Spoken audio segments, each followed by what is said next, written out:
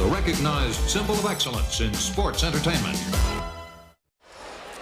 Hello, everyone, and welcome. Gorilla Monsoon here at ringside for the New England Sports Network, along with my dear friend and colleague, His Lordship Alfred Hayes, filling in for the Jesse the Body Ventura, who was on special assignment, Lord, for the World Wrestling Federation, but no one knows where. I wonder where he did go. Who the heck knows? Plenty of action coming out of the Boston Garden. Big, tremendous tag team match. The Junkyard Dog teams up with the Hulk against the Funk Brothers, and Tito tries to get his title back. Let's go up to our ring announcer right now. This match is one fall with a 20-minute time limit. First from Nice, France, weighing 236 pounds, the #1 Frenchman, René Goulet.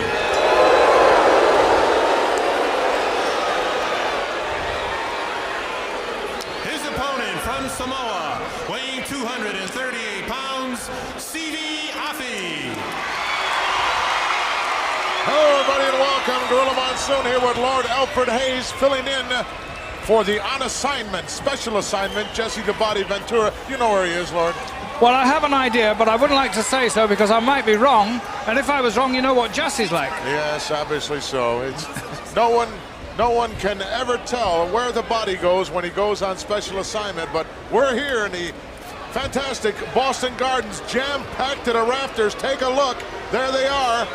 Some 20,000 plus streamed in here for this tremendous World Wrestling Federation extravaganza. And they know they're in for a good time this evening with this fantastic card that's lined up for them. Well, starting off with CV Afi, the young Samoan newcomer here to the World Wrestling Federation, doing very well for himself, Lord. He is. At the moment, his record is without blemish.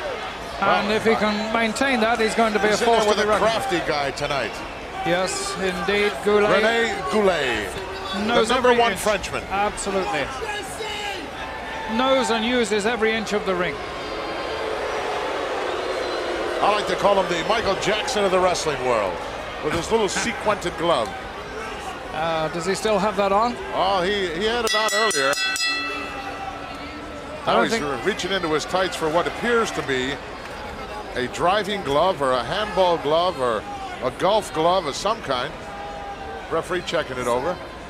He seems satisfied with it, so I don't see that that's any additional advantage for Goulet, only psychological. Well, it may give him a little extra way to hang on when he slaps that Scorpio claw hold on, Lord. Maybe.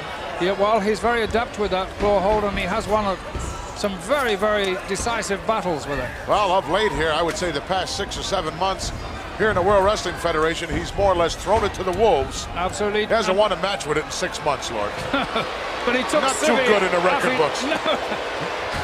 But he took Sivi Afi down nicely on his head just then, if you notice.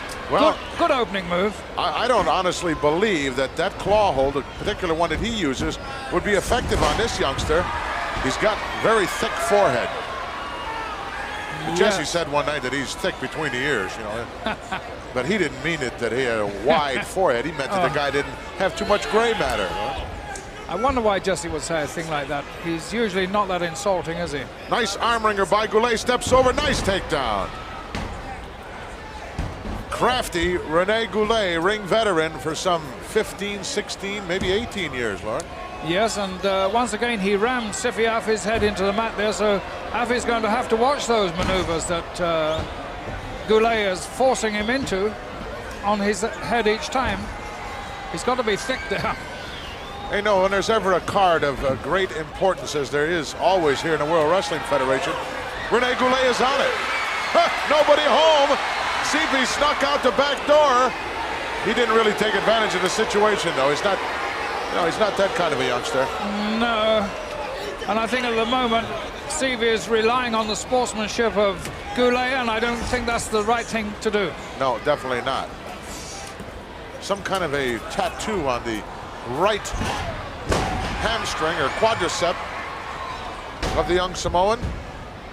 Either that or it's an awful scar, one of the two, Lord. You know, my eyesight, Jesse's always questioning my eyesight, but it's either a tattoo or a scar. Let me put it to you that way. It is. Oh, it looks there like it is. Some exotic flower looks or like leaf. a maple leaf, maybe. Yeah. Do they have those in Samoa? I doubt it very seriously. Some little bit of foliage anyway. Rene using some leverage here to get a 1 count, not a pinning combination. Offie not in any danger of being pinned with that. No, both men very tentative right now, seeking the weakness of each other. Well, I think Goulet has everything to gain and nothing to lose, Lord. Where on the other hand, Offie has got an undefeated record going for himself. Rene Goulet, I think, stopped counting a long time ago. Oh, nice shoulder block. Sends the Frenchman down to the canvas. Up quickly, dropped down in front. Youngster was over there in a hurry. Look at this takeover. Wow. 3 nice moves put together there by the young Samoan, and very, very devastating too. That high maneuver when he brought Goulet over must have taken its toll on the Frenchman, because he's just laying there at the moment. Boy, he's really jerking up on that side headlock. Give you cauliflower ear, something that I managed to get through without, Lord. Well, I've got one, so I was halfway there. Well, I've heard so many guys complaining night after night about the tremendous pain involved with the cauliflower ears. And for me, it was easy, 6'6", and I didn't want to stay in those headlocks very long. You grabbed a headlock, you were in deep trouble with me. Well, they could find my head pretty easily. Still hanging on to the side headlock. Rene trying to find a counter that'll work. Some nice wearing down moves by the Samoan. Hanging on to that headlock. Powerful arms, the Samoan. Goulet went to the tights, Lord. Yes. Right into the tights. Sunset flip, got the legs hooked over. No. Well, Goulet was on his feet. The referee was making the 2 count.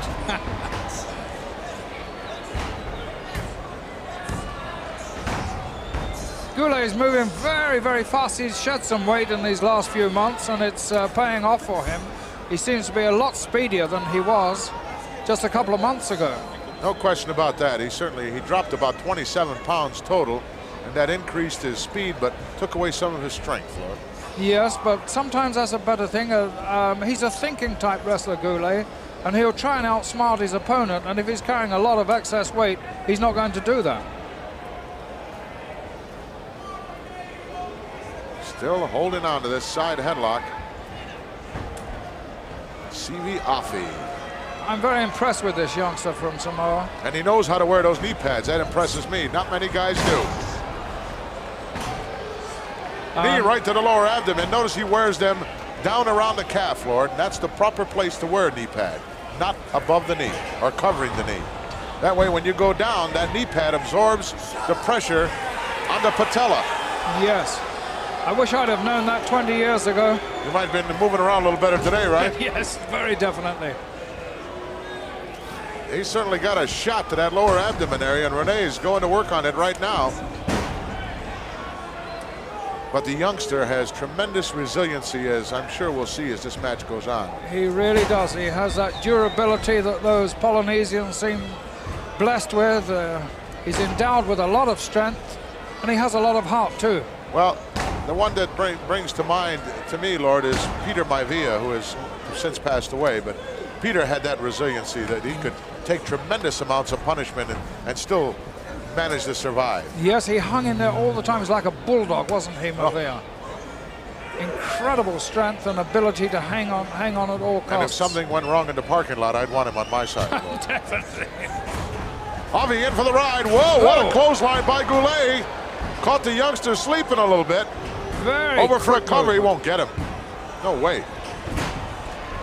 He had his body weight way out of balance, Lord. Yes, but he's making the Samoan think a lot more than there it there is. Goes. He slapped it on. He has not thrown it in the garbage. He's back with that claw hole once again. We'll see how successful he can be with it. Goulet has slapped it on. And he's punishing the Samoan, and the Samoan looks as if he's weakening a bit. Stevie better try and pull himself together. He's got to get to his feet here and alleviate that downward pressure. The lights will go out in a hurry. Shoulders are down. The referee could be counting him out, Lord. He's not. I think he's got a good sight on his shoulders there, actually. So maybe they're not quite as down as we think they are. Well, they look pretty flat to me. Well, that right shoulder definitely looks as if it's down. Well, obviously the referee thinks that this is a submission hold, and it really isn't, because you can get your shoulders counted down with it as well. Oh, the youngster battling back now. That'll help a lot. He's got to his knees and now to his feet. Rene will have a tough time holding on to it now. And the Frenchman has to break it. Look out, Goulet. Oh! There's that craftiness coming out on the part of Rene Goulet. He's going to slap it on again, this time from the second turnbuckle. Yes, no. There is no substitute for experience, and that is what the Frenchman is showing right now. A lot of experience. Oh, look at that. He saw a couple fingers laying out there where they weren't supposed to be. And he soon stomped on those. Oh. Not too much behind those shots by Sifi. He's hurt. And Goulet has slapped down the claw hole once again. Handful of hair helps take the youngster down to the canvas. Things are not going too well for Sifi right at this moment. Why do guys put their names on the back of their tights, Lord, in case they leave them in the locker room or something? Never understood that. No, I don't. Maybe he forgets who he is occasionally. Oh, maybe. It's He'd have a hard him. time reading it, though. It's behind him It's now. all behind him now, yes. Rene Goulet going to work with the Scorpio claw hold. Hasn't been too successful for him in the past, but he hasn't forsaken it, Lord. No, and he's looking extremely confident. And he should do, because he's had the last 5 minutes all to himself here.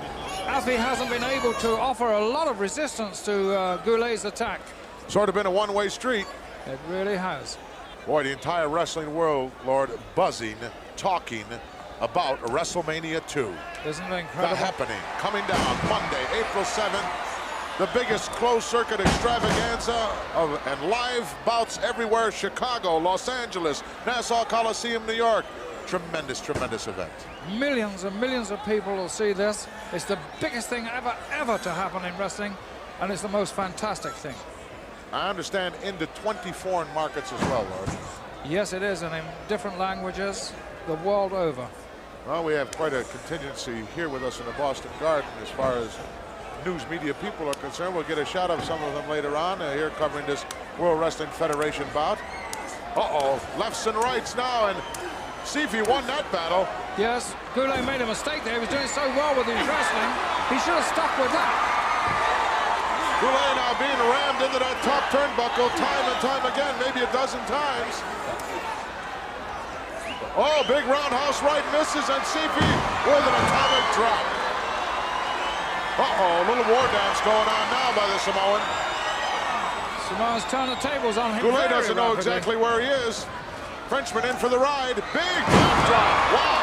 Whoa, high backdrop. Look out below. Headbutt down for the cover. Does not hook the leg. Couldn't get him. Rene had those arms doubled up underneath him and managed to kick out. Now an eye gouge stops the Samoan dead in his tracks. Another roundhouse right missed. High cross body. One count, two. Now a handful of tights saved the Frenchman that time. Sifi showing an experience here by not hooking that leg. He could have beaten him twice then.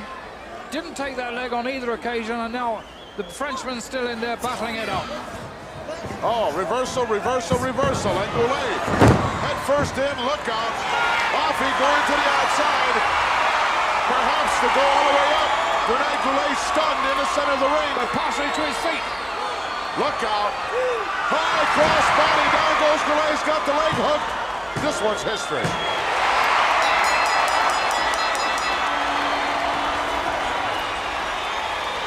Fantastic move by the Samoan there. Still undefeated, Sifi Afi. Let's get the official word. Here is your winner, Sifi Afi. Sifi Afi, a tremendous victory over ring veteran Rene Goulet, who is really stunned. Take a look at the look on his kisser. Let's go back if we can and take a look. Rene Goulet missed with a big right hand here, and now Rene doesn't know where he is. He turns around and look at this. Talk about your flying birds. Caught him with a knee right in the kisser, Lord. Nice move, beautiful move. Caught him with that knee, knocked him senseless, and that's the result. Wow. 1, 2, 3. Tremendous victory for that youngster right there from the Samoan Islands. Don't go away, wrestling fans. We'll be back.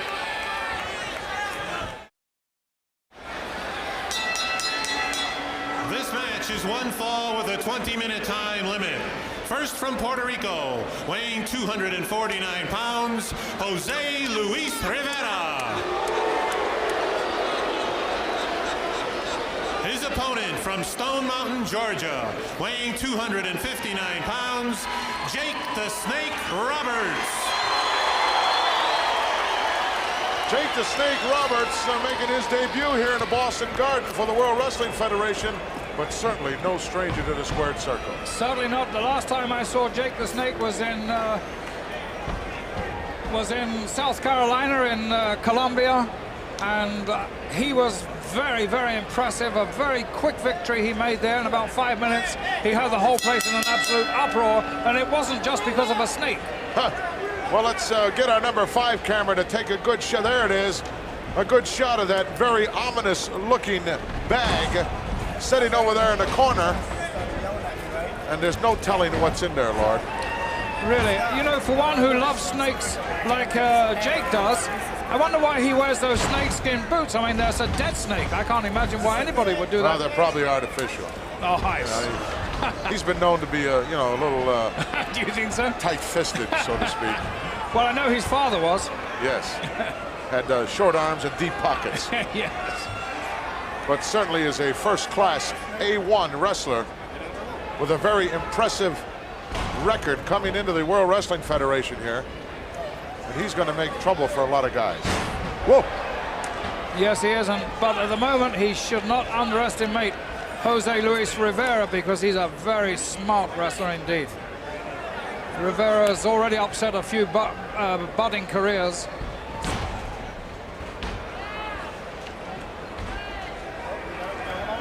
Jake the Snake slips underneath. Oh, Rivera nicely over the back. Wow. Very quick. Isn't he, though?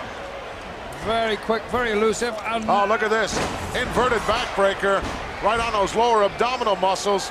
That'll take the starch out of anybody in a hurry. Knock the wind right out of you, and if he happens to catch his knee in the lower ribs, he can easily separate the intracostus there. Rivera will know he's been in a battle before this one's over. Speaking about battles, Lord, that tremendous battle royal, that open invitational, part of WrestleMania 2 coming down in Chicago, April 7th. There are some guys in there that have nothing whatsoever to do with wrestling. Absolutely. Have you seen some of the names? Oh, we're talking about William the Refrigerator Perry, Bill Fralick from the Atlanta Falcons, Russ Francis, good friend of yours, Lord. Yes, absolutely. Jimbo Covert, Too Tall Jones, Harvey Martin. Holy mackerel, can you imagine those guys stepping inside the squared circle without a helmet on? I just can't wait to see this. And no suits of plastic armor either. Well, some of those guys are quite huge, Lord. But don't forget, also in that battle royal in Chicago will be Andre the Giant, Big John Studd, Ted Arcidi, world's strongest man. Yes. It's going to be a happening. Jumbo Jim Convert is a big, big man, but I think he's going to be surprised by the size of Studd, Andre the Giant, and as you say, Arcidi. Rivera doing well for himself, but the Snake dropped down quickly. Wow, and caught him right underneath the sternum. Doesn't he move fast? He certainly does. I thought Rivera was fast, but Jake the Snake has got it on him. He's not going to get Rivera that way. No, a little bit very haphazard cover there. Yeah, but I think that's a little psychological warfare there. He's just showing Rivera that he can get into that pinning position if he wants to. Lord, I want to make the point clear and emphasize to the fans that no matter where they go to view WrestleMania 2, they will see all the top attractions out of the Nassau Coliseum, all the top attractions out of the Horizon in Chicago, and all the top attractions out of the Los Angeles Sports Arena from wherever they are. Yes, all by the big bird up in the sky, huh? The big satellite will do it all. It's going to be a happening, a one-of-a-kind event. I thought WrestleMania 1 was the greatest wrestling extravaganza of all time, but believe me when I tell you that WrestleMania 2 will definitely surpass that. I was going to top it. Now, I heard a rumor, I don't know how true this is, but they're actually trying to get it into Moscow. Into Moscow. That's what I heard. Well, I don't know whether the satellite can penetrate the Iron Curtain or not. We'll have to find out. We'll go to our very special correspondent for that information, Nelson Swagler, and try to get that. What do you say, Nelson? Yeah.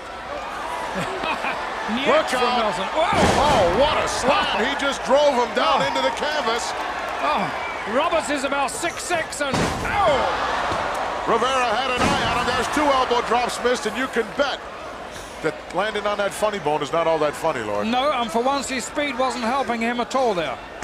Roberts' speed, in fact, was a handicap there because he came in much too quickly, and Rivera was ready for him. I think maybe Jake the Snake may have underestimated Jose Luis Rivera. Yes, as we said right at the beginning of this bout, he's upset a few budding careers.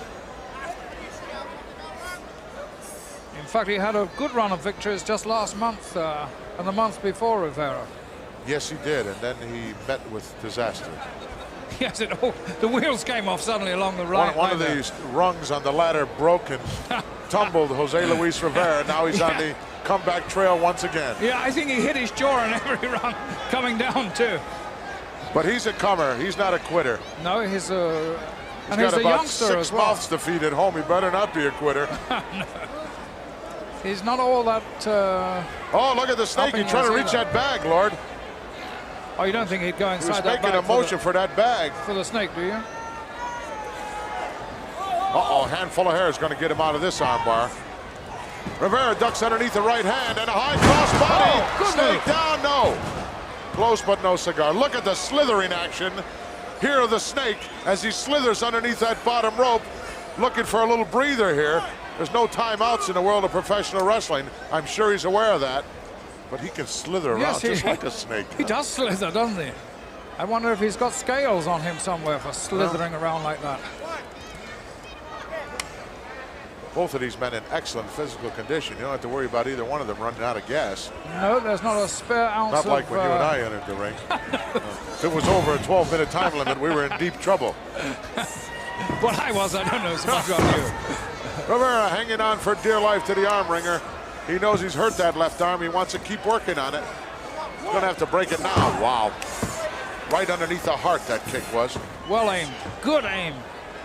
Quite precise. Oh, good beautiful move. maneuver. Jose Luis thought he was going for a ride, and just about 2 steps backward, the snake put the brakes on and clotheslined him. And full force, too. That was a good Look move at this. by Roberts. He removed some tape. Looked like from his left wrist. Maybe he figured maybe that was cutting off the circulation. I got news for him. Oh. It's Rivera been working on that arm that's cut off the circulation. Almost a one-handed slam. He's got a lot of sinew strength, Roberts. Oh, he said the big knee's coming. Oh, very He's good. measuring him. He's a little overconfident maybe here. Oh, nice knee left right into kisser. Good timing, too. Precise timing. Having a good time, big smile on his face. Well, that may change shortly because Rivera's not down and out by any means yet. Form of a sleeper here. Half Japanese and half Australian. Yes. Kind of a hybrid. I don't know whether Jake can make He let it submission go, with that. Lord. Yes, he did. I don't think he was making a great deal of impression with that sleeper hold because Rivera wasn't sinking at all. Thinking or sinking? Sinking. Sinking. I don't know whether he can think, but he certainly wasn't sinking. I'm not sure that he's, Rivera doesn't even realize how close he is to those ring ropes. He could reach right. That's a choke now. Definite choke hold. It's underneath the chin. Come on, referee, get in there. Take a look at that. That guy's got, now he switched it back. He had a choke hold on there. Yeah, I think we got a crafty one here in Roberts. Rivera's not going to give up, Lord. He's not a quitter. No, he doesn't seem to have the right leverage somehow or other in that hold. Jake the Snake Roberts having a rough time, a rougher time than I thought he would have with Jose Luis Rivera. I think he thought he was going to have a nice easy ride here, but he's not by any means. It's never a night off in the World Wrestling Federation. No, certainly not. And not with Rivera anyway, because he's a really good, gifted and talented wrestler. Well, he's back on it again, trying to wear him down some more. He's really making him carry his body weight too. That's what saps you. That's what drains you. Yes, he's not going to let Rivera up from the mat. He's going to keep him down there and wear him down because his speed wasn't making any impact upon, or impression I should say, upon Rivera. He went for a couple of close pinfalls in the early part of this match. Didn't have much idea of holding on to them because he didn't hook the leg, and consequently Rivera is still there. Well, Rivera needs to hook that arm and turn this thing around into a hammerlock and get himself a little bit of breathing space here. A couple of sit-outs and turn-ins may turn him loose, but he's got to go to the ropes if you have to, Lord. Yes, absolutely. But get out. At any cost, get out. Yes, a little tactics. Yeah. My father always said, if you can't get 5, take 2. And if you're going to be a bear, be a grizzly. Oh, desperation move, clothesline shot by Jose Luis. Caught the snake right in the kisser. Look at that, fell out backwards between the ropes, almost went to the floor. And Rivera now found some newfound energy from somewhere. That adrenaline's got to be flowing. Snake in for the ride. Big back drop. Oh, look at that, slithered out again, Lord. Yes. The snake. Rivera's right after him. He may have made a mistake here. Oh, Rivera got caught coming through the ropes. He did make a mistake. Uh-oh, the snake says now we're going to see it. Yes. He has a tremendous finishing hold that he uses. There it is, right there. The brain buster. It's called GDT. And he says he's worked 4.5 years to patent it, and he laid it on Rivera, who's out cold. It's over. Look at him slithering over towards that bag. What's he going to do with it? He wants to open it up. The referee's saying, no, you can't do that. I don't know why he can't do that. I don't know either. Is there some sort of rule against that? Or is I presume he has his snake in there. Alfred, that bag is moving around without anybody touching it. That's rather... Give you a sign of something. Yes. The referee definitely not allowing him to go into that bag. Let's get the official word. The winner of this match, Jake the Snake Roberts. Getting his hand raised, but he's not happy. He wanted to open that bag. Referee said no. He slithered that out of the ring. He's been doing a lot of slithering. Not happy, slithering out once again. Jake the Snake Roberts got a victory using his patented DDT hold as he flattens Jose Luis Rivera, but unable to get into the gunny sack. We'll be back, don't go away. This is a special ladies tag team attraction. One fall with a 30-minute time limit. First, team number 1 from Pittsburgh, Pennsylvania, weighing 165 pounds, Donna Kristentella. Her partner from Myrtle Beach, weighing 161 pounds, Judy Martin.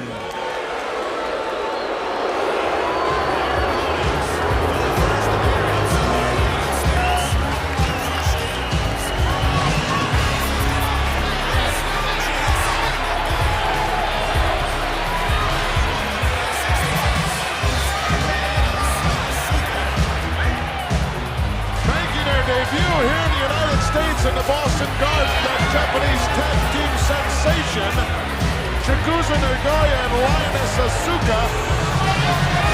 And of course their entourage, their manager, look like two pistols, Lord. Really, I've heard a lot about these girls. I want to see if they live up to their reputation.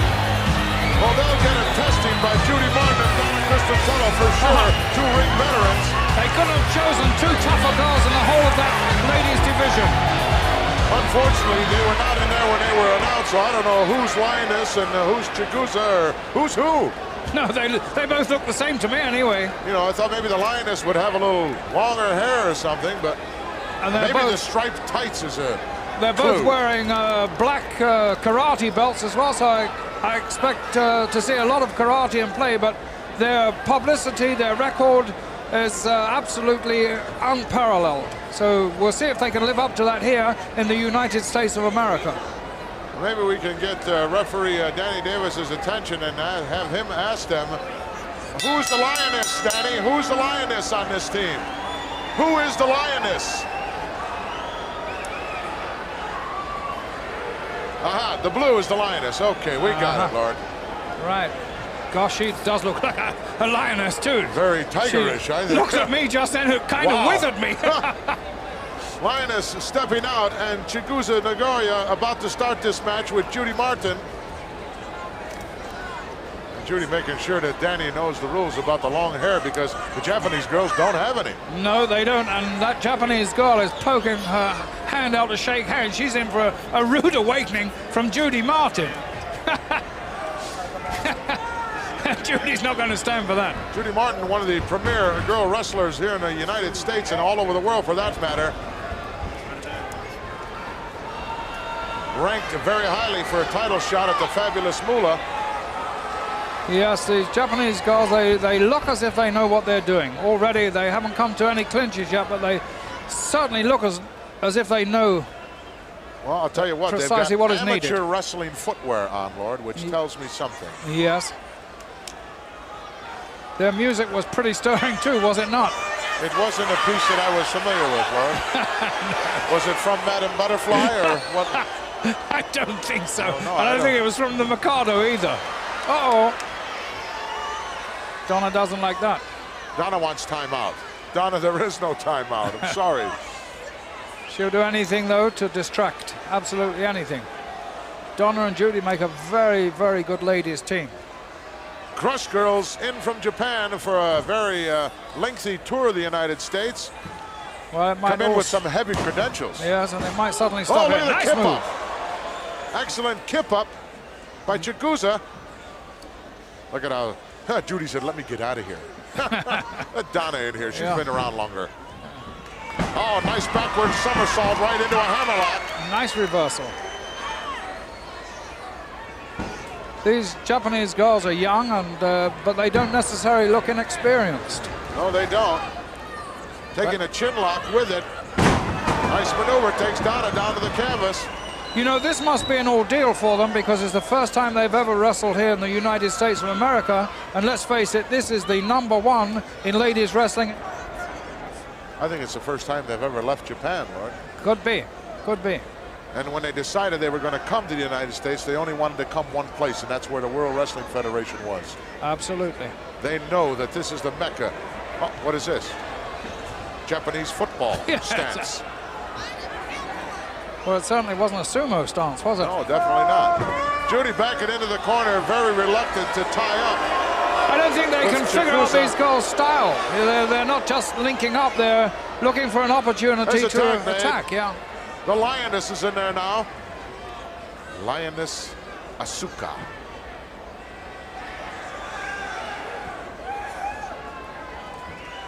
Oh, that was a nice high karate kick, but no one there out of the reach. No. Judy's a very quick young lady. She can move very rapidly. A very experienced girl, and it's going to show with this Lioness. Whoa! Danny Davis is saying that's all right. That's a legal move here in the United States. Maybe that's illegal in Japan, but it's perfectly legal here. Reverses with the arm wringer. Oh, and a karate kick of her own, and another one right in the lower abdomen area, and still a third one. And Judy just said, let me out for a while. Yeah, she bails out. She's pretty shocked at what's happening right now. I don't think Judy's used to being treated in such an offhand manner. She's an aggressive wrestler herself, and now she's being treated aggressively by the Lioness. Tremendous news contingency here from Japan to cover all of these matches that the Crush Girls are in. They'll get a real education to Western style wrestling, Lord. Although in Japan they do wrestle our rules. Yes, they do.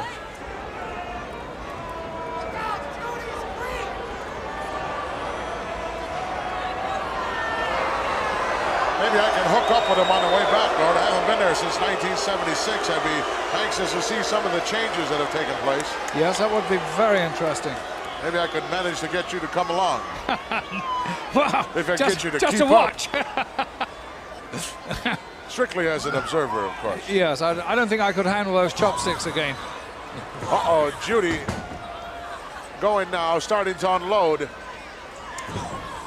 on the Lioness, who may be heading for the den shortly. Yes, because Judy's taken command of this situation. A little bit of a weight difference here, too. Hard into the corner. Oh, right up on top. Hooks it with a sunset flip.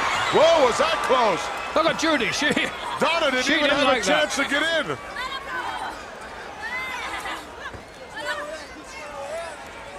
Chigusa rushing down the line to tell Danny Davis, look, they got that her is by the the wrong hair. thing to do. In the meantime, no tag made, and Donna Cristanello in there now with a front face lock on the Lioness. Judy and Donna are a good team together, and they'll work this referee on his blind side, and he won't know whether he's coming or going. Look at Donna now reaching in underneath to grab a handful of hair. The unsuspecting Danny Davis. Oh, Heavy boot there to the chest. Big right hand by Donna, and Alliance manages to tag Chigusa Nagoya in there once more. What was that name again? Chigusa Nagoya. Yes. Does that have any From significance? parts unknown in Japan.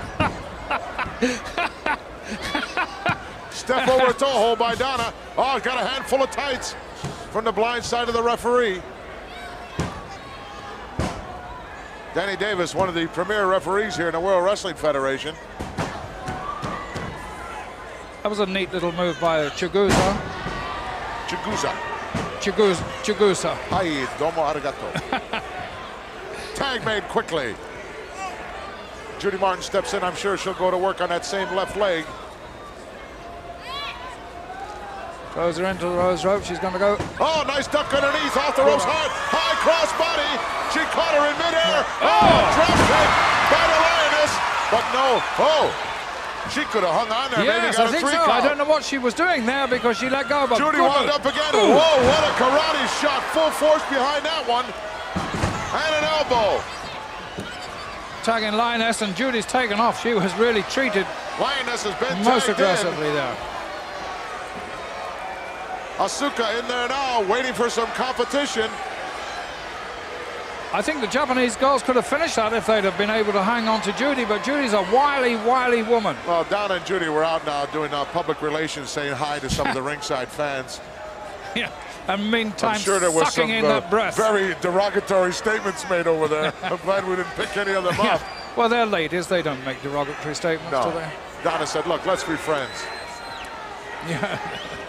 Yeah, and I little think she's late got for her that. fingers crossed behind her back, too. Donna Cristantello, Pittsburgh, PA. Been around the World Wrestling Federation for quite some time. Knows all the ins and outs. I wonder if these Japanese girls understand any English at all. It's hard to tell, Lord. It is. I hear them speaking Japanese to each other, but... Oh, there's an illegal move right there. Can't get too close to that corner. You've got to stay out of the opposition's corner for sure. Yeah. Or Judy you'll be won't in let deep you get trouble. away. Judy won't let you get away with anything Blatant like chokehold. that. Oh, Ooh. look at that shot. Glad I retired. Front face lock now. As Donna tags Judy back in. Double shot to the lower abdomen. Nice double kick there. The Lioness, though, Is not faring too well right at the moment. no, she's not. Well, neither of them actually are living up to that promise, although they have made one or two really aggressive moves. Well, they picked on the toughest competition right off the bat, Lord. Yes, they did. Maybe that was their mistake. These two right here certainly can give anyone a negative attitude. Right. Lioness in for the ride. Whoa, what a crushing elbow. Oh. Comes right up with a kip up. And a single leg trip. Nice maneuver from behind. Oh, good maneuvers from that Japanese girl. Turns it loose. Had control and just threw it to the wind. Karate chop. Right underneath the chin. Another quick tag made as Chigusa steps in. And Judy Martin wound up, but no, reverses it. Look out. Whoa. Hello. Welcome to America. Yes. Isn't she something, that Judy? Oh. Oh. The Japanese girls must know her, though. She's well You can traveled. imagine being her husband and complaining about the soup not tasting too good or something like that. Yes. Where's my look at clean that. shirt? Nice double team effort there as Donna stepped in and Judy just dropped Chigusa's back right on the outstretched knee.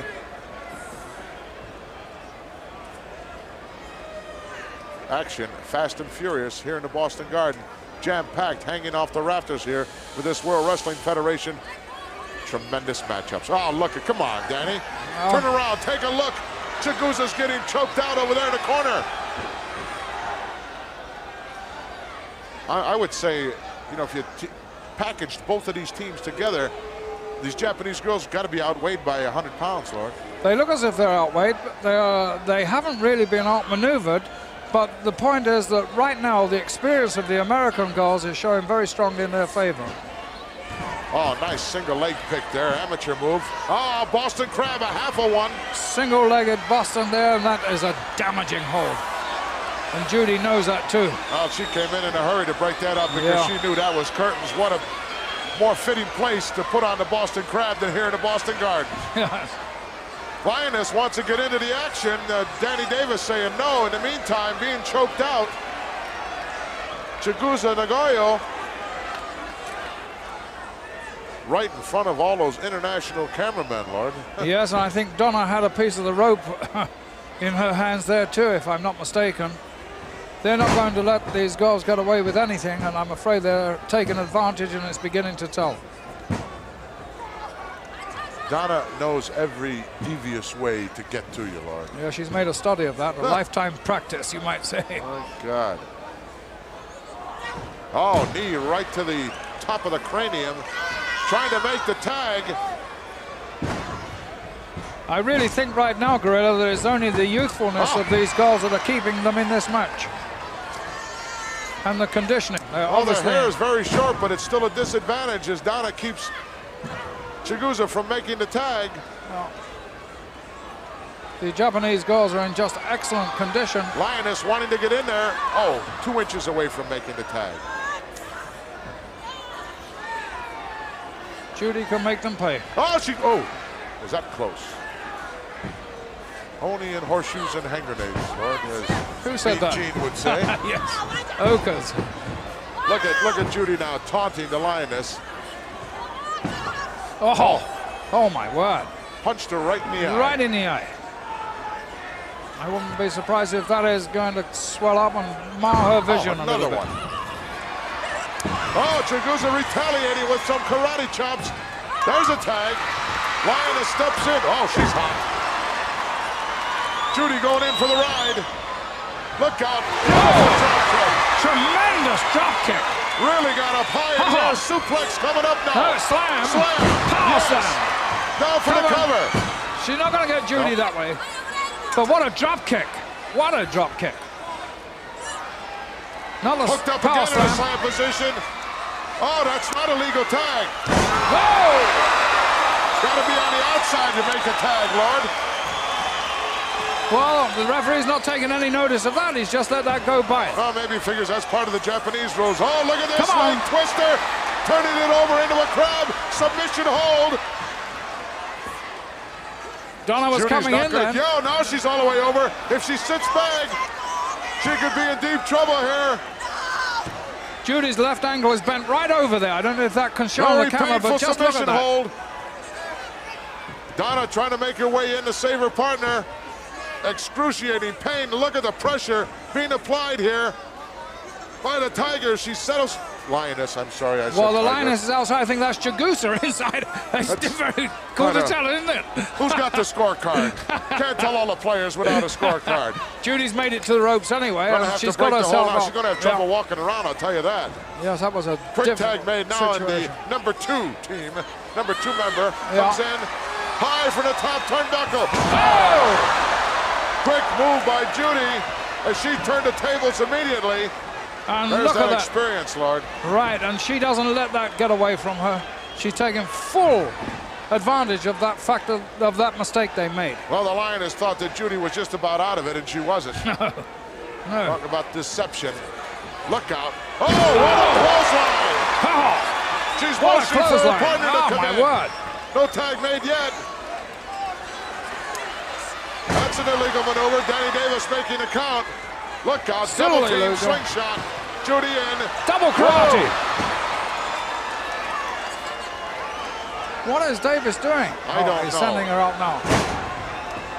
This is just a double team effort, a wild double team effort as they're dropping elbows, one after the other one. That last one caught her right in a kisser. Going to work on the look at leg. Judy. Oh, excuse me. Judy found that something extra and came back with a vengeance. There. Double Double drop kick. kick on Donna Cristanello. Look out, slingshot. Look out. No, Oh, giant swing. Giant swing by the Lioness. My word. Look at And her. Donna's going for a long ride. And a cover made. Hooks the leg. It's over. Fantastic. What an upset here in the Boston Gardens. I don't believe it. Tremendous victory by the Crush Girls. Let's get the official word.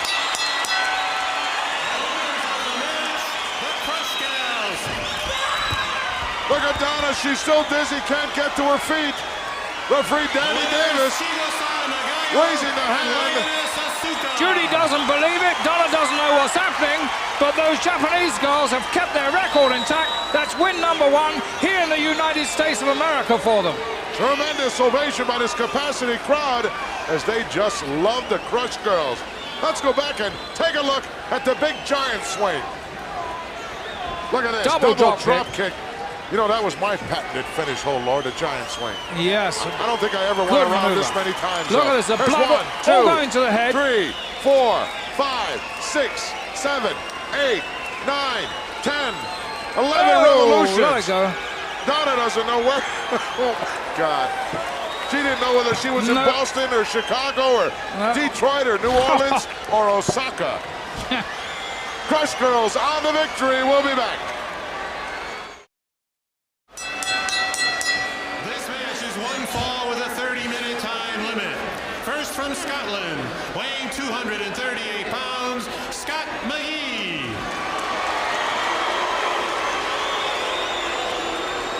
His opponent is represented by the mouth of the South, Jimmy Hart.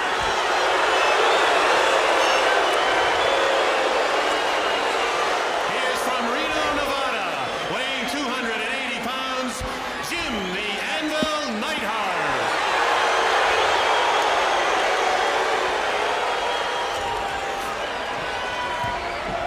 Talk about your tough competitors. You're looking at one right there, Jim the Anvil Neidhart. The Hart Foundation seen fit to split up in single competition. And Neidhart being the powerhouse of that combination, and he's matched against a speedy youngster from England, Scott McGee, so this should be an interesting and exciting match. A very disturbing thing, Lord, I just noticed. Tell me. Besides being hit with the timekeeper's hammer, the mouth of the South now has a new megaphone. Oh, God, I can't stand it. I thought the junkyard dog destroyed one. He certainly did. And what did the mouth do? He ran out and got a new one. Look at it. Oh, gosh, I hope he doesn't come round here with that. I just hope he doesn't come round here. He's a pest with that thing. Just an absolute pest. Wow, Scotty Look at the powerhouse. Scotty McGee doing the wrong thing, Lord. Hey, look at this. Oh, nice, beautiful underhook. But the powerhouse just too powerful. Just a little bit too early in this match. If he'd have run him down a little bit longer, he may have held him there. But a 2 count is certainly going to make Neidhart think a lot more.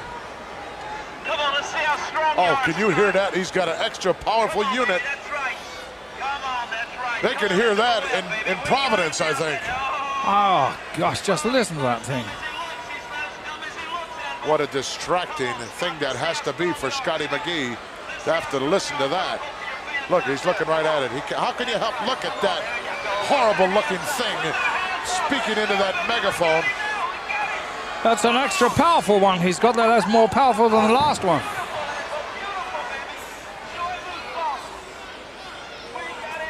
I think he's got triple, quadruple A batteries in that. My gosh. The Anvil, oh, look at that, trying to take a chunk out of young Scotty. In for the ride, watch out. Sunset flip, he had the momentum going, took the big guy down. He couldn't his legs wouldn't reach, Lord. No, but he jumped so high and he was so fast. What's the speed of Scotty between the ropes? He surprised the Anvil for sure. Yeah. Little consultation here now. You know, one thing I've noticed about Scott McGee, when he first started wrestling here in America, he was using that close contact that European wrestlers use, that style, but lately he's become a lot more open style with his wrestling, and I think he's doing a lot better with it. Scotty off again, shoulder block, and the Anvil didn't budge. No. Scotty said, I'm gonna try it again. Oh, look out! Scotty coming right out at us.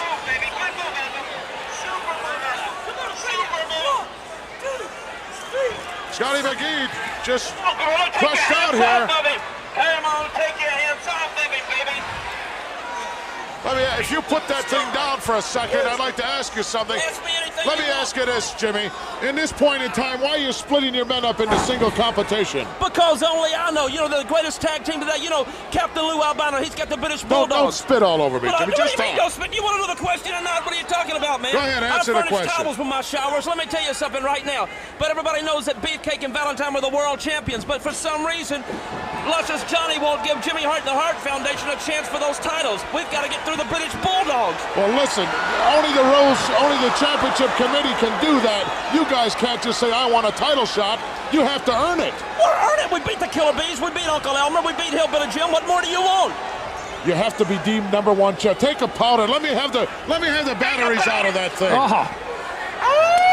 Oh my God, he's got a siren, Lord. Oh, dear, what is that? God. He's got a siren hooked Some up sort somehow. of addendum on it. In the meantime, I don't know if you were watching very closely, but I was Neidhart, watching that creep. yeah, really. That's who I was watching. He just dropped Scotty McGee on his throat on that barrier that runs around the outside of the ring, and that was really a damaging hold, and I think, quite honestly, he should have been disqualified right there and then. Well, maybe we get you a blue shirt next time and a black bow tie, and we'll have a guest referee appearance by his lordship. Love to see that. I would personally buy a ticket. I can assure you I would be much worse than any referee you've ever seen. It's a thankless task they have to perform, and I'm afraid that sometimes we're apt to over-criticize them. Well, the Anvil now playing with Scotty McGee's mind as he's verbally taunting him. Look at this, double handful of hair. Come on, ref, do your job. Oh, I'd hate to be the referee, Lord, come April 7th in the Nassau Coliseum when Mr. T puts on the boxing gloves and faces Rowdy Roddy Piper. They tell me that Piper's gone out and got Lou Duva to come and coach him in his corner. And that should be fantastic because he's the Olympic Games boxing coach. Yes, he is, but who did Mr. T go out and get? Smoking Joe Frazier. Yes. When I told Jesse the Body that, Jesse said, I love that because Frazier, all he knows how to do is lead with his face. I can't wait till Joe hears that from the mouth of Jesse the Body. Scotty outsmarted there, but now he's going to turn the tables. Oh, he got caught. Almost. Suplex coming up by the Anvil. Oh, nice block. Look at how he grapevine that leg. Good block by Scotty. He has to pick himself up in order to be effective now. Can't do that. And blocked again. Oh, Scotty. he got the elbow over. Tremendous power move. Oh, what an effort by McGee to bring 280 pounds over his shoulder like that. The mouth was speechless for a second there, Lord. He didn't know. Look at him. He doesn't know what to say. Good mash out there to the chest of and the face of Beautiful Neidhart. European-style uppercuts. Yes. There's another one. He might have took lessons from Les Thornton on how to throw those, Lord. Oh, reversal here. Wow, Scotty Hart in. Scoops him up in midair like he weighs Power nothing. slam. Power slam. Oh! Knocked the wind right out of him. It's over. Good victory by Neidhart. Good wrestling. Good timing. And a good show of power. Talk about impressive victories. That was one right there. Let's get the official word. The winner of this match, Jim the Anvil Neidhart. And about to the south, Jimmy Hart ecstatic over this victory here. Very impressive one by that man right there, the Anvil. Let's go back and take a look at that power slam. Just What a call this, Lord. Reversal. And the way that Neidhart was looking, he was looking as if he was beaten, and now he turned him right round. Power all the way. A big power slam. There's nothing McGee can do about that. You have Academic. to have tremendous power to control somebody like that in midair, Lord, and the Anvil certainly has that. On the victory right there, that mean-looking character. We'll be back.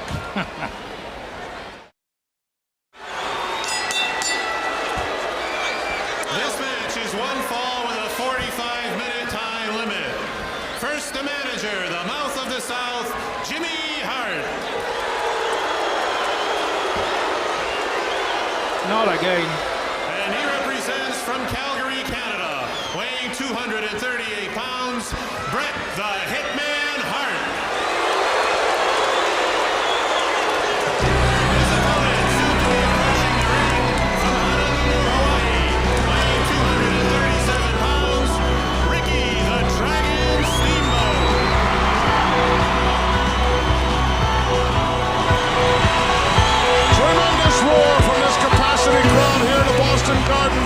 welcome Ricky, the Dragon Steamboat. Where is he?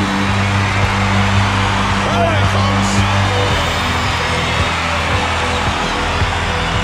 Big smile on his face.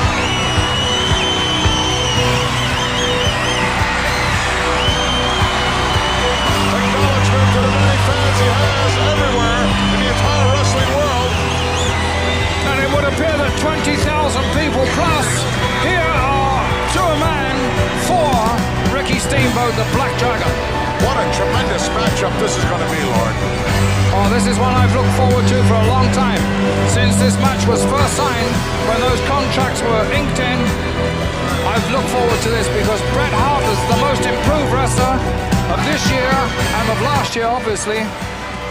And this could be his biggest test. In fact, I think it is, don't you? Oh, no question about that. I couldn't hear it either way. I couldn't hear it at all. Oh, look at that! The Hitman not wasting any time. Didn't give the Dragon a chance to get his wrestling gear off. Pearl Harbor job. I guess he figures he needs a little edge, Lord. Well, I think Jimmy Hart told him. He pushed him out. He said, go get him, and that's exactly what Bret is doing. You snake. What do you... Like that. Never give a sucker an even break, baby. Look at it. Never give a sucker an even break, baby. You're going to have to pay for that, Jimmy Hart. We'll never pay for anything. We don't need the music. We don't need anybody but the Hart Foundation, baby. Look at the Dragon. He don't look too bad now. He's not breathing fire now, is he, baby? Never sold a Dragon short. Well, that was it. I said that that's what Hart did. He Look gave at him the this. go. Reversal. Just a 100 tremendous miles an crash. hour into the turnbuckle. Knocked him right into the middle of next week. Just There's a tremendous chance- force there, Gorilla. The way he Chance here came for in. the Dragon to get things going, Lord. At least get that karate jacket off. Oh, so deliberate. The Dragon is looking really deliberate. Look at the look on his face. Look at the Dragon. Would not want to be in the Hitman's shoes right now. Wow. Oh, Karate chop right between the eyes. A Hitman down. Dragon at a disadvantage. He's got to keep an eye on the mouth of the South all the time, too. well, the Dragon's weathered that first attack, and he's come out on top. But sometimes, you know, that can pay later on in a match. And if Bret Hart can keep Look at his him. He's attack going going, after him. if Bret Hart can keep his attack going, we may see that payoff later on. Well, the Dragon's got to be careful not to be distracted by the mouth of the South because it doesn't take long for the Hitman to do a number on you when your back is turned. Armbar now by the Dragon, Ricky Steamboat.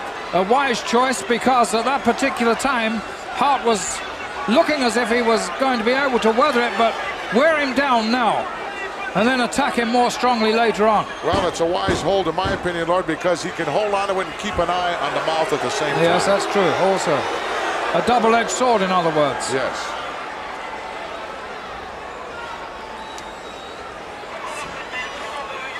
The capacity crowd here in the Boston Garden was stunned by that Pearl Harbor attack. I think we all were, not only Ricky Steamboat, but I think you and I were both stunned, absolutely, Gorilla, there. Well, the Dragon has always been very astute when it comes to being ready for a match and knowing who to watch out for. But when you got the mouth of the South in there, the distracting, horrid thing that he is, Well, you can easily become distracted. You have to hand it to the mouth of the South, though, because before he took Bret Hart under his wing, you might say, or into his guidance, Bret Hart was just an ordinary young wrestler coming in. But look what he's done. Oh, look at that power move!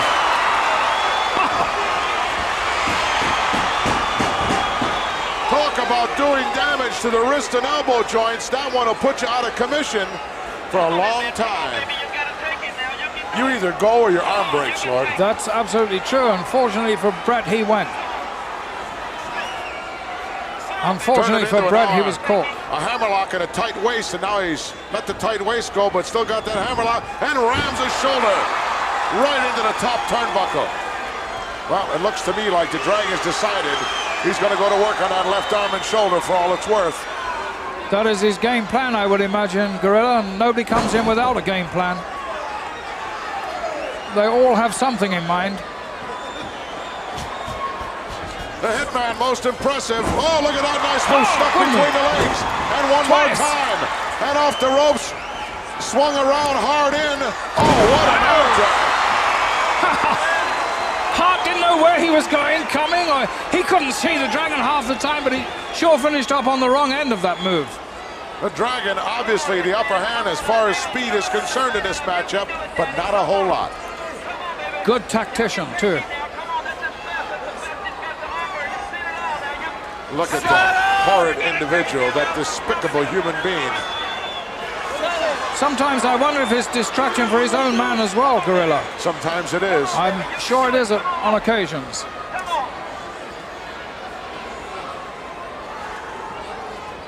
Come on up, baby, come on. Come on. And the Hitman manages to make to his feet now and unloads with the right hand that made the Dragon break the hold. Bret Hart does everything with such tremendous effectiveness. He hurts you with every move he makes. Absolutely. Hard and nice leapfrog by the Dragon. And another one. And a back. Oh, nice block. He tried for a hip block. And now he reaches over, hooks the leg. Now he's got it. Unfortunately, the Hitman couldn't think of the counter quick enough. Well, he counted him twice in a row there, but Steamboat came back with something even better. Your man is not faring too You just well. saw what he did. Are you hoarse? No, I I'm hope. not hoarse. He just pulled the guy's tights. He just pulled the Hitman's tights. He pulled him by the hair. He's used karate. He's used every legal movement. Every known to legal man. movement, yes, Illegal, every legal. illegal. No, you said You're legal, getting me Jimmy. upset. Yes. I'm gonna have a nervous breakdown before Take a hike, will you please? Take a hike. Get out. Get that megamouth out of here. I don't know how you can speak to him, Gorilla. I just can't bring myself to speak to him at all. Well, he was so frustrated. He said that the Dragon has done every legal move to his man, and he certainly Yes, did. he did. That's exactly what he said. You know, Sounded like he was getting hoarse. I hope he is. I sincerely hope so. This match that started off with that fast and furious pace is still holding that pace, and unfortunately for Bret, he hasn't been able to take advantage of that initial attack that he made on Steamboat, which was so successful. Dragon having some running commentary here with the mouth of the South could be a big mistake. Can't let that guy get to you. It'll cost you the match. In the meantime, he's put an awful lot of punishment on the left arm and shoulder of the Hitman, who's trying to get out with some right hands. Not a whole lot behind. It took 3 of them to break the hold. Uh-oh, look out, atomic drop. Oh, nice backflip. Oh! What a reverse crescent kick right in the forehead by the Dragon. The Hitman doesn't know exactly where he is. Oh, look at that. Oh, twisted him. Reverse neck breaker beautifully applied by the Hitman as the Dragon made a cardinal mistake in dropping the head. Yes, and wasn't that a good move by the Hitman, because he twisted the entire body of the Dragon. Now the Dragon's really paying for that. These two men are so well conditioned, though, they can swing the tables at any time. Just look at Hart. You wouldn't know that he'd taken all that punishment he just previously took. He's looking so commanding now. Oh, headbutt, one of his favorite maneuvers. Dragon now feeling the wrath of the Hitman.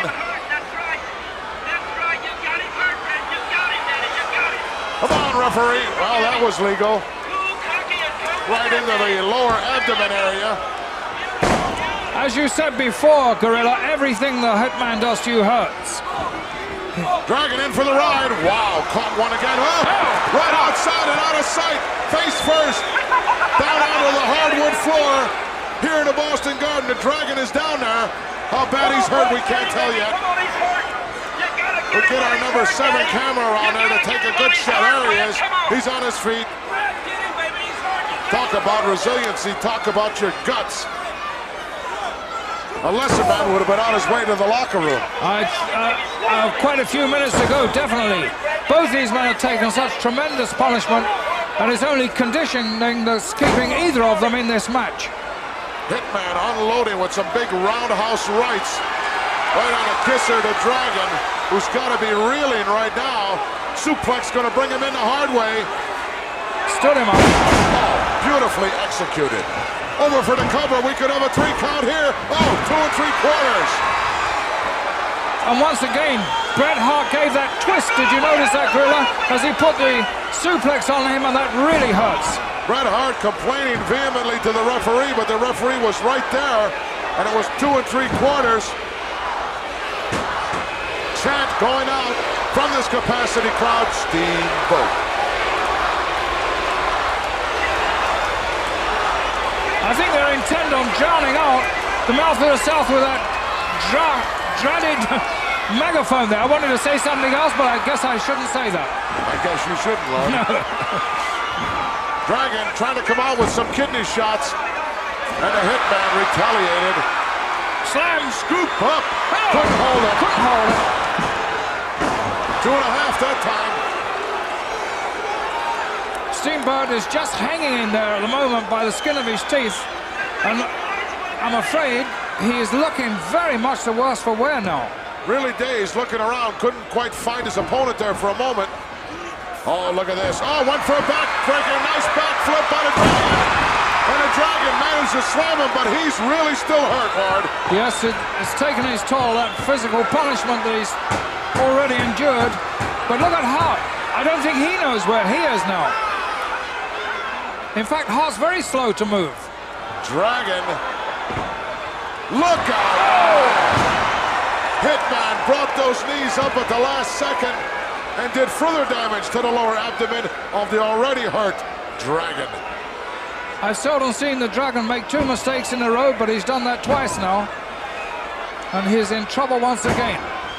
Well, when you're dazed, Lord, you're in a knockdown, drag-out affair. You got a guy outside the ring with a horrible megaphone distracting you.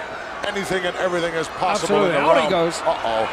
Out onto the floor again. Not the place to be. The Hitman going right out after him.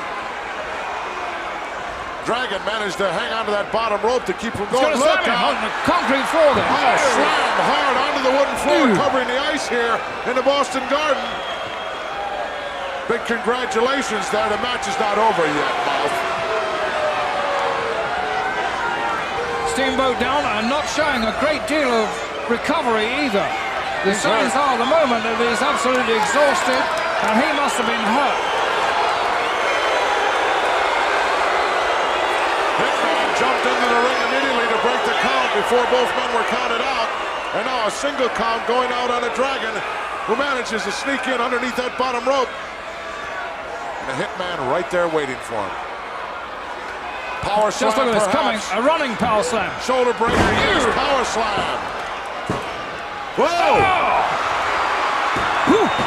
Steamboat didn't kick out of that, he just lifted one shoulder. Oh, the mouth of the South is hot, he's pounding on the apron. Steamboat didn't have the energy to kick Hart though. He couldn't kick out, he had all to do to pick up that left shoulder. And the Hitman is looking very impressive. He is, and he's looking stronger every moment too. I'm really surprised. Another backbreaker, yes. And this time, no escape by Steamboat. Last time he was able to reverse that. That's it. Will he go away with that blessed thing? Reeking in pain here as the Hitman goes to the second turnbuckle on the inside. Oh, big elbow, but the Dragon was already gone. Boy, did that hurt. That's the first mistake Hart has made. Could that be the little crack in his armor? Could that be the weakness that Steamboat's been looking for? Oh, big karate shot by the Steamer, and another one. But there isn't that full impact behind those blows like there usually are. No, he hasn't floored him with either one of those yet. Hitman for the rock. That one nailed him pretty good. Now he's floored him. Dragon crawling over to make the cover. 1, 2. Oh. Close. So close and yet so far. Now Hart is dragging. Hart is dragging a little bit now. Up. Drop it. Oh, back The suplex. suplex took the starch out of both men. Look at the Dragon. Just rolling over, barely managing to cover. 2. Whoa. And the Hitman gets that shoulder up. I think the Hitman is playing with fire there because he's trying to get a bit more energy for a little bit more respite. But he's going to lose this match if he does that. He's almost knocked unconscious right now. Wow, that won't help him either. got the leg. Hooks the leg. 2 count only. That time Hart moved before. That 3 count was coming down. Showing me a lot of guts, Lord. The Hitman got tremendous amount of resiliency. It's conditioning with these youngsters, Gorilla. Their conditioning is absolutely unbelievable. Dragon upset now, shoves the referee. You can't do that. You got to be careful. Very careful. Referee realizing that he's in the corner. He's trying to get him out of there. You got to give the guy a chance to get out into the ring area. Hitman going to go for the ride. No, reversal. And a double reversal. Oh, and the Dragon got thrown right into the referee. And now a nice clothesline over for the cover. There's no one there to cover. Hart got him down. Look at the hit. Look at the mouth. Look, he's upset. That is a moral victory for Hart, I would say. He clotheslined him perfectly there and had him covered for about 10, 7, 8, 9, 10 possibly. In again.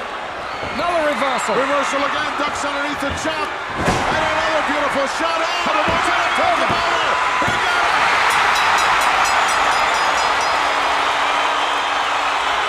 Oh, what a surprise there by Steamboat. Just when I thought he'd lost absolutely everything. Look at the mouth of the South. He is really bent out of shape.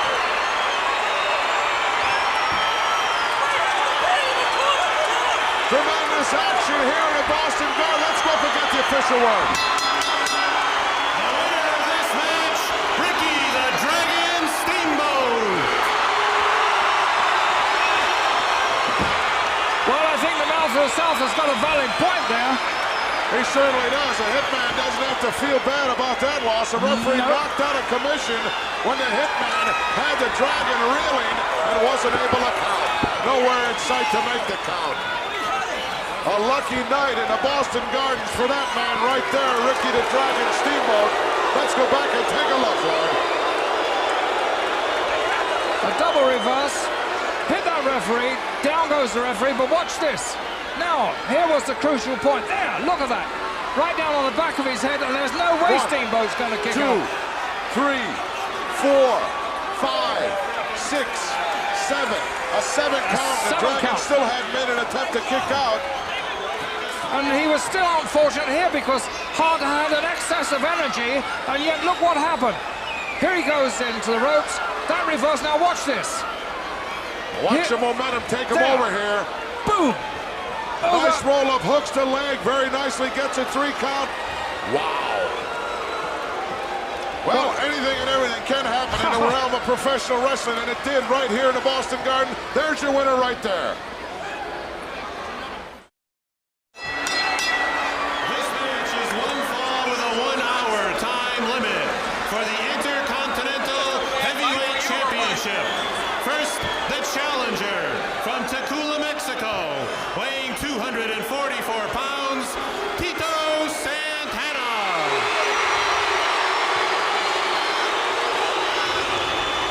And the champion from Sarasota, Florida, 239 pounds, Randy the Macho Man Savage.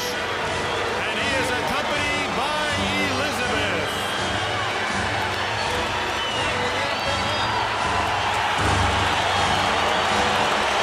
There he comes, newly crowned Intercontinental Heavyweight Champion, along with his manager and confidant, Elizabeth. She looks lovely, Lord. She certainly does. I've long been an admirer of Elizabeth. And look at Savage.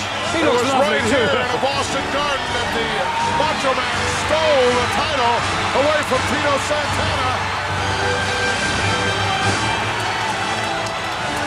And Santana is on fire already. Obviously he remembers that.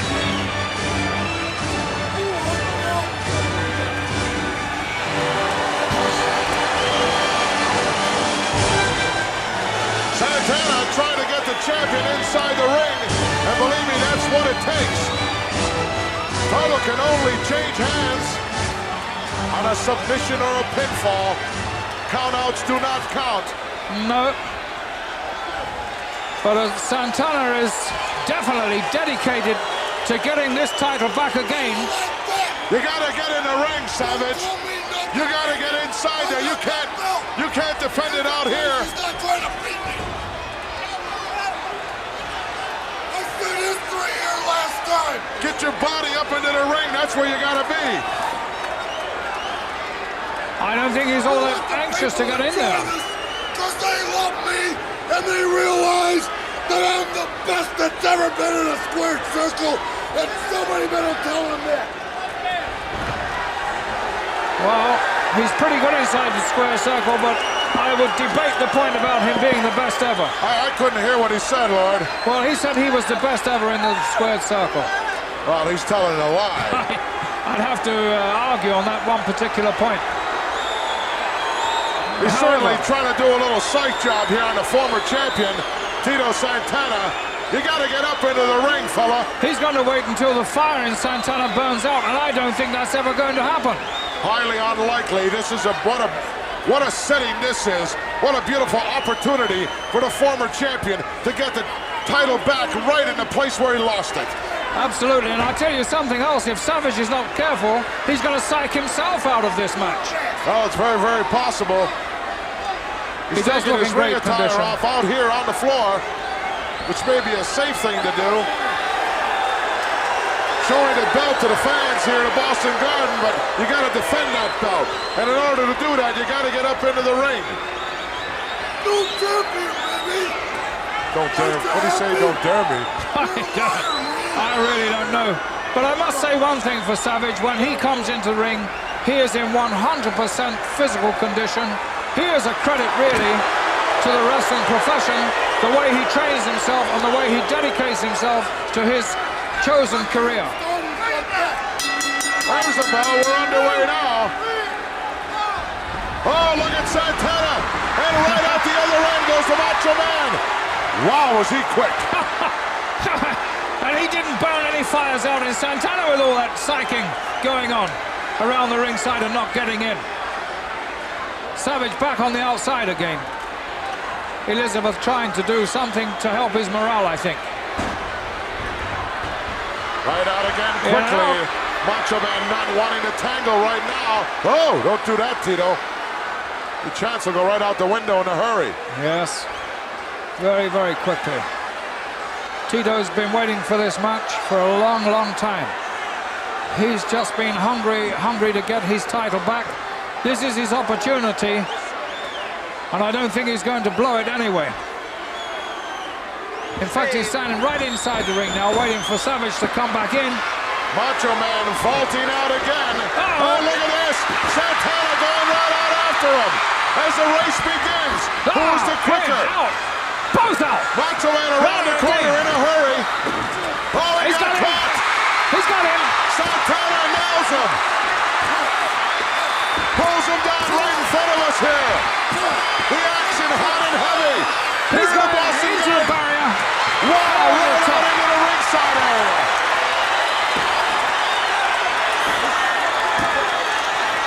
Santana in quickly and out again. Santana pulling out all the stops here in the Boston Garden. Look out.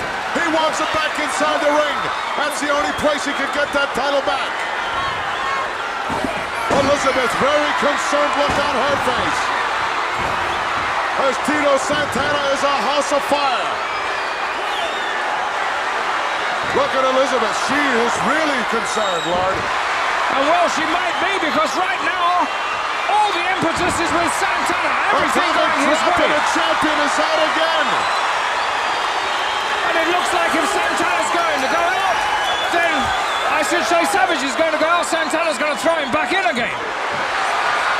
Danny Davis being jerked around, and they're laying the count now on both men.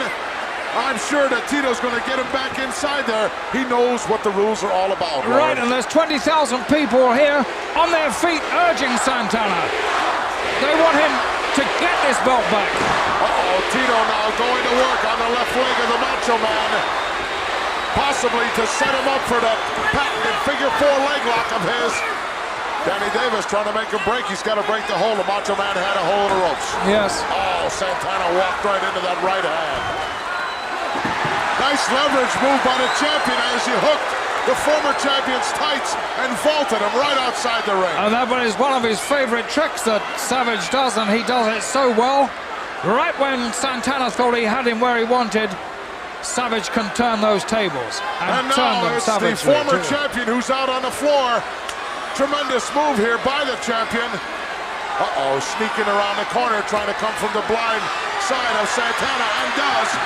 Double axe handle right to the cervical vertebrae area. And the champion, realizing the count is going on, hustles back inside the ring. Santana hurt twice there, once to the back where he had the blow from Savage, and once when his stomach went into the iron bar that forms the apron of that ring. Danny Davis certainly with his work cut out for him here in this championship match here this week in the World Wrestling Federation. Intercontinental title on the line. Oh, look at that raking up. He learned that from the body, I think, though. The body has been advising him. You know, they are tag team partners. Yes, they're very close friends as well. And that's one of the body's favorite moves. Look out, bombs away. He caught him. Santana almost got around to nail him with a right, but didn't make it. It could be over right here. Hooks both legs. And still, Tito able to kick out. Danny Davis telling the Savage, I'll do the counting, you do the wrestling. I see that Santana is favoring that right knee where he had the operation. I wonder if that's hurting him at all. Over for the cover again, hooks a leg, 2 count only. As Tito forces that left arm up between the bodies. Macho Man in control of this matchup right now. It took the Macho Man 10 minutes to get into this position with Santana. And now that he's there, he's not going to give up. Oh, good clothesline by Savage. Absolutely floored Santana across him. Whoa, was that close? Oh, I think Santana was a little dizzy there because he didn't have the leg hooked and he only barely escaped from that. Oh, now rams him backwards right into those turnbuckles. Champion now standing on the second turnbuckle on the inside, pounding away at the face of Tito Santana. Oh, look at this atomic drop, he caught him. And this crowd erupts. What a tremendous opportunity. When Santana needs something, he seems to be able to dig down into the bag and bring out a surprise. Look at that, once again. Right underneath the sternum. Santana fortunate enough to have the foresight to make sure that a return match was written into the contract on all title matches. Otherwise, this match would never have taken place. I really think that's the way it should be. Absolutely. Santana a lot more confidence back now since he managed to put that reverse atomic drop on Savage. Champion now backpedaling, asking for mercy here. Hard in, look out, flying forward. He nailed him with it. We could have it. No. What happened there? I wasn't sure. Santana let the cover go, wanted to drop another elbow. 2 count only as the champion kicks out. Now he's going for the figure 4. He wants to beat him with it. Macho Man manages to get out. What's he doing now, Lord? He's back into his tights again for possibly another foreign object.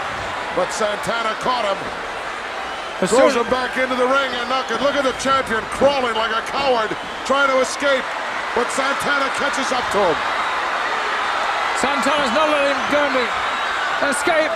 And he's going to make it a lot more difficult and a lot more tougher than Savage has possibly hoped for. Danny Davis trying to tell Tito Santana that you got to let the guy get back into the ring on his own. He's outside there. He gets a count to get back in. Danny pulling away. Oh, look at this. Oh, he shouldn't have done that. Danny Davis just hurled across the ring by Tito Santana. He should never have done that. You can't do that. Oh, my word. You cannot do that. Oh, that Latin temperament got the better of Santana there, and he threw everything away. Tito Santana lost his cool, Lord, and he lost this match as well. Oh, he lost everything there, and I don't know if any return clauses are going to be included in a contract after that. Let's get the official word.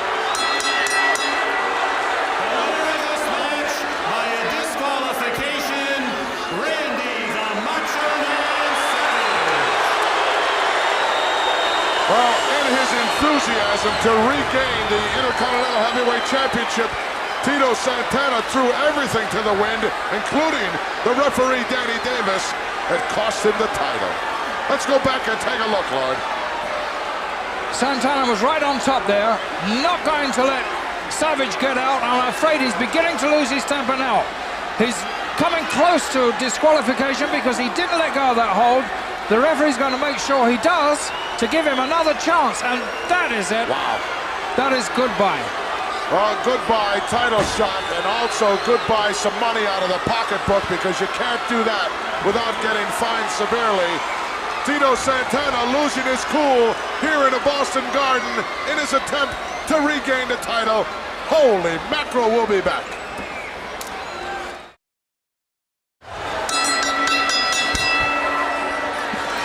This match is one fall with a 30-minute time. A special ladies tag team attraction. First, team number 1, known as the Devils of Japan, weighing 210 pounds, Dump Matsumoto, and weighing 190 pounds, Bull Nakano. Team number 2, the fiery redhead from Dublin, Ireland, weighing 158 pounds, Velvet McIntyre.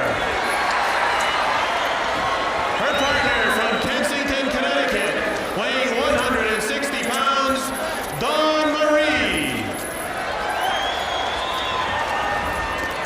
Wild action here in the Boston Garden as we take a look at the Devils duo. Devils of Japan.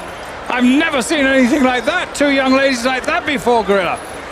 In fact, I'm wondering if this thing with the armor on is a lady or is a man. But the announcement is that she is a Japanese lady, so I would presume that underneath all that armor is a Japanese lady. Well, look at the bewildered look on the face of Velvet McIntyre as these two begin to take off their ring attire, which may take a considerable amount of time. I would imagine that takes a considerable amount of power and energy and strength to carry all that stuff around. Mind you, that is a big girl. That is a big lady underneath all that. Just look at the size of her. I think that's the one who weighed 210 pounds, was it not? Ooh. That is a big, ugly lady. Not just a big lady, a big, ugly lady. Well, this one's underway. I've been to Japan many times. I've seen a lot of beautiful Japanese girls, and neither one of these girls resembles that remark. No, they're not those petite little girls who wear those kimonos and arranged flowers and little tiny coffee cups. You know, Lord, right here at this particular point in time, I want to give my condolences to the body, because he's missing this, and he wouldn't want to miss this for the world. I don't think so. Their haircuts are similar to the body. I think he'd be at one with them, with their hair designers, or whatever you would call them. Hairdressers, I can't imagine, but designers, yes. I believe that it's Bull Naino who's in there now with Velvet McIntyre.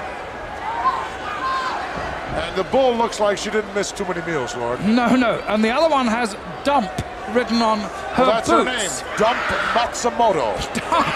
Yes. What sort of a dump? I don't know. I think whatever dump you have, and whatever you can attribute it to, go ahead and do it. Yeah, well, somebody dumped her right here in the ring, and I'm just waiting to see her. They are awesome, though, aren't they, Gorilla? They are absolutely awesome. Well, they'll get an education from Velvet McIntyre, who, for the first time since I've seen her, is in the ring now without any foot attire on. I wonder why, because I think that's just well, I'm going to say a silly thing to do, but I just can't see. Might not be too silly, Lord. Either she wants to get some additional foot speed, or she forgot her boots. Right. One of the two. But we have seen with some of those Samoans who don't wear foot attire that they can suck to the mat with the soles of their feet, and it seems to be very difficult to knock them off their feet. There's a tag made now. Dawn Marie in there. I know one time, Lord, I made a trip over to Japan. Well, I made several dozen trips to Japan, but at one point I got over there and opened my bag, and there was 2 right shoes in there. Oh, God. Handful of hair. Ooh. No tag made there. No tag was made. Come on, ref, give me a break. There was no tag made there. And now we've got Dump Matsumoto in there. I think there's something wrong with Dump Matsumoto. She, Obviously, 220 pounds plus of fighting fury from Japan. She is certainly no still-flight figure. Couldn't stay away from the rice bowl. She has a lot of aggression, a lot of size, a lot of strength, but does she have durability? Well, she absorbed those shots and now gives a karate shot of her own to Dawn-Marie, who makes another quick tag. And Velvet's going to step in again. It must be some kind of a Japanese salute she's giving. How about the hair, Gorilla? She's got a red stripe, a green stripe, and blonde. Oh! 1 foot drop kick, she brushed it off. Didn't hit the mark. She's having a good time. Not going to win any beauty contest, that's for sure. I wonder what the vital statistics are. 56, 56, 56 by the look of it. Oh, handful of hair with an arm whip over and another one coming up. Oh, gosh. One disadvantage that the American girl wrestlers have is that they have that long hair, some of them.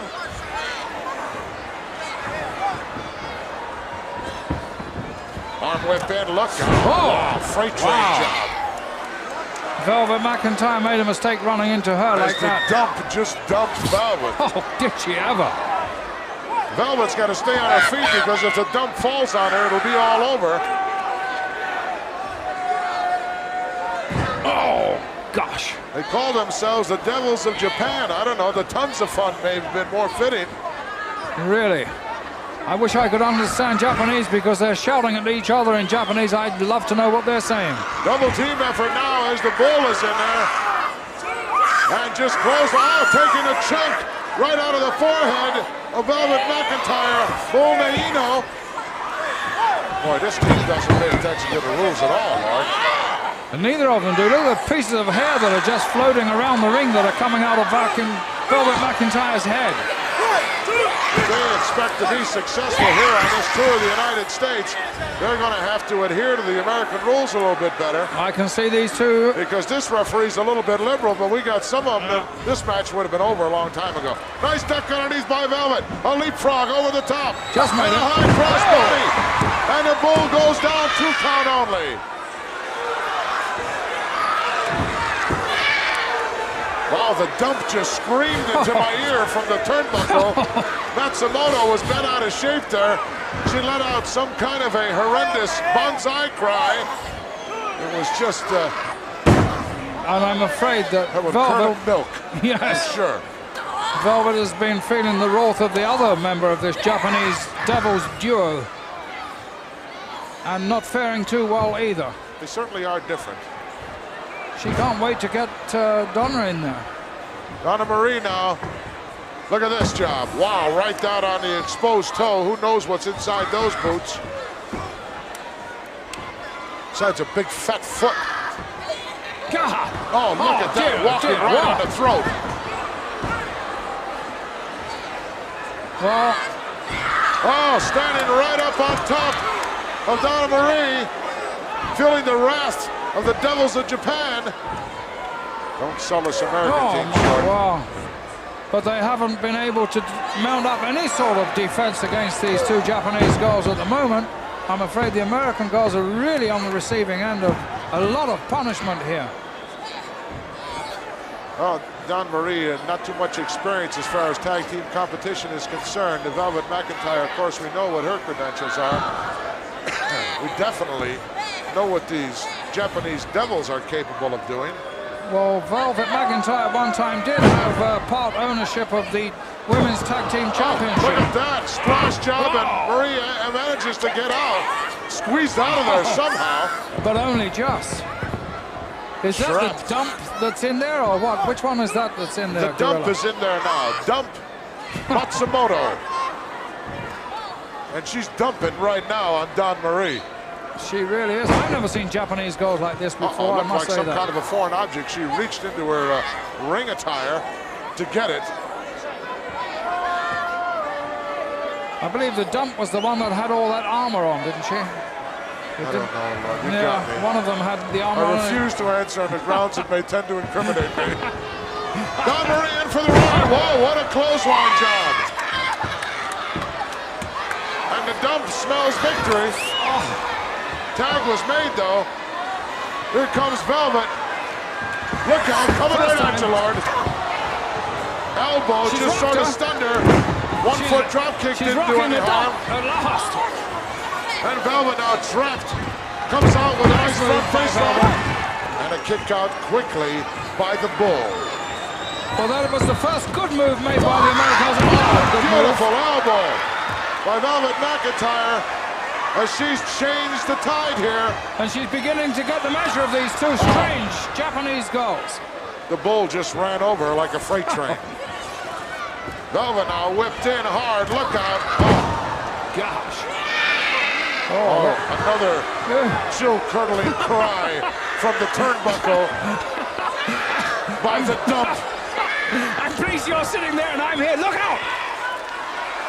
Not quite. Oh, Velvet sitting up on top of the shoulders. Forward roll could get a pinfall here. Hold on. Hooks the legs. 1, 2. Yes, she got her.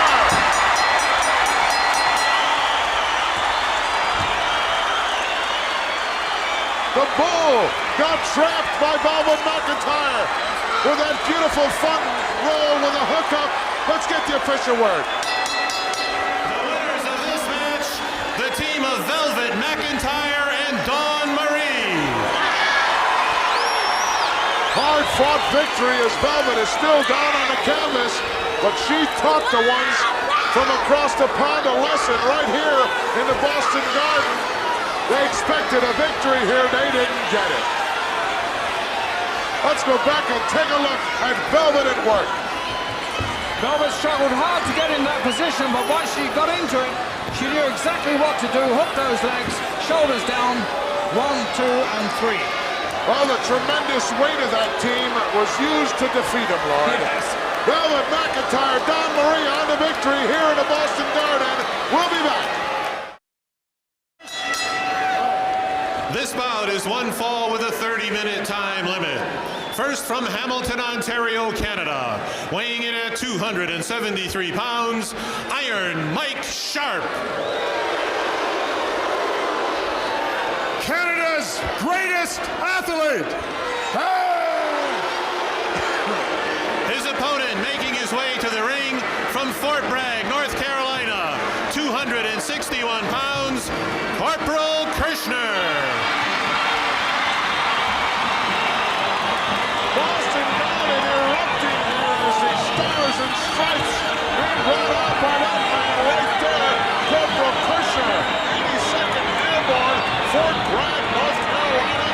Is he full of enthusiasm? Oh, is he ever? He is so hyped up for this particular match. I don't think he could get any higher, no matter what he did. Just look at that face, full of intensity. That adrenaline is flowing in his veins 24 hours a day, I guarantee you. Yes, he is ready. In for a rough week this year in the World Wrestling Federation, a rough week for him. Iron Mike Sharp, self-proclaimed Canada's greatest athlete. Mr. Perpetual Motion. Nobody has ever slowed him down. They may have beaten him, but they've never trounced him or thrashed him. Never loses a bit of enthusiasm, always in top-notch condition. His eagerness may be his biggest fault, Lord. Yes, that's a possibility. I think that it's... Oh, I don't know why the instructions to Bell had already rung. The eagerness is there that you talked about, Gorilla. Look at him now. Doesn't stop. Unloading with a vengeance. Iron Mike Sharp. Uh-oh, reversal here. Corporal coming up. Look at this. Monkey flip coming up out of the corner. Yes. Oh. Drop kick right in the back as Sharp was trying to turn away from it. And another one catches him on his side. And a third one sends a big guy down and out. Whoa. Went right out of sight. Oh, look at him. He's knocked destroying over the everything. barricade.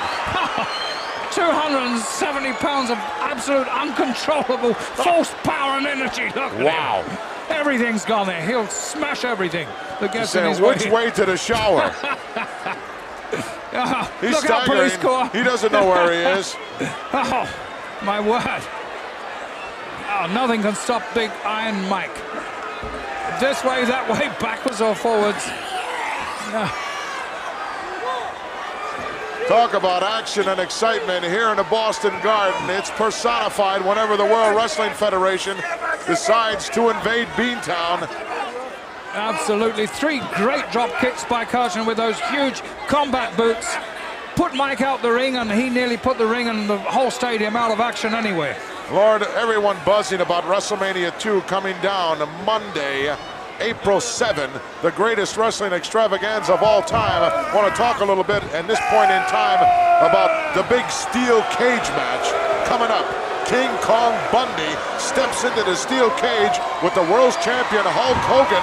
I think, to my recollection, the first time in the history of professional wrestling, championship on the line in a steel cage. Absolutely. I don't know whether it's the first time or not, but I can tell you something else about that. It is a specially reinforced steel cage because of the size of both of these men. Well, the tremendous poundage. I thought, Lord, that Bobby the Brain Heenan had outsmarted himself a little bit, being that once you step into the steel cage, his man is at a disadvantage. Bundy only has one way to get out. I don't believe Bundy can get out over the top. No, I don't know, but they were afraid that Bundy might take the whole steel cage out with him when they decided to make it with a much heavier gauge steel wire. Well, that's only one of the big super extravaganza matches in WrestleMania 2. That one will take place in the Los Angeles Sports Arena. Uh-oh, look out, Iron Mike off with a shoulder block. I can't wait for April 7th. And another one sends a corporal down. Corp drops down in front, Mike over the top. Watch, leapfrog. Drop kick. Didn't quite make it. Oh, Mike is something else, isn't he? Oh, God, like a bull in a china closet. Oh, can you imagine him in a china shop? Batten down the hatches. Iron Mike's in town. Corporal getting the okay from 20,000 plus here in the Garden to go ahead and do it. Well, what are you waiting for, Corp? Do it. I think he's... Oh, he didn't want to do it. No. I think he let Iron Mike off the hook there. He sure did. Had him trapped like a rat and let him escape. But I don't think he would have hurt Iron Mike anyway. He could have put that big combat boot right into his face, and Iron Mike is Iron Mike. There's only one of him. He's one off. Thank God. He wants to talk about something now. He may not be replete with all the skills, but he certainly has the heart. He wants to test his strength here from Corporal Fisher. The crowd getting on his case. He doesn't like that. You got to give credit where credit is due. If everyone spent as much time on taking care of their body as that guy does, Iron Mike Sharp, believe me, there would be at least 20 million more Americans reaching past the age of 65. Yes, definitely. Look at him, he's just all raw strength, isn't he? Raw and brute strength. He doesn't give a thought to skills at any time at all, does he? You know who he reminds me of? Lord Fred Atkins. Yes. Remember Fred Atkins? I do A indeed. name out of the past. Oh, what a gnarled, old, dreadful person he is. Yes, he could give you a negative attitude forever.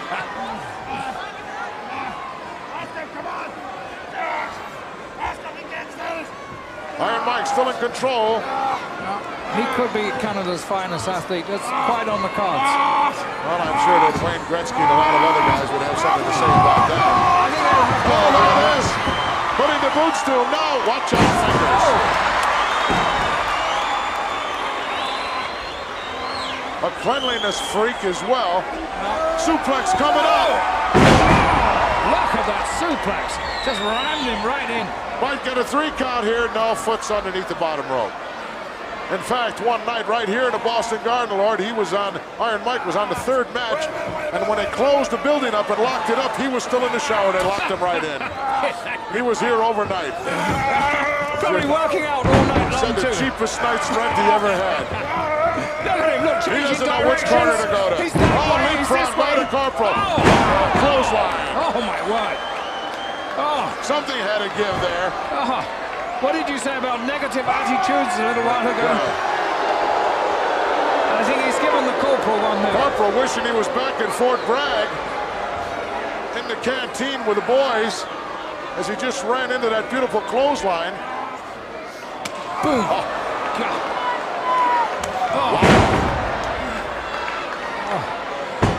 The corporal showing a lot of resilience to put up to that blastering attack there. Boy, he's unloading with the heavy artillery. Gonna drop off the apron now, just clothesline him. Corporal definitely looking the worse for wear now. He's in there feeling the wrath of Iron Mike.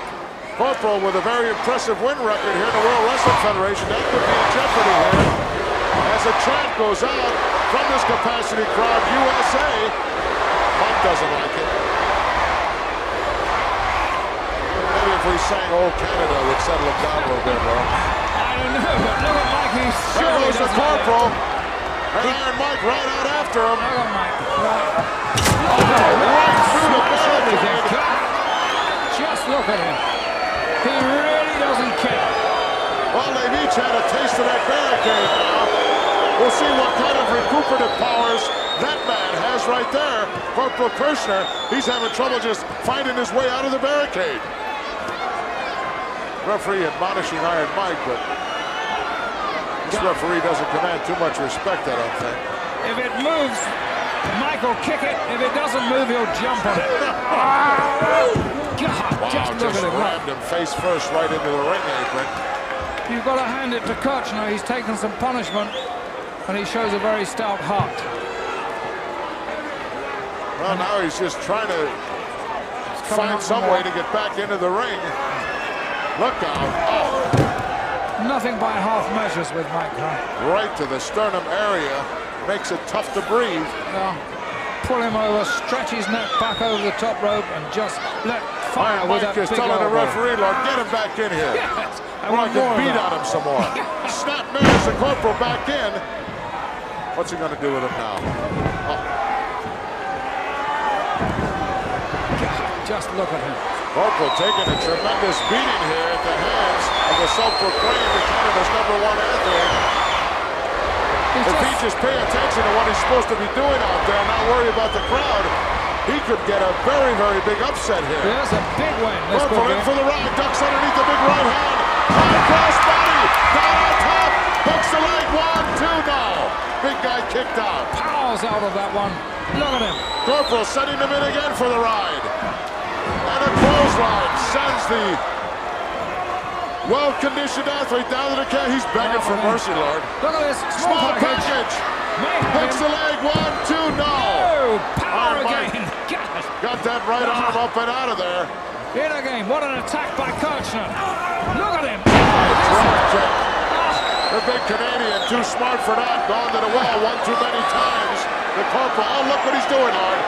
He's adjusting something in that forearm support. I think he's just about fed up with Kirchner now. He's turned it just about all the way around. There may be some kind of steel plate or something in there. He's saying to the referee, get out of the way, let me do this. Yeah, and he's intent on doing Or it. somebody finds out what I've done. Yes.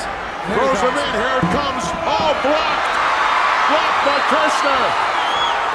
Kirchner now with a boot, look at it. Oh, Kirchner rammed his own forearm into his face.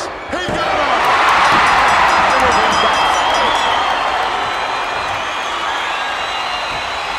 The best plans of mice and men. It suddenly all went wrong for Iron Mike there. Things were looking so good until he loaded his own arm, and it was turned against him. Let's get the official word. The winner of this bout, Corporal Kirchner. Corporal Kirchner, hard-fought victory here in the Boston Gardens. Just double-crossed himself. Let's go back and take a look at what happened to Iron Mike. Mike looking for something there. Whatever it was, he put it down inside that leather protector he wears for his wrist on the right arm, making sure it's well and truly tucked down there where the referee cannot see it. And now he's obviously got designs for putting that right to the head of Kirchner.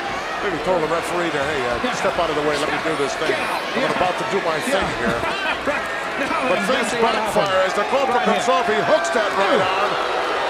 And once he stops him and plants a boot into his midsection, he rams his own forearm right into his forehead. knocked him right in the middle of next week, hooks the leg, referee right there for the 3 count. Corporal on to victory. We'll be back.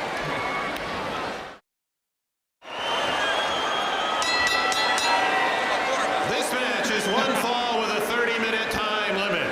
First from Las Vegas, Nevada. Wait. What the hell's wrong with you, man? You know that it's supposed to be fabulous Las Vegas, Nevada. Don't make me snatch it. From fabulous Las Vegas, Nevada, weighing 235 pounds, Barry O. And making his debut from fabulous Boston, Massachusetts, the world's strongest man, Ted Arcidi. Ted Arcidi, world's strongest man, being announced from Boston, and tremendous ovation here. Well, gosh. He will be one of the participants in the 20-man Open Invitational Battle Royal, part of WrestleMania 2, direct out of the Rosemont Horizon, Chicago. He'll be in there with some tough cookies.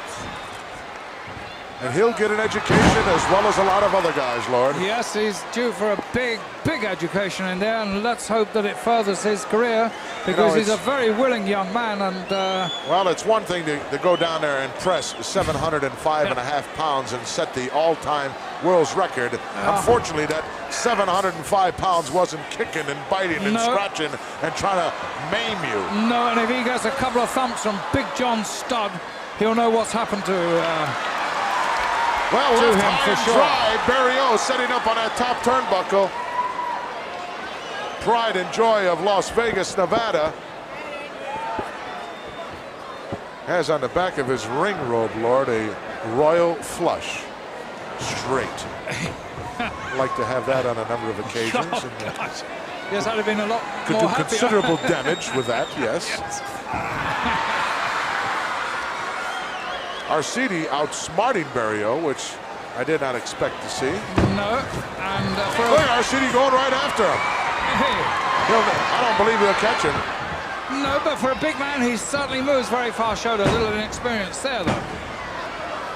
Well, that's the only problem. When you have all that brute power, you got to know what to do with it. I've Yes. seen a lot of huge, large, powerful individuals get in the ring and really take somebody like a Barrio, make you look like a fool. That can happen. That really can happen. And if anybody will make you look like a fool, it could be Barrio, because he doesn't look terribly powerful, but he has that sinew strength that is really, really awesome. Well, you know what's going to happen here, Lord. Barrio is going to keep fooling around in there. He's going to make Arcidi upset, and Arcidi is going to explode, and Barrio will be in the showers. The point about Arcidi is that he's won all of his belts on strength, but even so, he is gaining a little knowledge every time he fights. Look at this. Oh, nice reversal. Strong, powerful Look at this, Lord. He dropped the ringlets off of his ring attire, which shows me that Arcidi has had about enough of Barrio. Yes. Actually, he's working on a short fuse. Oh, the bear hug. Oh, got a thumb right in the eye immediately. Smart maneuver by Barrio. Doesn't take long for Arcidi to make you say, ouch, I do, Look when at he this. slaps a bear hug on clothesline. Oh, that massive great arm. Looking for some kind of confirmation from the ringsiders. Oh, he's going to get another one, I think. Oh, there's a bear hug the second time. And still he's got that chin up in the... Oh, Barrio said that's it. I don't blame him. Those powerful, powerful arms. I don't think anybody could stand a greater hug. Most impressive victory here in the Boston Gardens with a hometown favorite, Ted Arcidi. Let's get the official word. The winner of the match, the world's strongest man, Ted Arcidi. You know, Laura, take a good look at him. His biceps are bigger than his calves.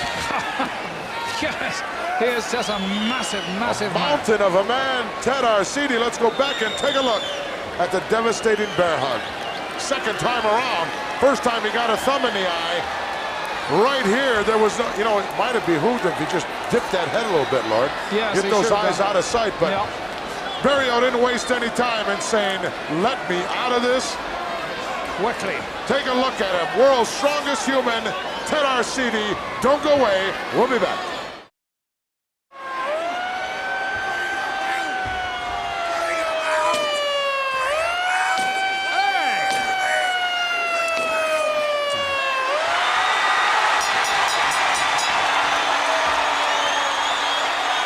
What's the matter with you? Crazy?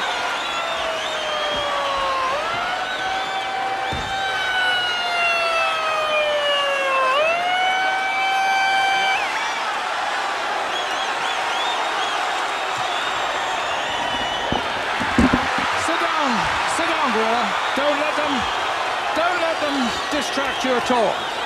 Sit down, keep your cool. Tag team attraction, one fall with a 1 hour time limit. First, the manager, the mouth of the South, Jimmy Hart. And he represents from Amarillo, Texas. Total combined weight, 520 pounds, the Funk Brothers. They are wild. Team number 2 from Charlotte, North Carolina, 270 pounds, the Junkyard Dog. And from Venice Beach, California, 302 pounds, the World Wrestling Federation champion, Hulk Hogan.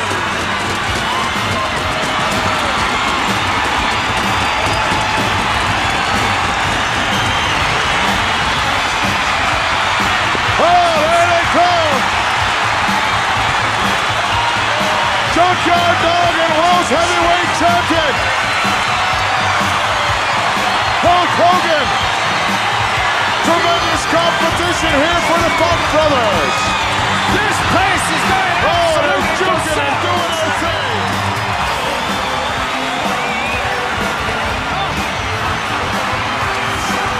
Boston Garden erupting here with enthusiasm! Talk about your hot teams, you're looking at one right there! Hulkster and the Junkyard Dog.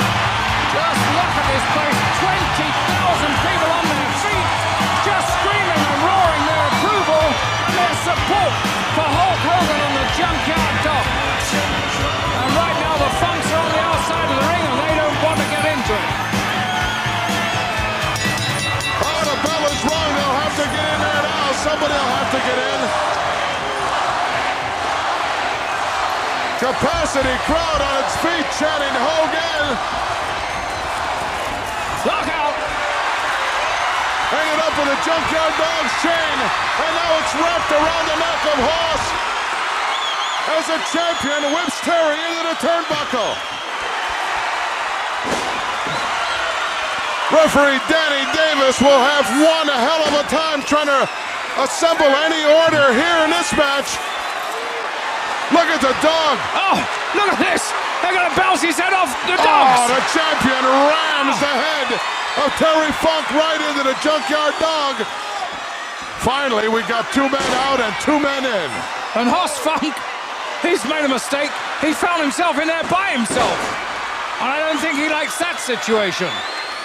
Uh-oh, he's got the branding iron. Terry, the crazy one.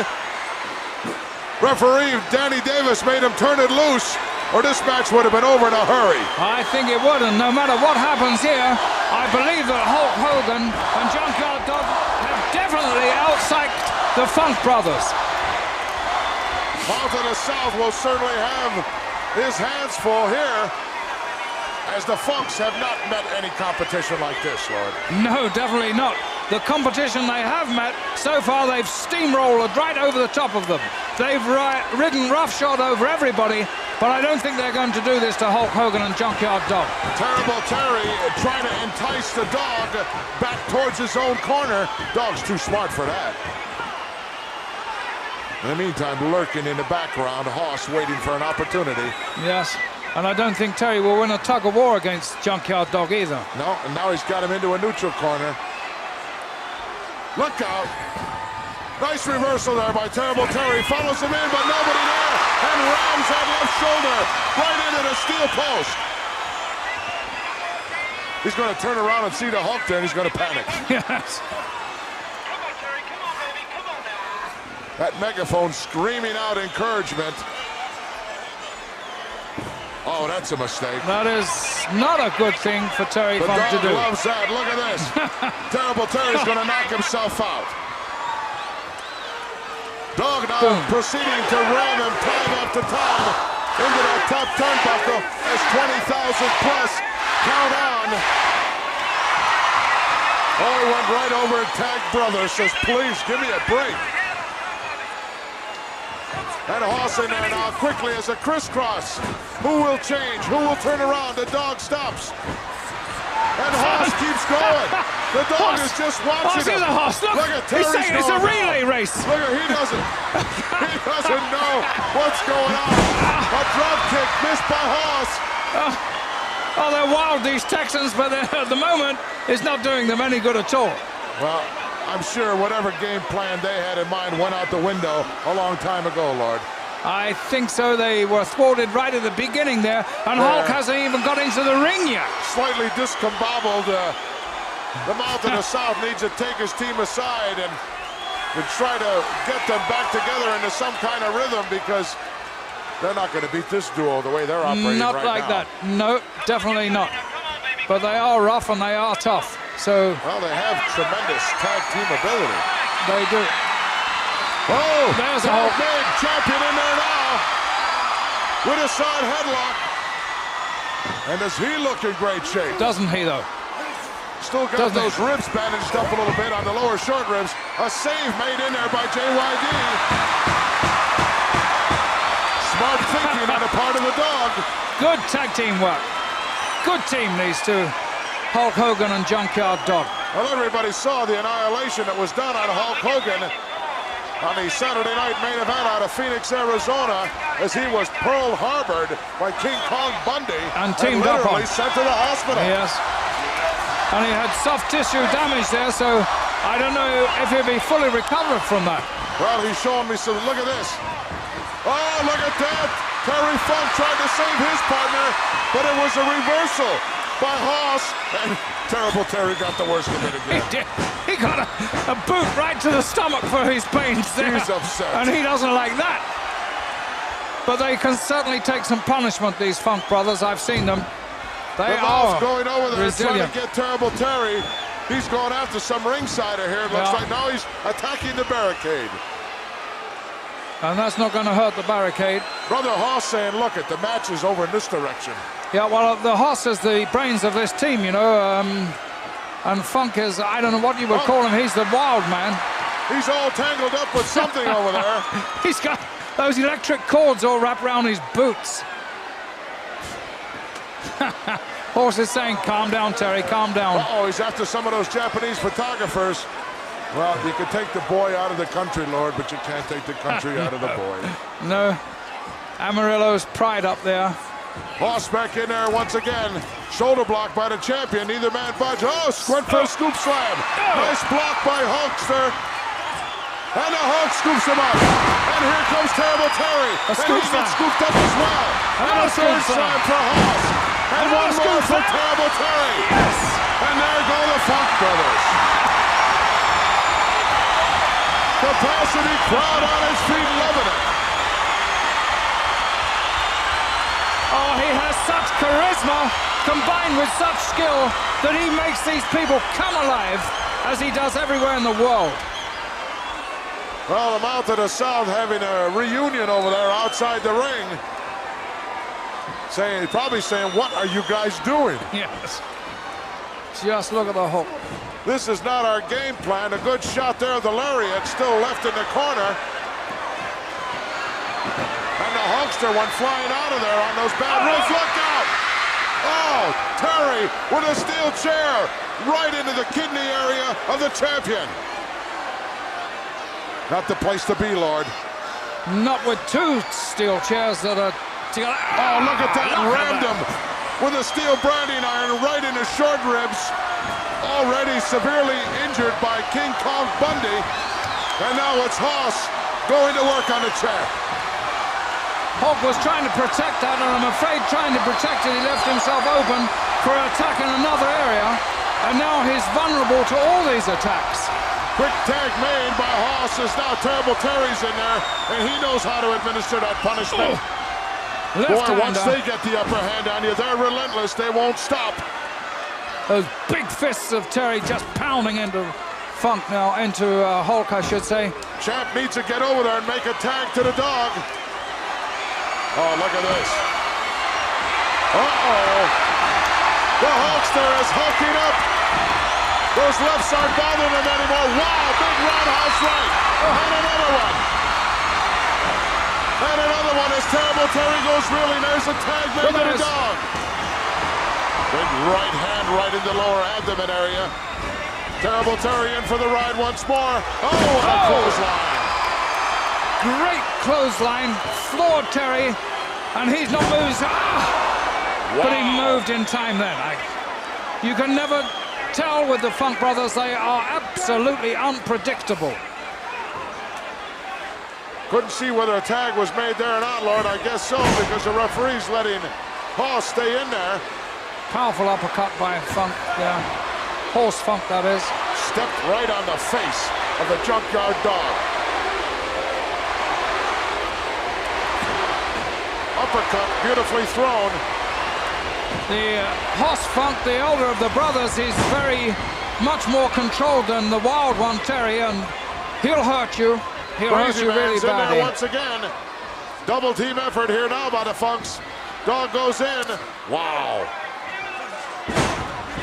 Hulkster can't stand it anymore. He's coming in.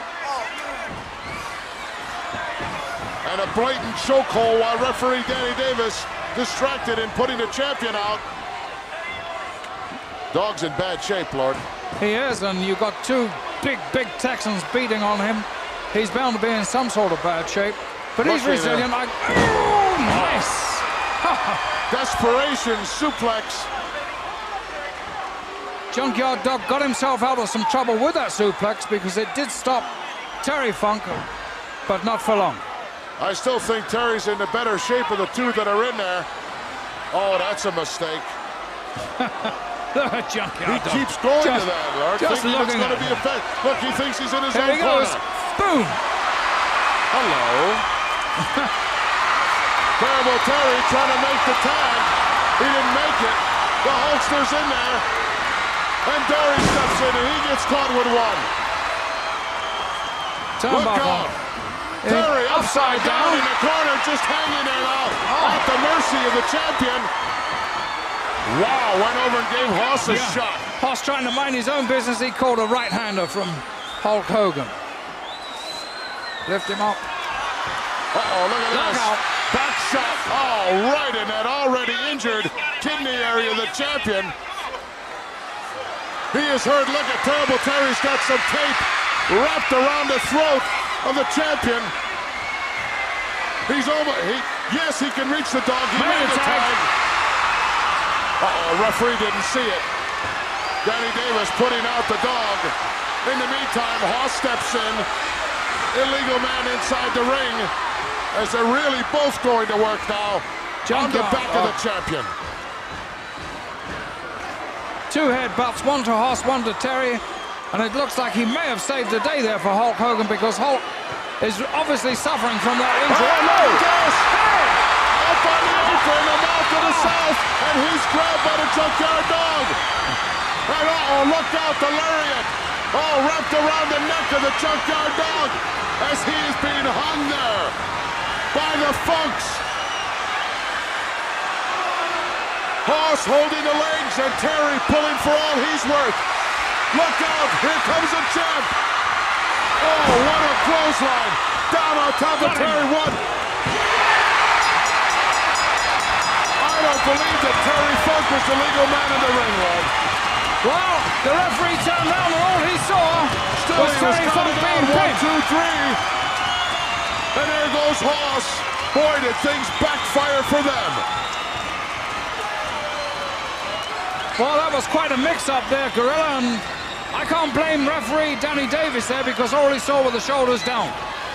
Well, it was pandemonium here in the Boston Garden as everything that could happen did happen.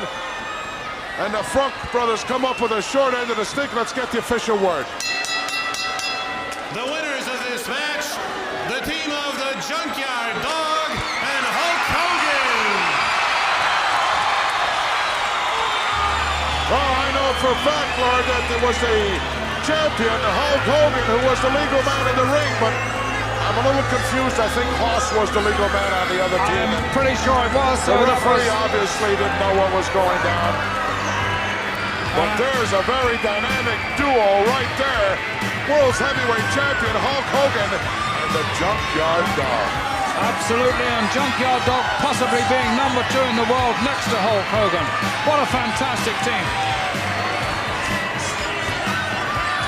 Hulkster pulling off those bandages from around his waist, that lower rib area, that kidney area that was injured so severely at the hands of King Kong Bundy.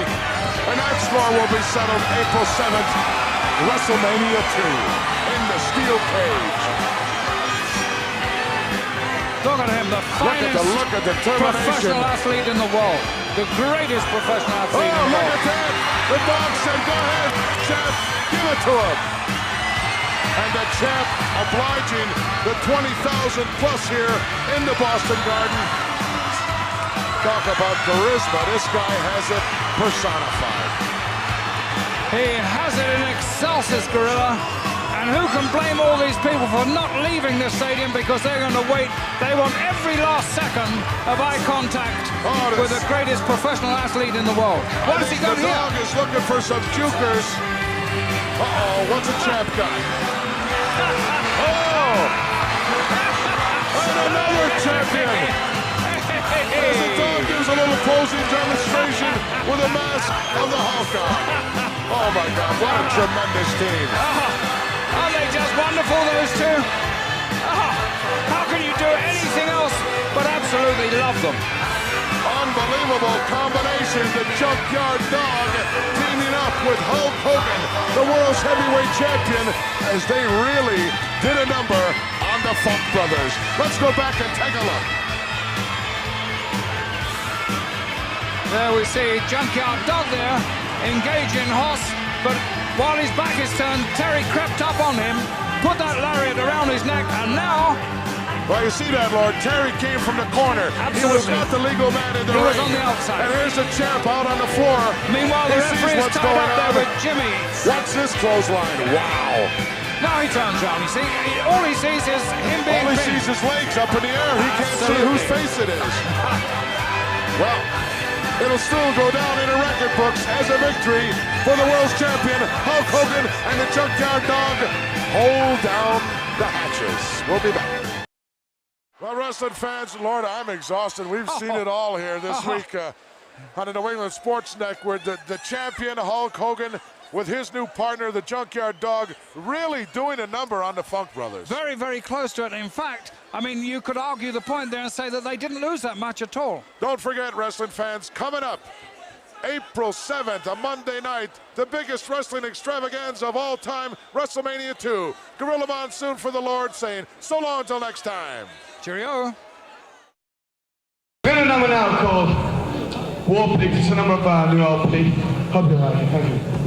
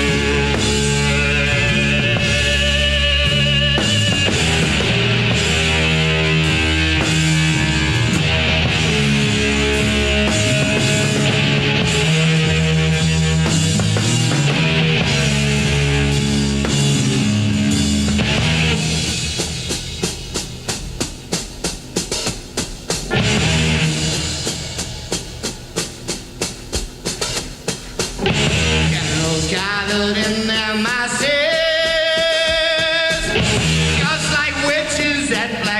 masses.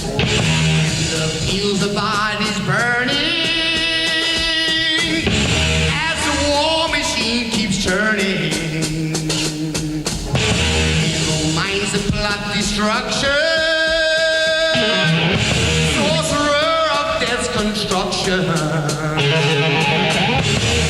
Say, where are you going? To the war beast people know. Oh, Lord, yeah.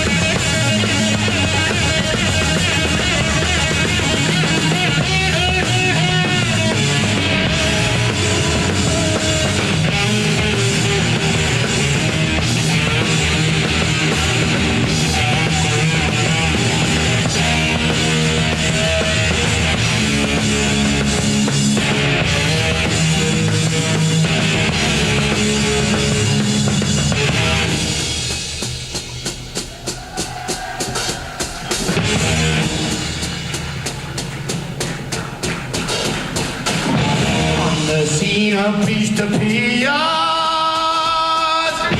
head is falling at his knees. He sends out hero fire, casts the priest into the fire. Praise for all bad sinners, what's meeting dead rat sinners. Say, where are you going? To black masses people go. Oh, Lord, yeah.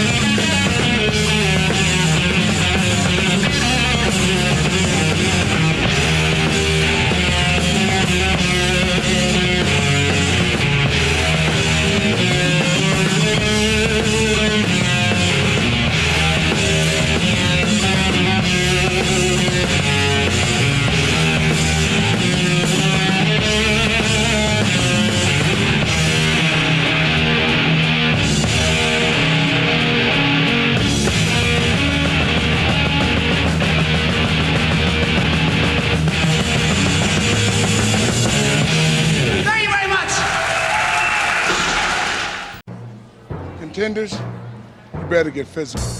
Today on American Gladiators, 2 heated matchups. He came off the bench for our injured Desert Storm hero Eric Montessori to provide us some heroics of his own.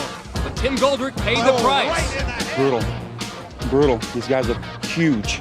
And Tim, no one has to tell your opponent about huge. 160-pound scrapper Randy Jones banged heads with 280-pound Thunder in the prelims. And believe it or not, this guy wants more. Thunder, he got me last time in Concord, and I'm gonna get him back this time. Either you got it or you don't, and I've got it and you're gonna see it. In the women's contest, Erica Alsted, the private eye from Duluth, advances to face Denise Chase, our newlywed contender. Her first round wedding gift from Ice left the score to settle. Things got a little testy between Ice and I last time. I know she'll be looking out for me today. Will cooler heads prevail? Don't count on it. Ladies and gentlemen, from Gladiator Arena in Los Angeles, California, here are your American Gladiators. Ice Baby, Gemini, Blade, Do the Thunder Shake, Storm, Laser, Zapster, Power, Diamond, Nitro. The Samuel Goldwyn Company presents the American Gladiators. Let the games begin. Today on the American Gladiators, the final show of the second round in our first half season. Hi again, everyone. I'm Mike Adamley, and once again, we'll be showcasing some exciting competition between 4 very talented contenders, 2 men and 2 women. Now, today's winners automatically move on to the semifinals. Plus, we'll be selecting a wild card entry from our losers bracket. We're also going to introduce you to our newest gladiator. Her name is Storm, and she is ready to reign on the contenders parade. We're going to start things off with Atmosphere. In the men's competition, we'll pit the #1 seed from the preliminaries, Tim Goldrick, against the feisty Randy Jones, the #6 seed. Now, working with me, as always, NFL Hall of Famer and Miami Dolphin great Larry Zonka. And right now, he's with, on paper anyway, the man to beat, Tim Goldrick. Larry? Thanks, Mike. I'm down here with Tim. Tim, you came in as an alternate, replacing the injured Eric Montessori. Did very good with the points he gave you. Expanded that. You're now our men's top seed. How do you feel about your first full show of competition? Well, I'm a little bit nervous, but after the first hit, I'm sure I'll be fine. Nitro carved his initials in me the last time, so hopefully I can get him back a little bit. Well, we'll wait to see if you can give him a set of initials. Good luck. Randy Jones is getting ready. Randy, our pipe layer from Hernando Beach, Florida, 5'8", 160 pounds. Gotta like this guy, Larry. He trained for the American Gladiators by running, lifting, and doing a lot of fishing. I like that. Now, this is a second-round match. The winner here will go on to face the wild card entry. That will be the man who has the highest point total of those in the losers bracket. Tim Goldrick from Canyon Country, California, came on in the first round as a replacement for the injured Eric Montessori and has done extremely well. The first event for the men is Atmosphere, and inside the cages for the Gladiators, Thunder and Tower. That's nearly 600 pounds of uncontrolled fury that Randy and Tim will have to deal with. This is the game where the contenders have 60 seconds to score as many times as they can. Each goal in one of those numbered scoring pods worth 3 points. Atmosphere is brought to you by Skittles Bite-Sized Candies. Also in Wild Berry, Tartan Tangy, and Tropical.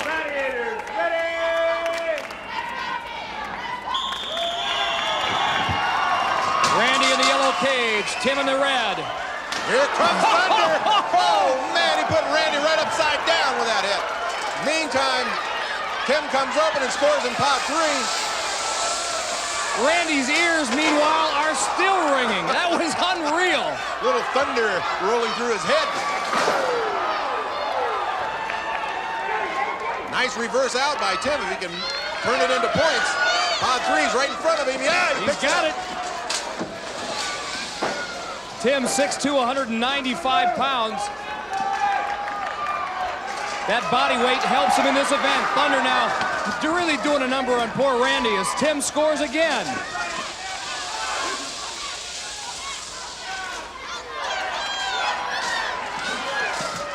7 seconds to go. Randy had a little trouble. He just doesn't have quite enough body weight to really get that Atmosphere moving. Tell you what, Larry, you and I could be inside that cage against Thunder and we'd have trouble. He's so adept at it now. And that is it. So after one event, Tim Goldrick with a lead over Randy. Here's the replay. Here's Randy's inauguration to Atlasphere. Check this out. He was going to get even with Thunder. Well, he had a lot of heart, but he just didn't have enough weight. Maybe next time, Larry.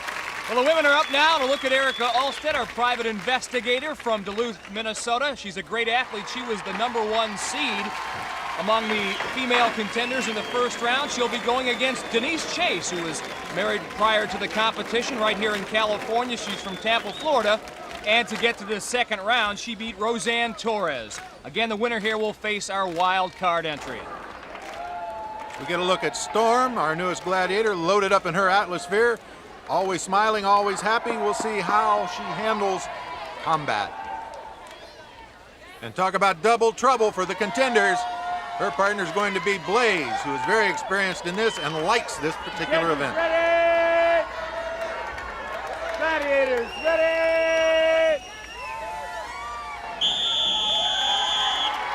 Again, the contenders have 60 seconds to score as many times as they can. Look at Blaze go after Erica. Wow, what a hit. Denise all alone now towards scoring pod 3. She's got it. You can't double diva. Get off this.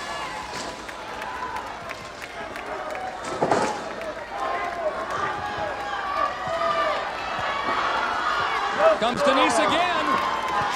A breakaway towards scoring pod #1. Erica's got 1 in 4. And Denise has scored. Erica crowds her way through 2 gladiators, breaks open now. She's right at #3, but rolls around the edge. She doesn't have it. There's Denise over scoring pod #2.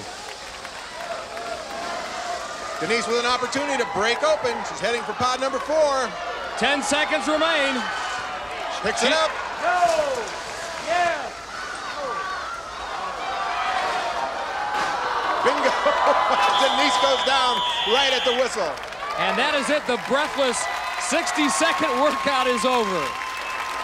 A little breathless, a little bruised, as Denise now commands an early lead of 12-3 over Erica Alstead. And Larry, the best way to get the adrenaline going for a full day of competition is to start with Atlasphere. Watch this collision coming up. Blaze with a full head of steam, and bam! Erica Alstead and her Atlasphere are almost knocked into the grandstands. One good thing, however, is both our contenders, Erica and Denise Chase, are still smiling. And they better be, because like I said, a full day of competition coming up. Up next, Hang Tough. Welcome back to Gladiator Arena, where Denise Chase has a 12-3 lead over Erica Alstead after one event in this second round matchup between those two contenders. The event now, Hang Tough. Denise Chase is up first with that 9-point lead, staring at the grid of 55 rings, and also one of the toughest gladiators. Ice, ice, baby. Basking in the sunlight after so far being undefeated in Hang Tough. Erica Alstead waiting in the wings, looking on. She's the #1 seed, Denise the #6 seed. Ready? But right now, Denise with that 12-3 lead.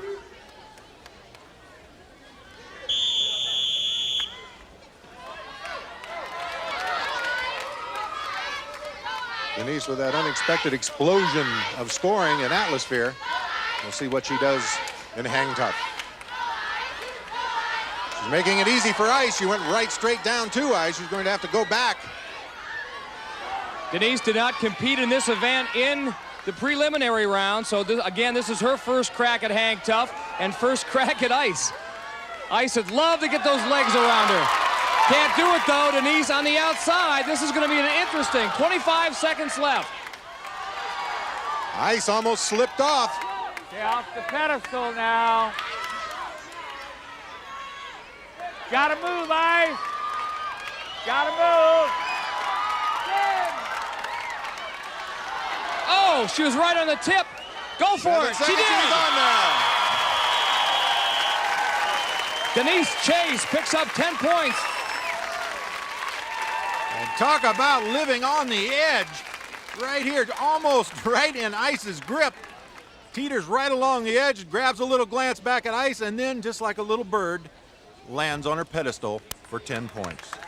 Well, to keep pace with Denise, Erica will need to duplicate that 10-point effort. Erica's certainly not intimidated. In fact, she's looking forward to the chilly confrontation. Who's the gladiator she wants to face the most? Ice always just seems to have an attitude. You're cold, like nobody can touch me. And I love to take people like that and put them down. And how's that for a cold look? Ice still stinging from the earlier defeat. Definitely has blood in her eye. On the other hand, Erica is undefeated in this. She's 1-0 in the preliminary.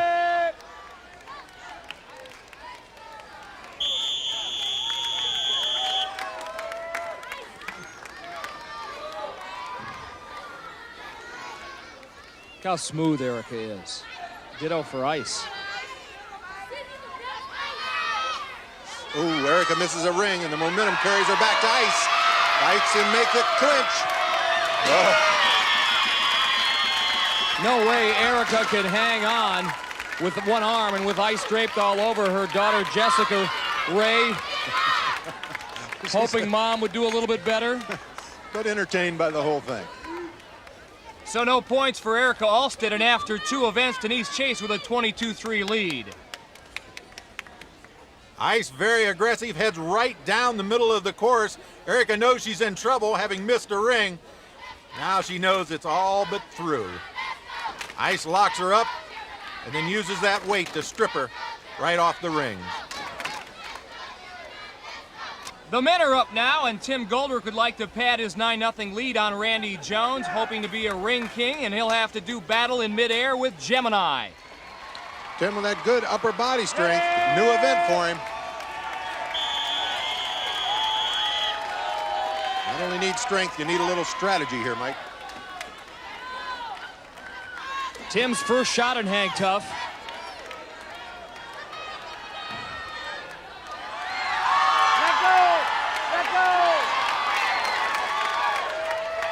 Gemini attacking, but only hanging on with one hand. Both men hanging on by just a few fingers. Gotta try to move, both of you. Gotta try to move. Gemini with that determined look on his face. Once you lose your momentum in this event, it's the most difficult thing in the world to regain it, but it appears that Tim may have. Trying to swing side from side, and Gemini is spinning around. 7 seconds.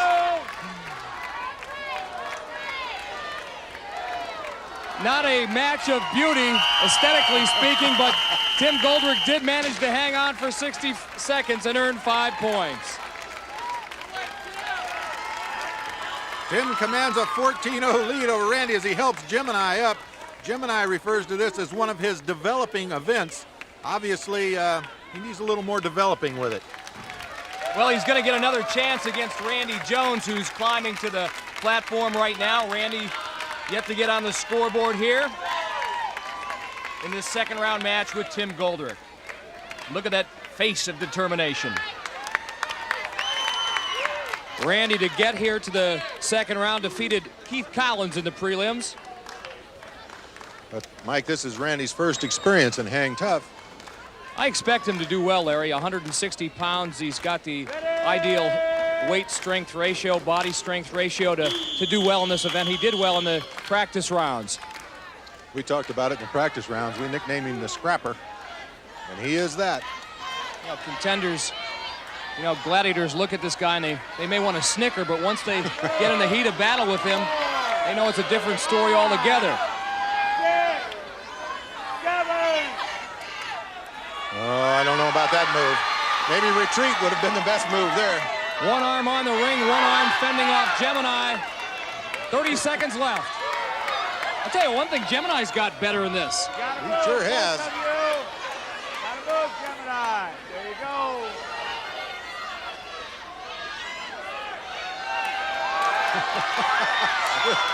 Oh, here comes Randy. He's got a bit of a breakaway going. 10 seconds left on the clock. He could do it. He's watching that clock, watching Gemini go down. 5 seconds left. Go for it. No. Gotta believe if Randy had another 5 seconds, he would have earned the full 10 points. But he does get on the scoreboard finally, and after 2 events, he trails Tim Goldrick 14-5. For Gemini, well, it's back to the Hang Tough drawing board. One down. Plenty of action still to come here on the American Gladiators as Gemini and Randy head for the locker room. Behind the scenes, the Gladiators are pumping up because their favorite event is coming up. It's called Powerball.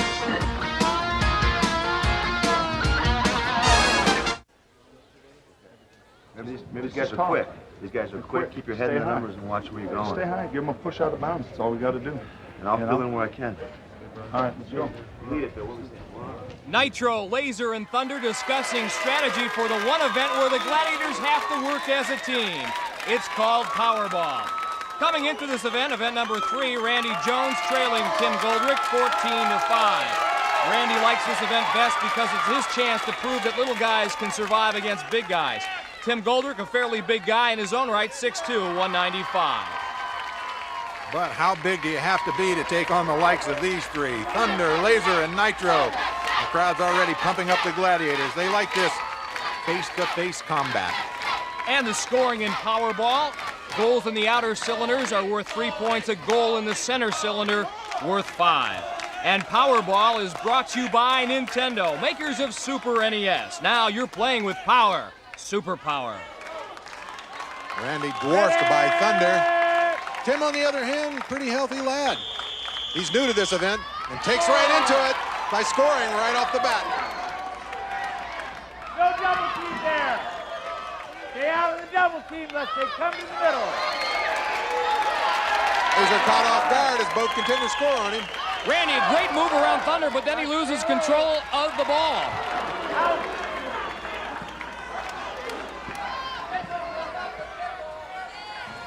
Timmy with a power move past Nitro. 15 seconds left. I'll tell you what, both men are scoring well. No double team.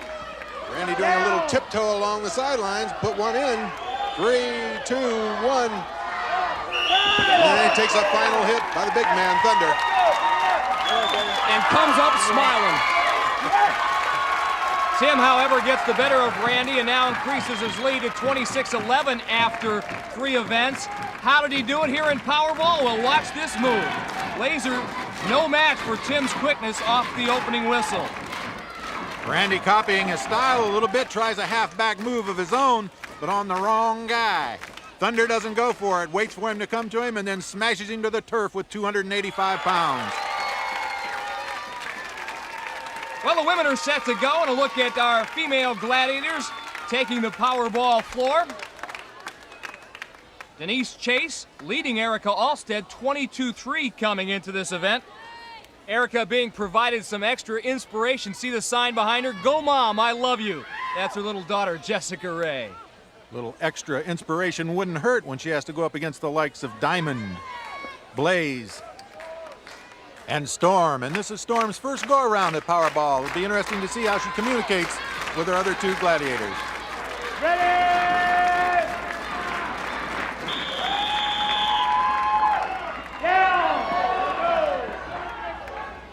Erica gets sat down. Denise gets pushed out of bounds. Erica trying to blow by Blaze, can't do it. 30 seconds remaining. Nice move by Denise. She tried to put it in the corner, but Blaze just with enough of a push to carry her out of bounds.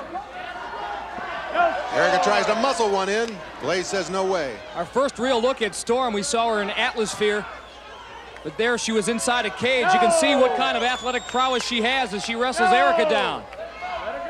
5 seconds to go. Neither woman has scored. It's like a shutout. And a rare one for our women Gladiators. Good communication. Denise opens a 22-3 lead. Here's Storm. How's she going to do in Powerball? Very well, it appears. Storm, you talked about your versatility, your quickness, your power. You showed all of those and more in Powerball. Yeah. I was, I was just really amped, and I didn't have to worry about my backup because I had these 2. It was great. Yeah. Great job. Nice job of communication. And we've got a new word, Larry, amped. The Gladiators are amped. We're gonna have to work on that one.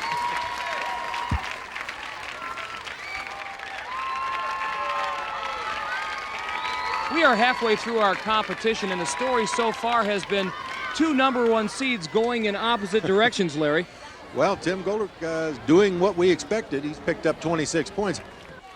Randy Jones, on the other hand, trying to shake up the cobwebs after thunder landing on him in Powerball. Now, what in the world has happened to Erica Alstead, our blonde bomber? She was the #1 seed, scored more points than anybody in the preliminaries, men or women, and she is on the tail end of a 22-3 deficit. I'm going to have to give Eric a pep talk. I kind of put my foot in my mouth. I said that she was the best, probably the best athlete we had here. Evidently, Denise was cued in on that. Denise scoring 22 points so far. Erica only scoring 3. Up for the women, the joust, and one of the very best is Zap. She joins us now from the Gladiator locker room. Zap, you have the most interesting technique in the joust of all the Gladiators, the Chris Everett approach, the 2-fisted backhand. Tell us a little bit about that. It's a technique that I have to have because I'm much smaller, if you've noticed this year. I'm only 135 pounds, so it's hard for me to hold on to that stick because I've got real tiny hands, baby hands, they say. And I just need to use all my weight on that. So I put it against my hip and I sort of use my hip and some leverage. And you pack a punch. It's very effective. Good luck in the joust. We'll see, won't we? Thanks. Okay. And we'll have that event coming up next on the American Gladiators. Stay with us.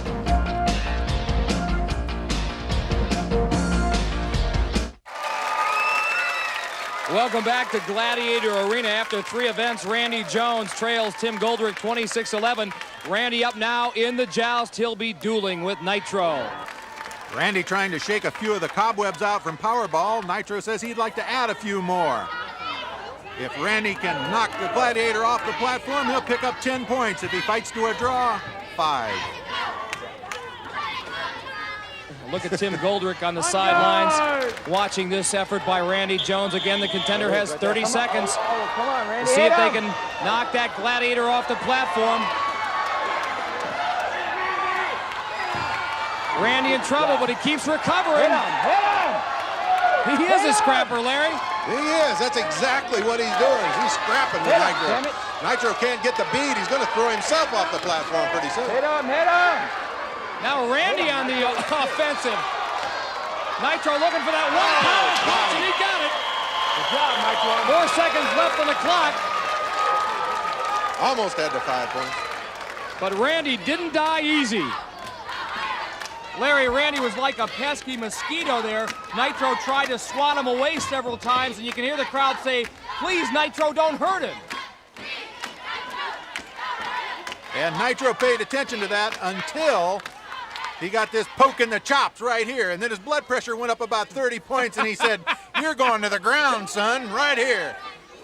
I'll tell you what, though, Larry, Randy came here to prove that little men can play against big men, and he certainly proved it, even though he got knocked off by Nitro in the joust. Well, Tim Goldrick is up now, and Nitro will get his second chance at a contender. He'd like to go 2-0. Randy Jones catching his breath on the sidelines, probably wanting a second chance. On guard!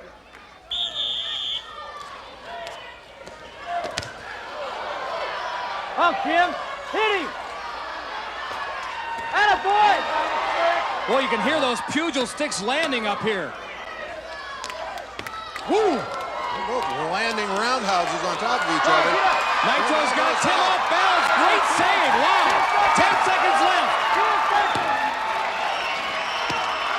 Nitro with a backhand almost cleared him off. Tim doing a good job. He did. Right at the whistle. I think he has the points. Draw. Larry Thompson says a draw. 5 points. Goes to Tim. Nitro says, phew, I'm glad this one's over with.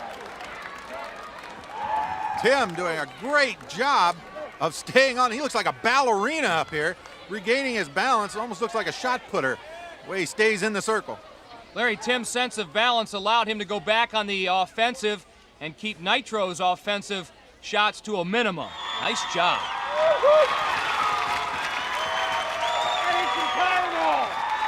And a nice bag. Our Pro Football Challenge of Champions, 6 former NFL greats going against our American Gladiators. Yeah, Mike, I'm looking forward to seeing some of my old friends show up and watching them take the hits. If ever there was a time for Erica Alstead to make a move, this is it. She trails Denise Chase 22-3. She's up now in the joust. She draws Zap. Well, she could close that gap by at least half with a 10-point victory here. She did it over Gold in the preliminaries in 10 seconds, but this isn't Gold, this is Zap. And remember, she told us about that two-fisted backhand of hers where she sets that pugil stick on her hip, then wails away. On guard!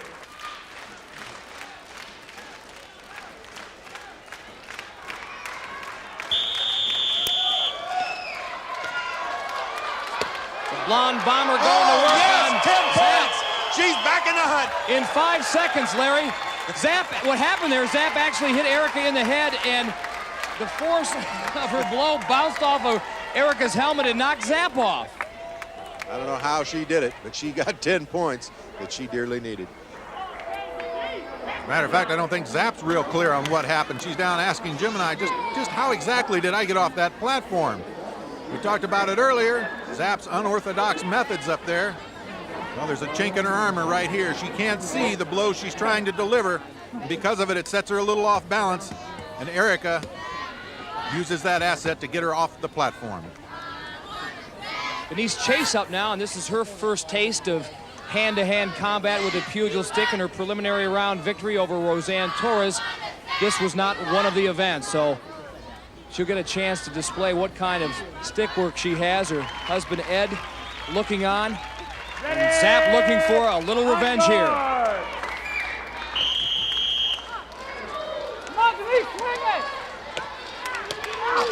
Zap going with that backhand, that two-fisted backhand, really rocked Denise. I don't know how she recovered from that because she's back on the attack now. Again. Here comes one of those roundhouses. Oh, she's got her going, but what an aggressor that Zap is. 8 seconds to go. Zap looking for that one knockout punch. Oh, close. She doesn't get it.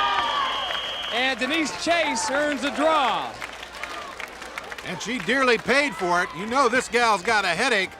Zap again with that unusual technique. Turned off to the side, comes around with a real haymaker. Lands one right on the jaw of Denise.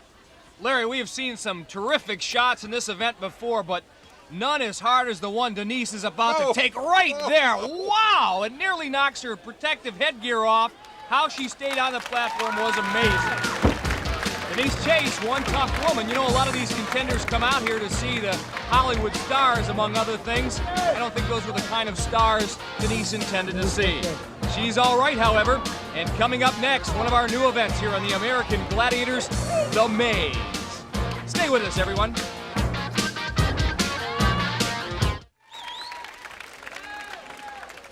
Mike Adamle and Larry Zonka back with more of the American Gladiators. And the men are now set to solve the puzzle we call the maze, a 40 by 80-foot structure loaded with pitfalls, including 4 gladiators. This time, Gemini, Tower, Laser, and Thunder. Tim Goldrick with a 31-11 lead over Randy. And a chance here for a contender to get 10 points if he successfully goes through the maze in 45 seconds or less. Randy's going to have to face dead ends, cul-de-sacs, but the toughest thing, the gladiators. That's going to be the toughest part, is facing the gladiators. You might get to face them 3 times, or you might have to face them 4 or 5 times to keep on going. So that's going to be a nice one there. Neither one of these fellas have been through the maze before. They're peeking around as they're lining up at the start line. And Gemini raised up and spied one of them. They were talking to each other a little bit there. It's a sudden surprise when you happen onto one of these gladiators. Numerous avenues for the contenders to choose, but only 2 correct solutions. Randy and Tim are on their way. Who will they find first? Gemini's the man. Randy gets by him. There's Tower, and he's all over Randy. Here comes Tim Goldrick. He's run into a cul-de-sac. Randy looking for a way out. No way. There's Thunder bouncing both contenders. But Tim Goldrick, he's gone through it. 39 seconds for Tim Goldrick. Randy also gets through. He picks up 5 points. Randy having some problems in there. He gets smashed in between a couple of the Gladiators and pays the price right here time-wise. And because the Gladiators are spending time with Randy, Tim was able to take advantage of that. He gets on top of Laser before Laser ever had a chance. Consequently, once he makes the right decision, he gets through first. And Randy manages to squirt through, much to the chagrin of Thunder. He doesn't like anyone to score. After 4 events in the women's battle, Denise Chase leads Erica Alstead 27-13. This is one of her last chances to pick up some points before that all-important eliminator. Inside this maze, Ice, Zap, Storm, and Diamond. This should be right up Erica's alley. She's a private investigator, does undercover work at retail stores. She's in charge of theft detection, picking up shoplifters. She's about to meet up with some Gladiators suddenly. Again, the contenders have 45 seconds to get to the other end of the maze. We should note, too, that there are safe zones here where the Gladiators are not allowed to go. Erica puzzled at the very beginning. She hasn't got off of home base. She just found Storm, picking up some speed. Zap has found Denise, but Denise very close to finding the solution to this maze. Zap giving her a hard time, but she squirts on through and picks up 10 more points. Erica's still puzzled. Hello, Ice. She's got 7 seconds to pick up 5 points if she can do it. Trying to squeeze by Zap. Oh, and time expires, so no points for Erica Alstead. And that is a huge swing for Denise Chase. She now leads Erica 37-13. We'll be back with more of the American Gladiators after this.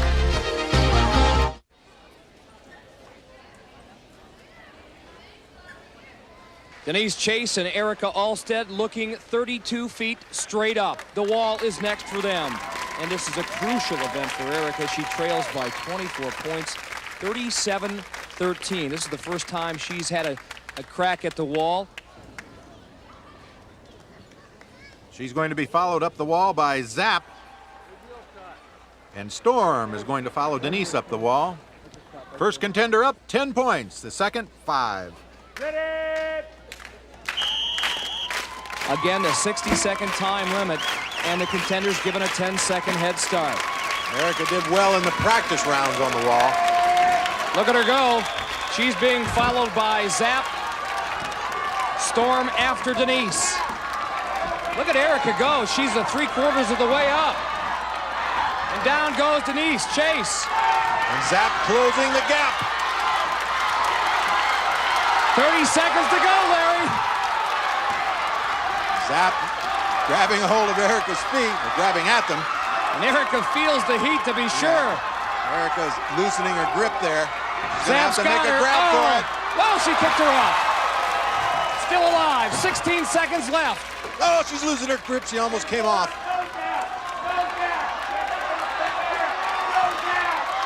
She's got her hand on it, 6 seconds. Oh, she's in there. Erica Alstead with about 2 seconds left on the clock, and Zap not giving up. Makes to the top and picks up 10 points. Wow.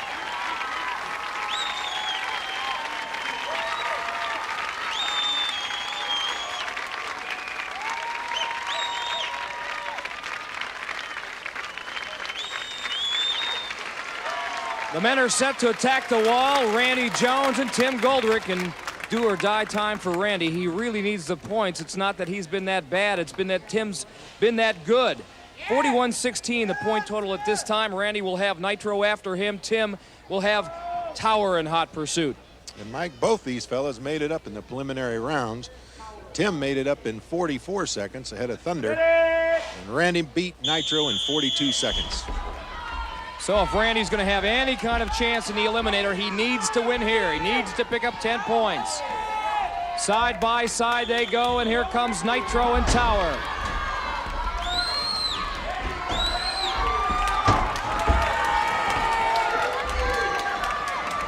They're neck and neck. Nitro having some problems staying on the wall.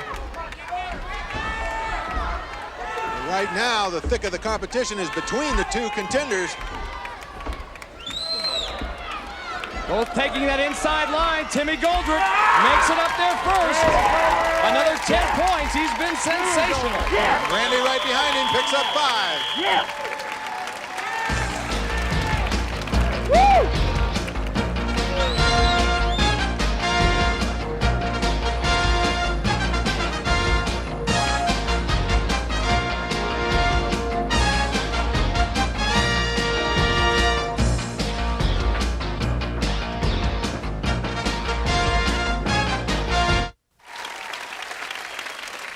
6 events have gone by the boards, and one last test awaits the contenders. It's the Eliminator. Now, here's the situation in our women's competition. Our #1 seed, Erica Alstead, trails by 14 points. That will give Denise Chase a 7-second head start. But believe me, as a private investigator, Erica has been in tougher jams, a lot tougher jams, and she's with Larry at the start line. Larry? Erica, Mike referred to your situation as a kind of a jam. You know, in the preliminaries, you had a 5.5-second start. Now you're faced with a 7-second handicap. How do you feel about that jam? Well, anything can happen. In this case, I almost hope it does. Well, good luck, and we'll be watching, gal. And a look at Blazing Storm beneath the hand bike, ready to enforce a 10-second penalty should any contender fall off of that apparatus. Zap and ice on the tower above the final straightaway. Denise Chase, she is mighty good in this event. As a matter of fact, Larry, Denise Chase had the fastest time in the Eliminator of all the women in the prelims, 1 minute, 11 seconds. Erica's time was 1:21. Mike, what a turnaround in this young lady. Starting as a honeymooner in the preliminary, now an old married gal. Marriage must agree with her.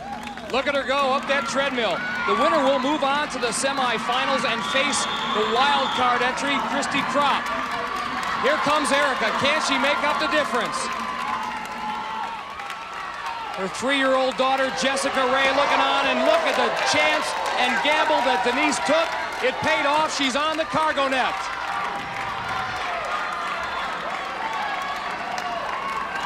Here comes Erica. She's mistake-free. She's on the cargo net. Denise ready to launch herself on that zip line. Nice one-point landing. 2 final walls to overcome. And this has tripped up a lot of contenders, but Denise makes it in good form. It does not look like Erica can overcome Denise's lead. Down the final quarter she comes, Larry. And it's Denise Chase breaking the finish line tape and going on to the semifinals where she'll face Christy Kropp. Great job, gal. You're happy to be here, aren't you? I'm very happy. Couldn't ask for a better honeymoon. Keeps going on and on. Extended honeymoon. You're on your honeymoon in the preliminaries. You made it, but barely. Now, after being a veteran married person for a little while, you just became a virtual point explosion. Yeah, I knew I had to get points because she did really well in the preliminary rounds with points. I knew I had to keep my points up. I'm happy. I know you're happy, and so's Ed. He's been worried all day. I know he has. Congratulations and welcome to the semifinals, Thanks, gal. great. Woo. Mike. And Larry, in those semifinals, as we look at Erica Alstead and her daughter Jessica, Denise Chase will face Christy Kropp, the wild card entrant. I'll push you out. Don't mind me. Well, the men's competition is up next, and the scrapper Randy Jones has had a good run, just not good enough, because Tim Goldrick has been superb, scoring in every single event, giving him a 51-21 lead. As a result, he'll get a 15-second head start in the Eliminator. Now, one man who will be rooting for Tim and rooting hard is Kaz Worthington. Tim wins, and Kaz gets the wild card berth in the semifinals. Larry's with Kaz right now, the Battle Cat. Kaz, you're the Battle Cat, and you definitely are one person that's never been a cheerleader, but you find yourself in kind of an unusual circumstance here.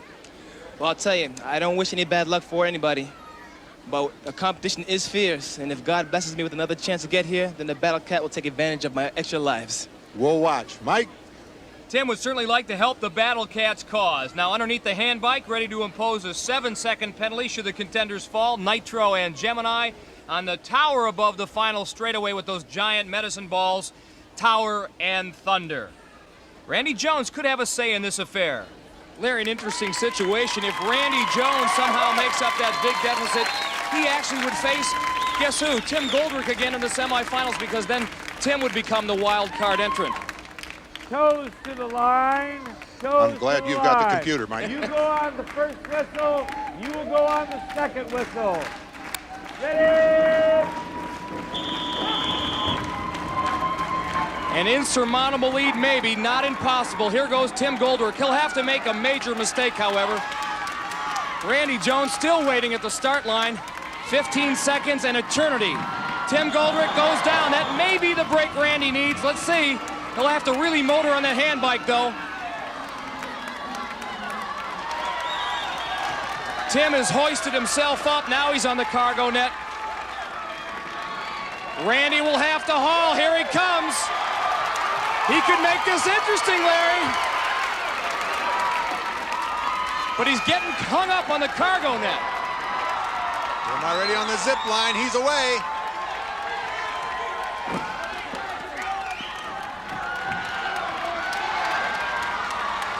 Timmy composing himself over the first wall. Randy getting mighty close. Now Tim over the second wall. Now he's got a big ball to contend with him. He gets by it, and he has survived. And he's in there. Tim Goldrick on to the semifinals. Battle-Cat's back. And he's going to face Kaz Worthington. Larry? What a day you've had. Oh, man. This is a great day. Tell you something, 2 years you've tried out, become an alternate. This year you finally, through an injury, you come into the thing, and from there the dust hasn't settled. All I needed to do was get in, and I thought I could do a good job. I love this game. It's hard, it's a lot of fun, and these guys are great. I needed a shot. Well, you had a great competition, and welcome to the semifinals, my friend. Yeah! All right, Mike. Yeah, and did you see that last stretch by Randy Jones? They don't call him the scrapper for nothing. Sprained his ankle a bit coming down on the zip line, and yet he continued all the way to the finish line. Coming up next week, our semifinal round begins. We'll have all of that action and more. But for now, and for Larry Zonka, I'm Mike Adamle saying so long for the American Gladiators.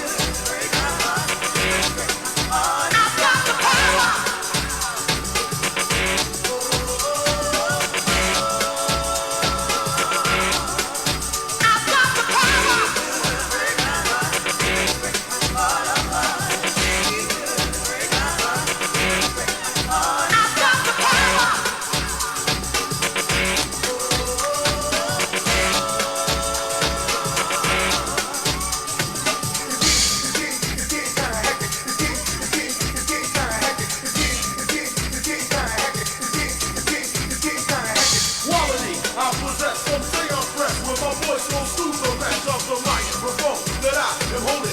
Copywritten lyrics only can't be stolen if they all snap. Don't need the police to try to say them, your voice will sing. So please, stay off my back or I will attack, and you don't want that. I've got the power.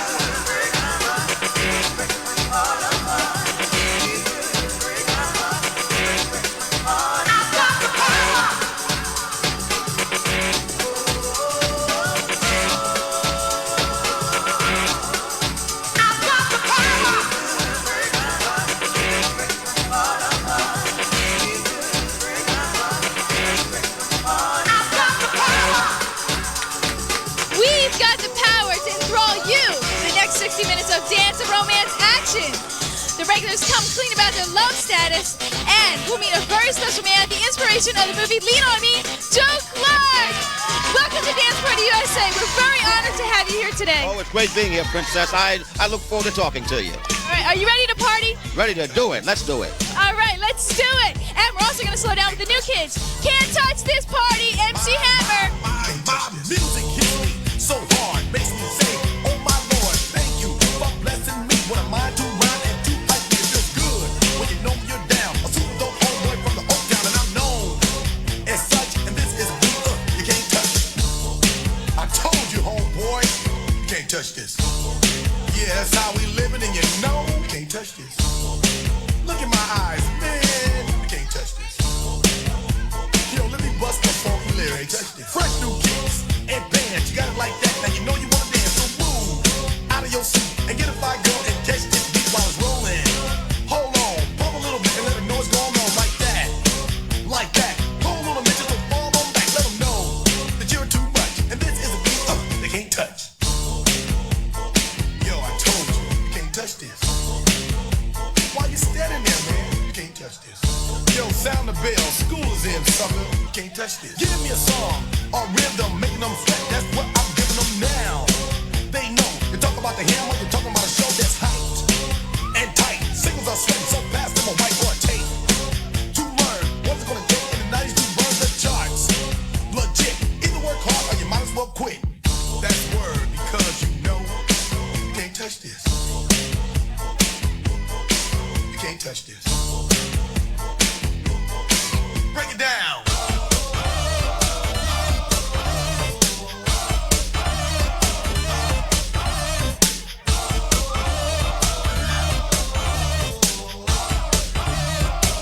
Stop. Hammer time. Go with the flow.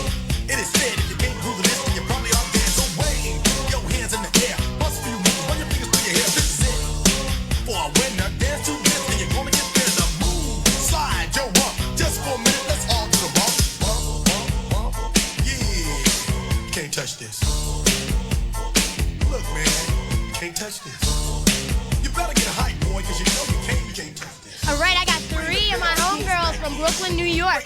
I got Lori, Tina, and Sharice. What do you guys come up with hot and upcoming in Brooklyn? Well, we got the new Kids and Madonna concerts coming up soon. And we also have the new hot club, The Intensity, in Sheepshead Bay. Just chilling out at the plaza. All right, sounds like you guys got a jam-packed weekend ahead. So, what's coming up next? Terry Collins and Girls Night Out. All right.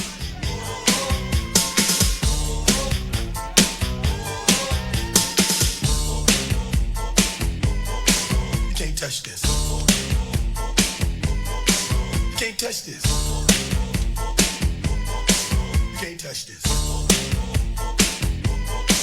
Break it down.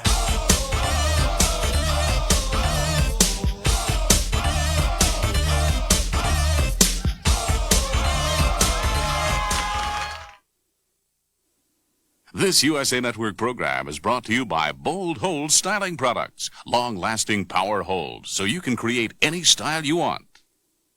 Hold hair long, hold hair strong with Bold Hold. Bold Hold is the ultimate with power hold. It's wild. Maximum hold for maximum style. Hold hair long, hold hair strong with Bold Hold. Bold Hold. What's it like to taste the cold? Cold as a taste you can feel. Diet 7-Up with NutraSweet. Break the ice. Let it begin. Let your best come through. It begins with the beauty that belongs to only you. So let it begin. Day or night, wash with medicated Noxema skin cream instead of soap to really dig out oil and makeup. It's the best beginning for clean, clear, glowing skin. Let the night begin with beautiful skin. Let it begin. Let it begin. Let it begin. Let it begin. Let it beautiful skin.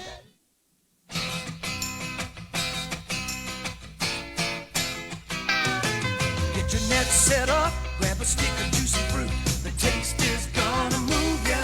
Take a sniff. Pull it out. The taste is gonna move you when you pop it in your mouth. Juicy fruit is gonna move ya. The juice is soft. It gets right to ya. Juicy fruit. The taste is gonna move ya. It's the movie that has everything. Hit it. It's got intrigue. We're on a mission from God. It's got romance. I remain celibate for you. It's got Aretha Franklin, John Candy, and Carrie Fisher joining Dan Aykroyd and John Belushi as the Blues Brothers on USA. Tonight at 9. He is their worst nightmare. I'm coming to get you. Sylvester Stallone, Rambo 2 on USA, Saturday at 2.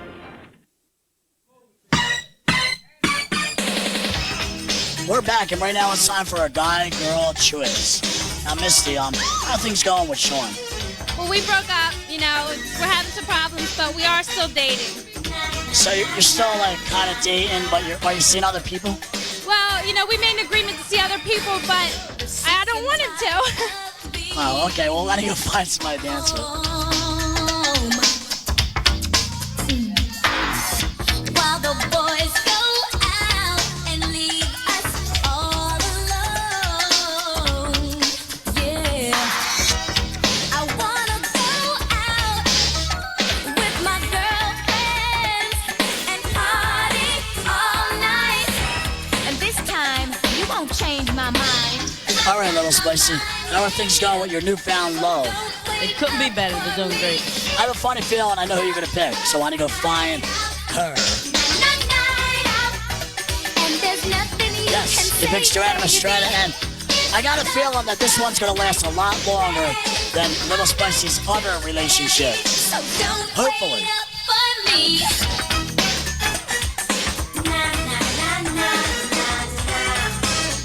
All right, I'm here with one of the OC crew members, Joe. What's going on with OC crew? No, we just go to clubs around our area and do dance things, you know, show them how to dance. And they teach us some moves, too. So you learn moves, you teach moves. All right, well, why don't you move on out and find someone to dance with? And they match. Purple, purple, good choice.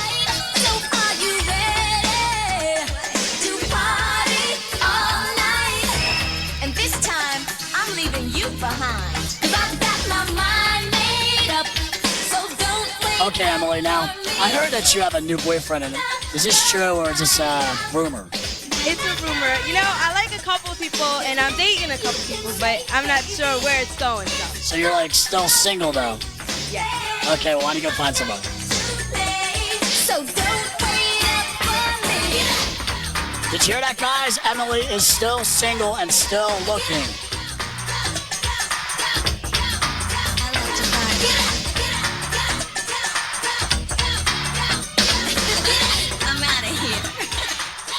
All right, I'm here with one of our newest regulars, Michelle. What's your love life like? Do you have a boyfriend? No, not right now, but I'm searching.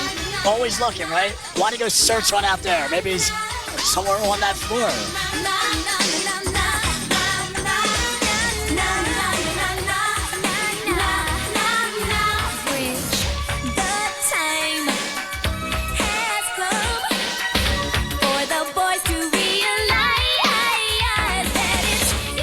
Shadow off and on the wall. There's that address on the screen. Why don't you write to some of the regulars? You know, Shadow often wonders what happens on Girls' Night Out. So how's your summer going? Write and tell our regulars. They want to know. Never enough new kids for our viewers. Kathy, Morgan, Vanessa, and Randy. Here's the Beantown Posse with the right stuff.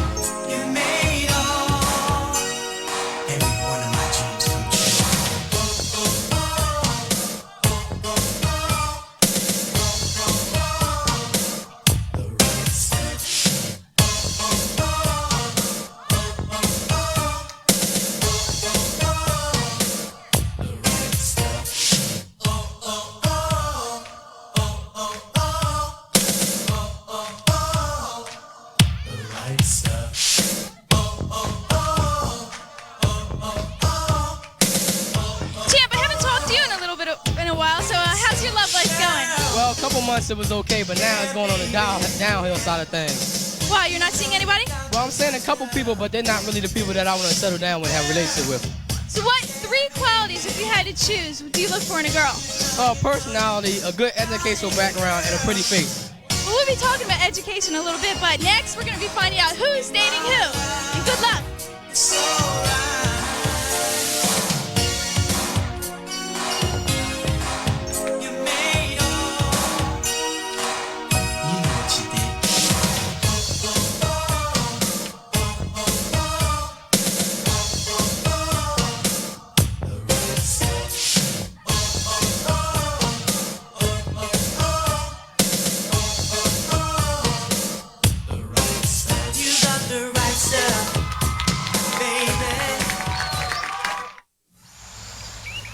Me. I was only thinking of me. OB tampons have always given me all the protection I want. And there's no applicator. No bother. Then this environment problem came along. I suddenly realized with OB, no applicator to throw away means no waste. OB. Everything I want, no waste. OB. Want not, waste not. The dog ate it. It's, My brother's holding it for ransom. aliens ransacked my room. My printer's down. You won't need excuses for losing your schoolwork with the Trapper Keeper because Trapper's special folders and pockets keep an amazing amount of work organized, secure, and right where you want it. It's on a spaceship to Pluto. The one and only Trapper, only from Meade. Are you wound too tight? Do you need to let go? Bouncing off the walls?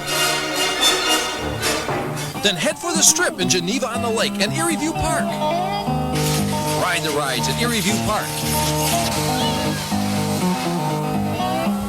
Slide the slides at the Wild Waterworks. Sample Northeastern Ohio's prize-winning wines at the Old Firehouse Winery. Grab a bite to eat, lunch, dinner, or just a late-night snack. And of course, there's always entertainment 7 nights a week.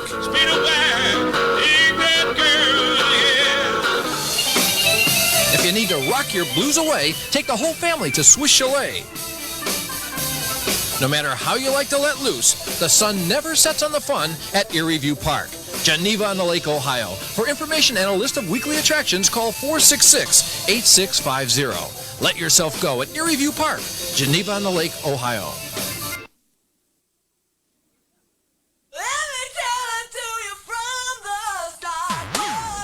This is a couple spotlight, and Jane Tile doesn't want to fall in love. So let's see if these regulars do, or maybe they already are. Christopher and Princess. Chris is 16 and casually dating. Princess is dating a special guy named Sean that treats her great. He picks her up every day here at the show.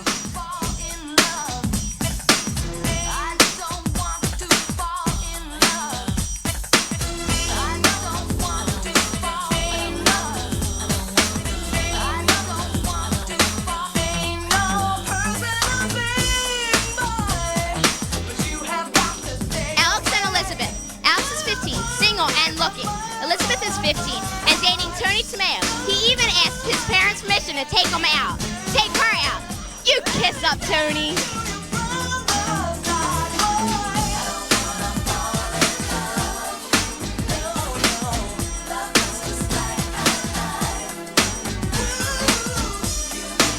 Couple number 3, Greg and Oshana. Greg is 16 and he is dating a few bodacious dolls. I'll make sure I get the scoop later. Oshana's 16 and searching big time. Be patient, Oshana. I am. And I think I have found, finally, Mr. Right. Nikki.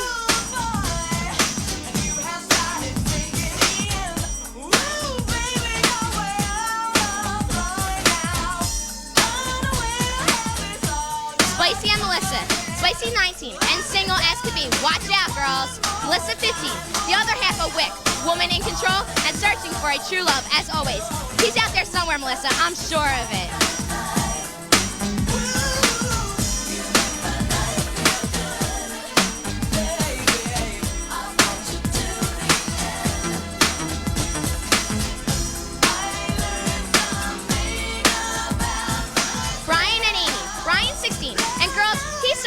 You, Amy 15, very single and searching. Amy, don't you like that kid Jeremy, or Vic as he calls himself?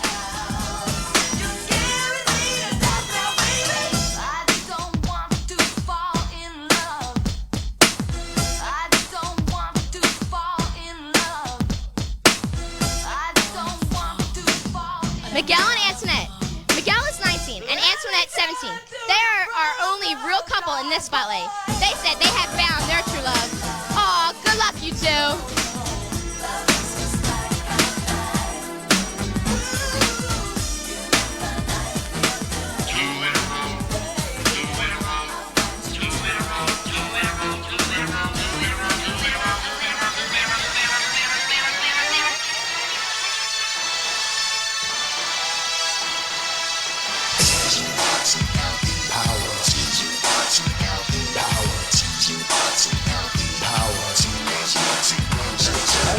Shell, they're the heroes for. In this day and age, who could ask for more? The crime wave is high, with muggings mysterious. All police and detectives are furious, cause they can't find the source of this lethally evil force. This is serious, so give me a quarter. I was a witness, get me a reporter. Call April O'Neil in on this case, and you better hurry up, there's no time to waste. We need help like quick on the double. Have pity on the city, man, it's in trouble. We need heroes like the Lone Ranger when Tonto came pronto, when there was danger. They didn't say we'd be there in half an hour, cause they displayed triple power.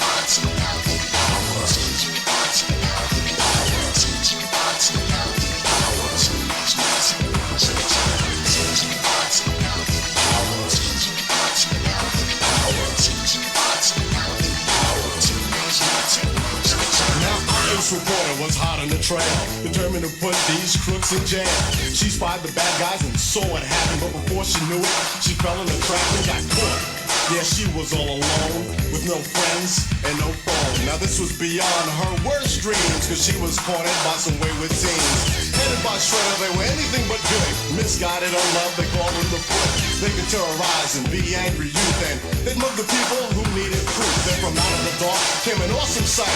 Shouted cowabunga as they hit the ground. From the field of weeds, the heroes rescued the flower, cause they possessed turtle power.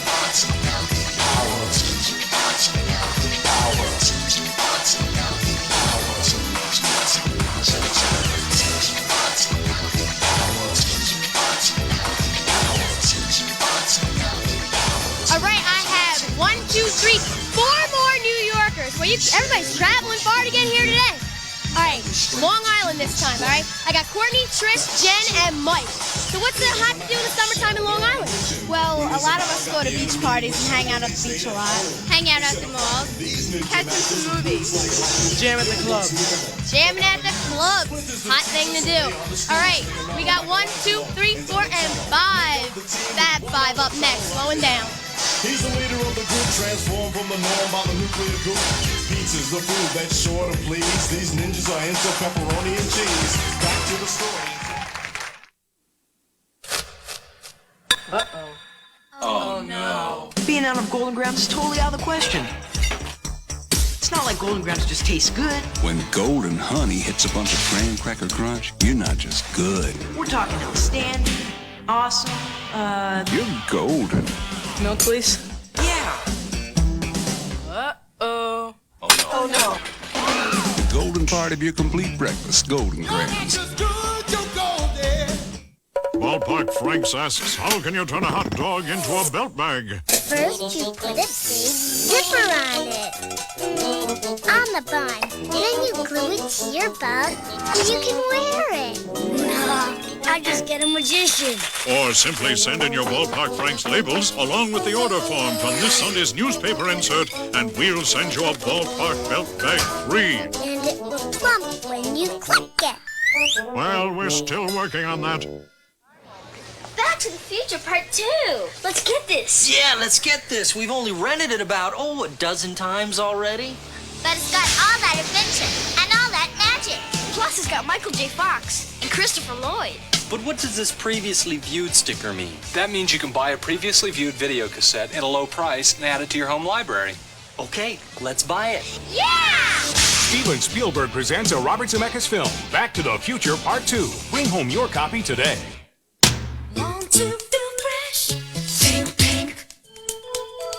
anytime, any place.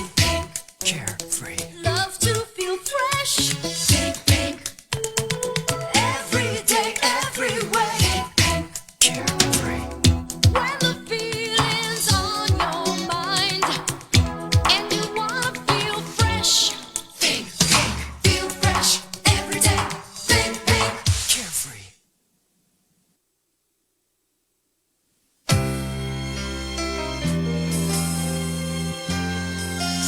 We're getting into a full floor sentence, but first I have my two best buddies, Greg and Emily. Now, Greg, you haven't been at my house lately. What's been going on? Well, Joanna, I finally found a job, and I like it a lot. I work in consumers, and I work for sales. I work in the jewelry department. That's been taking up a lot of my time, so I've been coming here and working at the same time. So, are you dating that girl, Kat, that I, totally love? Well, we went down South Street yesterday, and we had the best time ever. I went on a major shopping spree. I went in the coolest store. I brought all these new clothes, and she helped me pick them all out, so they're great. I love her. But didn't you tell me that you are dating somebody else? Yeah, I'm dating this girl named Helene in my school, and she's a major prep. She's really cool. I like her a lot, too. But, we're just dating, so I'm allowed to go date other people. So she really didn't get that jealous because of Kat? No, she understood. That's good. Good luck. Emily, I hear you like some new guy. Tell me about him. I don't know. It's some guy at my school, and I think he's really cute. But I can't seem to get up the nerve to talk to him. This is the 90s. Come on, what are you waiting for? I'm shy. Shy. Why don't you go kick us off and start off the full floor sentence? This time is on our side by New Kids on the Block, Joey McIntyre. Yo, Nikki, where are you? I want to dance. If I sent you flowers, would you walk away? Or would it be enough to make you stay? Even though we're younger, one thing's for sure. With time our love will endure. Time is on our side, girl. You're my one true love, girl. We've come too far to ever be just friends. Time is on our side, girl. Let's show the whole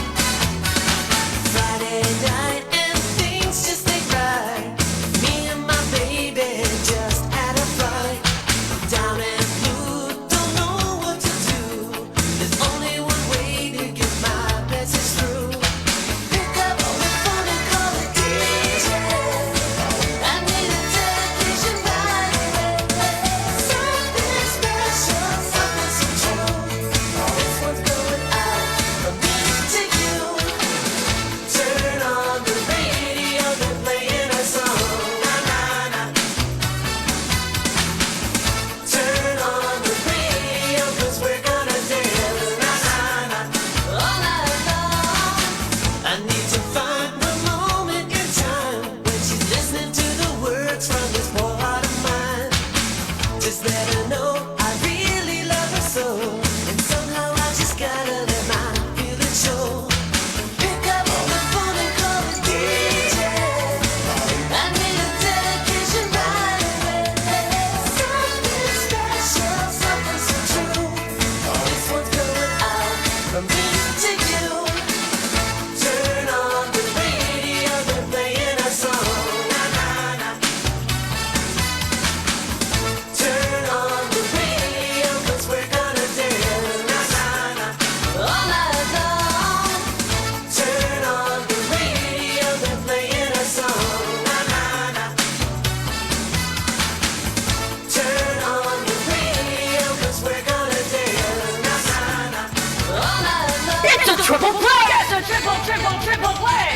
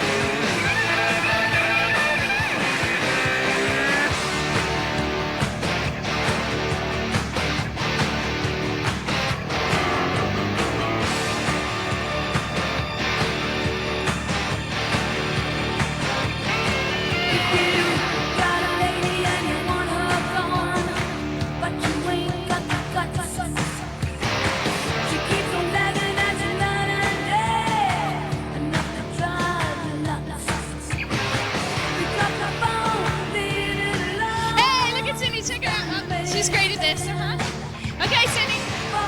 Cindy, I gotta do something. I gotta tell them about something. All right. What are you doing? Will you hold the microphone still? I'm trying to lip sync here. Thank you very much. I'm gonna take away the microphone. She's not gonna even notice. More love information next.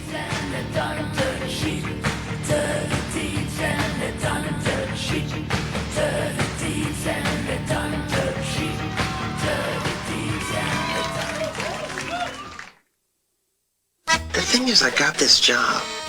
Now, this is not complicated work, but it has to be done just right. Well, mostly involved driving. And, picking up this reptile. Clark, what is this job? It's the opportunity of a lifetime. Clark, you know how big this is? Whether Clark Kellogg wants it I'll quit the job tomorrow. or not. Impossible. What is the deal, please? The Freshman, rated PG. Starts Friday at a theater near you. When you need something hot to make your wardrobe pop, Fashion Dots. If you're looking for a sign that says a shirt is mine, Fashion Dots. Fashion Dots, an exciting new snap-on fashion accessory that's easy to put on whatever you're putting on without any gooey glue. 4 fun shapes, 16 brilliant colors, and they're machine washable. Fashion Dots, just add imagination. On your shirts, on your vest, any place you think's best. So many spots for Fashion Dots. At 9 months, a child is born. At 6 months, she could open her eyes.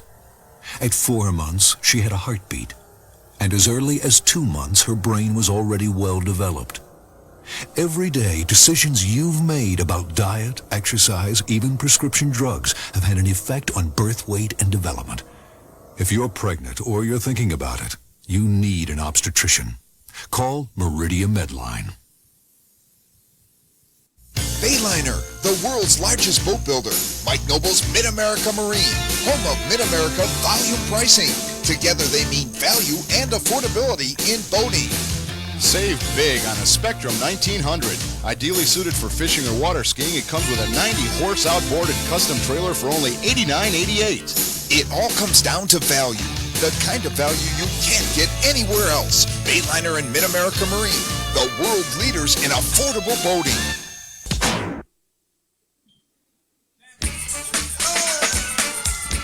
It's time for Kid and Play and the Dance Party regulars to take a trip through the fun house, and we're going to learn their love stats.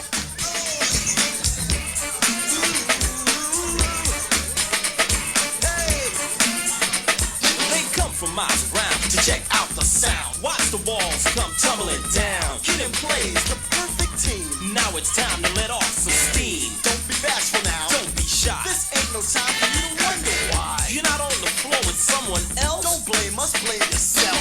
You ain't got the guts to get with it. The time is now, dude. Just admit this is the perfect situation to take a chance in. Cause this is the house that we dance in.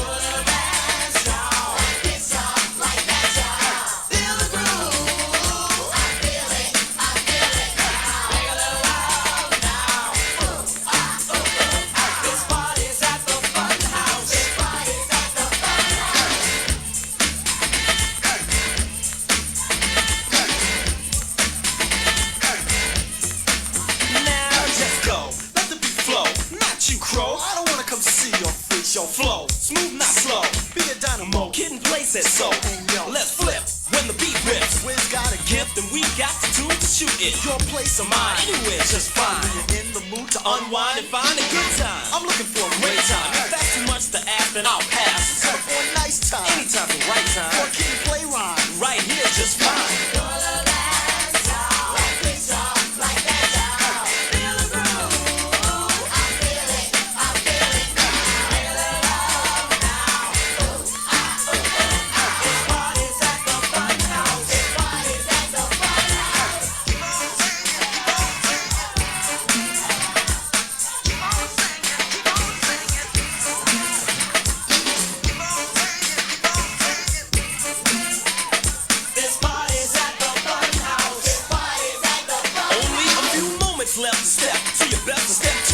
Your last chance to do it. You wanted to know what the good life is. Beats by her rhymes, Kid and Play, the cuts by Wiz. Just hype it up for this here crowd with moves that would make friends stay proud. Last call for alcohol at the jamboree.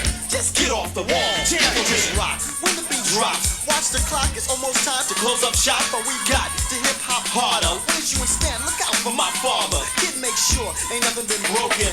Last record, y'all, and I'm hoping we don't get caught because I know if Mom finds out, I'm over.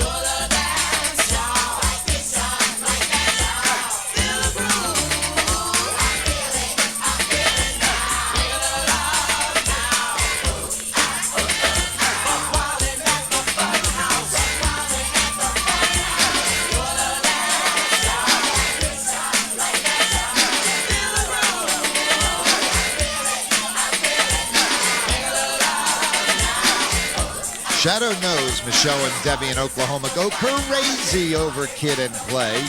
And Shadow also knows that Jane Calabrese in Savannah, Georgia loves the no-name Posse's energy. So does Shadow. By the way, Joe Clark is in the house, the man who was the inspiration behind the film Lean on Me. Joe, I got to tell you a little behind-the-scenes things. When you arrived, all the kids were excited. It was almost like you were the movie star. How do you feel about that? Well, I feel absolutely splendiferous about that. And I can tell you one thing. My age has decreased by 10 years just watching these young people boogie. They can do it. Are you going to get out there and dance with them? I'm going to do it. All right. Okay, we're going to be meeting Joe Clark coming up next right after the break. But right now, the 49ers, Don't You Love Me?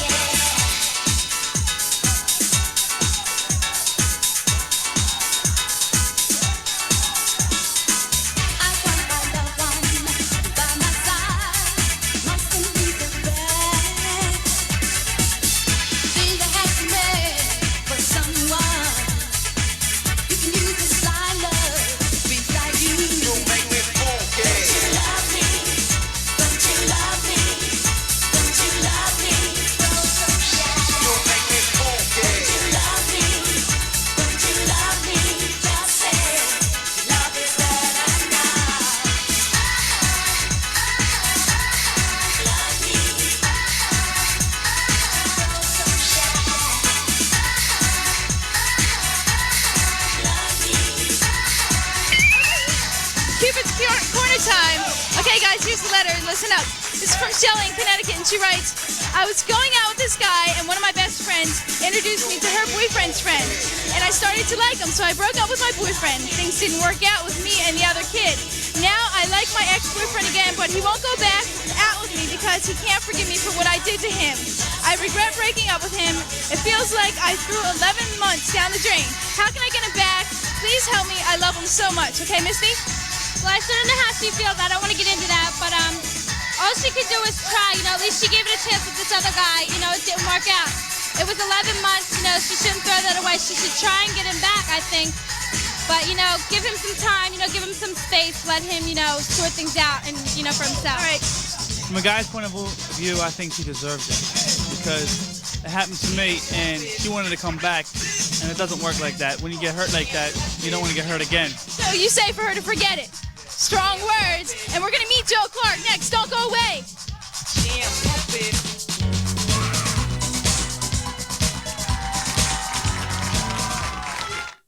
Kids! Get the right stuff for the first time anywhere. You can own the new Kids Collector's Kit. An incredible offer mailed right to your door for only $9.99. You call now. Here's what you get. A New Kids on the Block giant friendship button. A New Kids on the Block drinking mug. A New Kids notebook sticker. Plus, an official New Kids keychain. Here's how to order. Just call 1-900-990-KIDS. We'll bill your telephone. Allows 6 to 8 weeks for delivery. Styles may vary. Kids give parents permission. And call now. Call now. Let it begin. Let your best come through. It begins with the beauty that belongs to only you. So let it begin. Wash with medicated Noxema skin cream every day instead of soap to really dig out oil and makeup. It's the best beginning for clean, clear, glowing skin. Let it begin. Beautiful skin. Let it begin. Beautiful skin. Let it begin. Gonna get him. He's coming. You're not just good, you're golden. Oh yeah, you're not just good, you're grand, cracker crazy. Golden honey, ooh, you amaze me. Golden grand, coming on through. You got the golden touch, you do. Anyone sitting here? The golden part of your complete breakfast, Golden Grams. You're not just good, you're golden. What's it like to taste the cold? Cold is a taste you can feel. Diet 7-Up with NutraSweet. Break the ice. Unwrap with the ultimate bubble. We got the taste to pop in your face. Snap an apple. Cherry blast. Do the ultimate thing. We're the Bubblicious gang. We got it. We don't quit. We're the ultimate bubble. Bubblicious.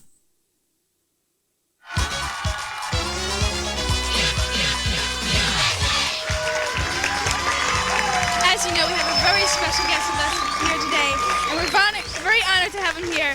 Joe Clark, who's the inspiration for the movie Lean on Me. Yeah, let's give a round of applause that he deserves.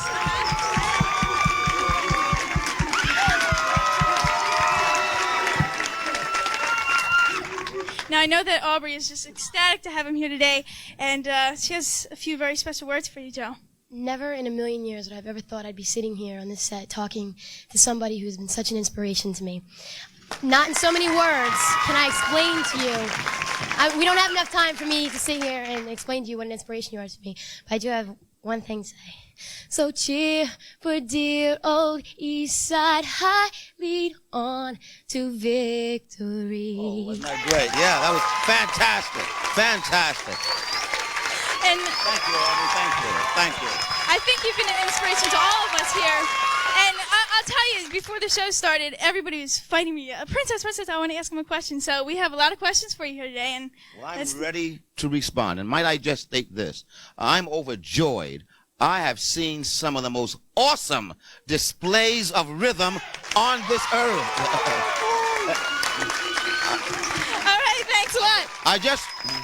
I just want you to clearly understand out there, America, that Dance Party USA got the juice. You got the juice, you heard it.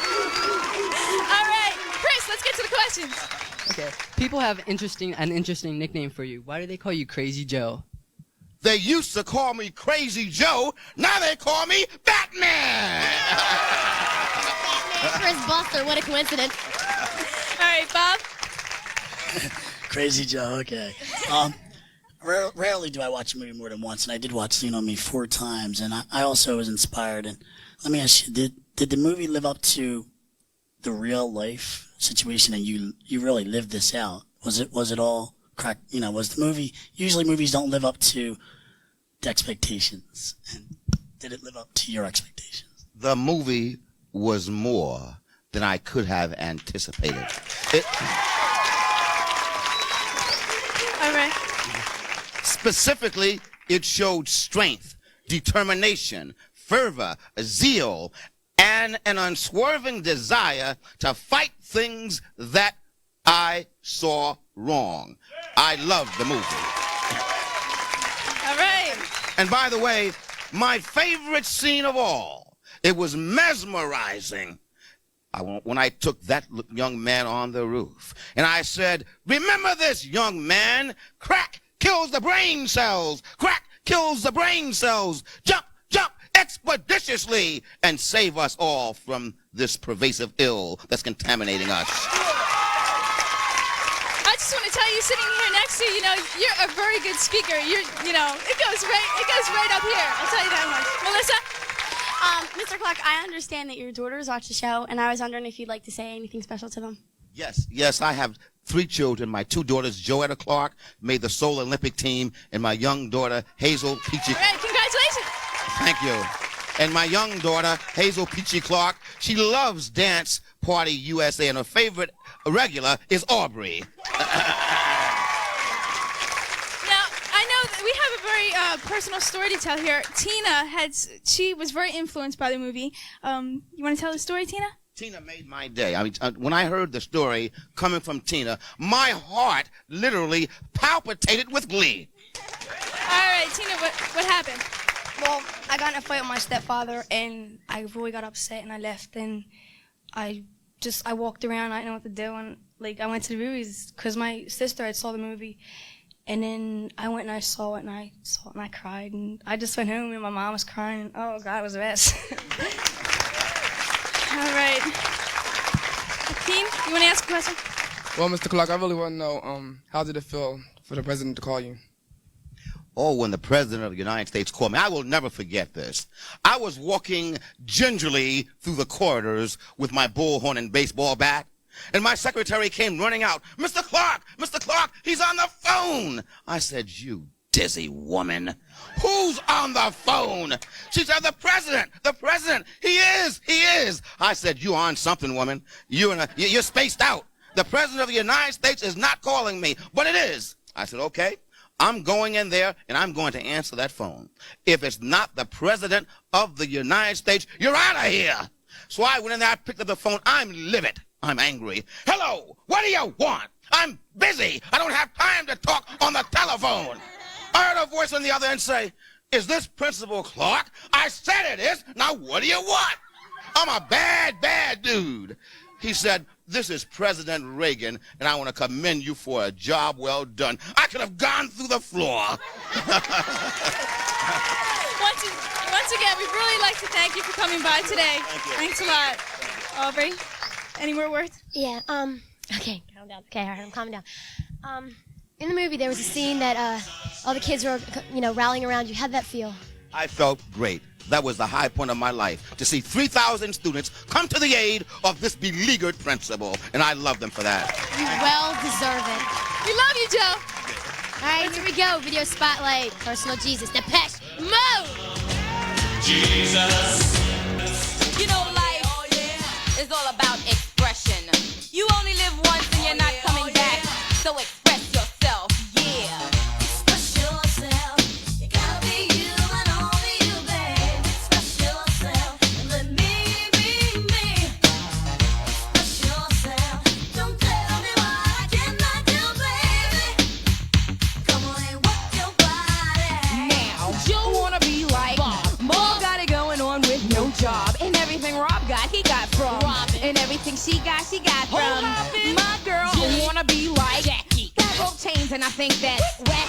Tom and Dick wanna be like Harry. Little do they know he's biting off Barry. Stan was a scam, but then he's legit. Mercedes coupe, home true with no kid. A businessman with a people for a reason. Not like Tim because it's in this season.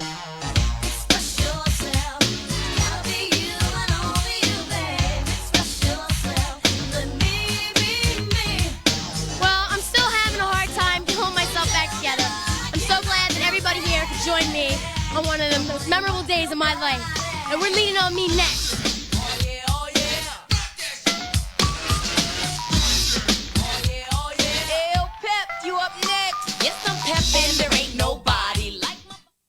Just when you thought it was safe to hand in your homework, it's back. Lurking in hallways and classrooms, lying in wait for the unsuspecting. It's the Frayed Edge. Fight this horror with the Neat Book. No edges to fray, no wires to snag clothing. Nothing to come between you and neatness. So get the Neat Book, because the alternative is too horrible to contemplate. The wireless Neat Book, only from Mead.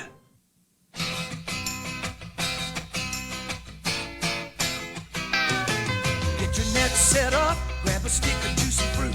The taste is gonna move ya. Take a sniff, pull it out. The taste is gonna move you when you pop it in your mouth. Juicy fruit is gonna move ya. You choose the salt, it gets right to ya. Juicy fruit, the taste is gonna move ya. Want to feel fresh? Think pink. Anytime, any place. Think pink. Carefree. Love to feel fresh. Think pink. Every day, every way. Think pink. Carefree. When the feeling's on your mind and you wanna feel fresh. Think pink. Feel fresh every day. Think pink. Carefree. He's too intelligent to be captured, too powerful to be destroyed.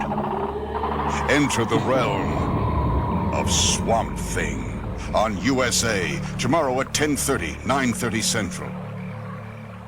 Okay, so Matt, basically what we're going to do now is we're going to do this little promo for the network to tell people that you're going to be on Youthquake this week on Saturday, and then we have to say right here on USA. That's Right it. here on Are we USA. rolling? And seduction. Saturday at 11. Evildoers, meet your match. He is wise. He is strong. He is the man on USA. Next.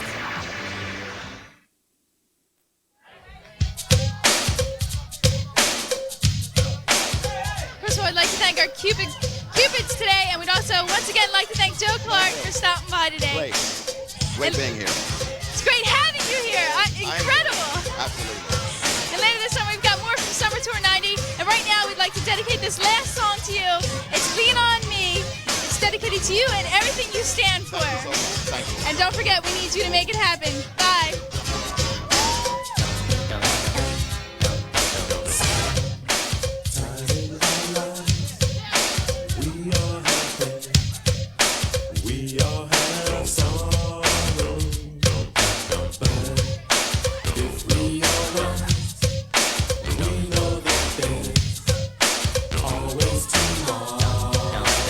Lean on me. We are not strong, and I'll be your friend. I help you carry on. Lean on me. For it won't be long till I'm gonna need somebody to lean on. Swallow your pride. If I have been, you need to borrow.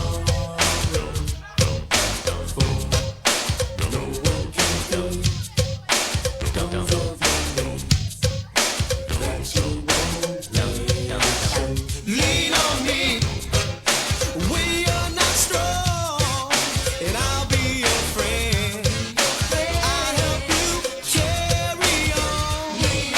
For it won't be long till I'm gonna need somebody to lean on. Just call on me, brother, when you need a hand. We all need somebody.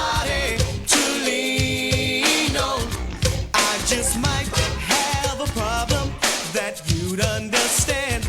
We all need somebody to lean on. Lean on me. When you're not strong, and I'll be your friend. LA Gear is burning up the basketball courts with fire for men. The shoes so hot they sizzle. Twisted leather detailing in blazing colors make these the basketball shoes for the future. Fire by LA Gear.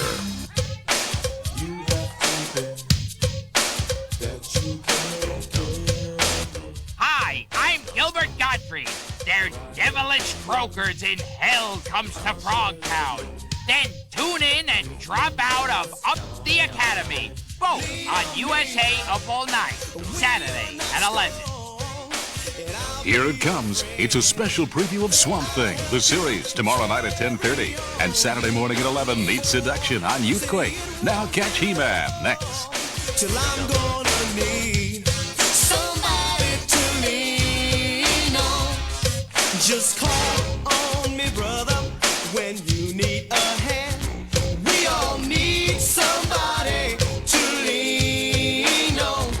I just might have a problem that you understand. We all need somebody to lean on. Lean on me. When you're not strong,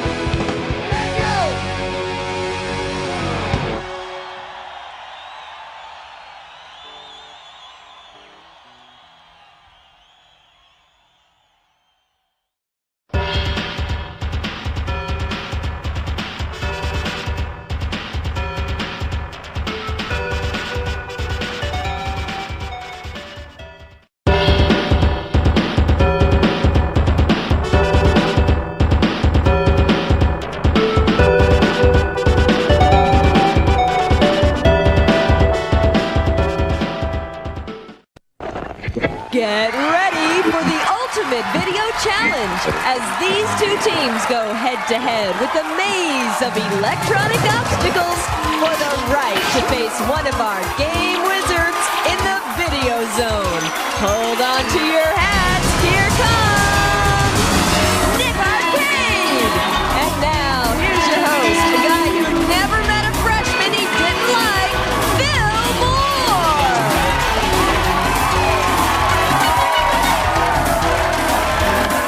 Thank you, Andrea, and welcome to Nick Arcade, the ultimate video challenge. I am so excited because it's a special celebrity day in the arcade. Joining me are 4 of the cast members of Nickelodeon's Welcome Freshmen. Yeah.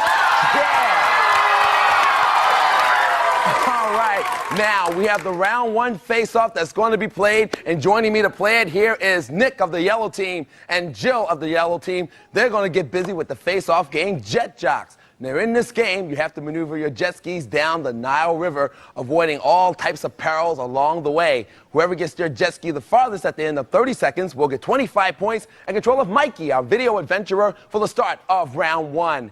Grab your controllers into positions, please. Ready, set, go. They're off. 10. Put yellow teams down. They're both cruising along now. They're both down in the water. 20 seconds. They're both back up. 15 seconds is where we are. Score is still pretty close, though. We're both down. It's 10 seconds. They're both up. We're down to the final 5 seconds. And looks like it's going to be... Yellow team pulling up. Way to go, Nick. Let's go play some more arcade. Go ahead. Yeah. All right, Nick of the yellow team. Hey, everyone, let's welcome the yellow team, Mike Speller and Nick Barnes. Yay! Now, Nick plays Billy on Welcome Freshman. And Nick, I understand you're into skateboarding. How well do you do, guy? Not very well. Just I try. You try? How long have you been doing it, kind of like as a hobby? 4 years. About 4 years, okay. And Mike, we all know you better as Mr. Lippman. I understand you dabble at improv comedy, right? Yes, sir. But I don't know. It seems like there's an ulterior motive for you being here. Well, I'm just studying what the freshman mind recreates at, so I'm lowering myself to that form of recreation. Oh, okay. Well, welcome to Borland. Hey, and competing against you today on the red team is Rick Galloway and Jill Setter. Say hey!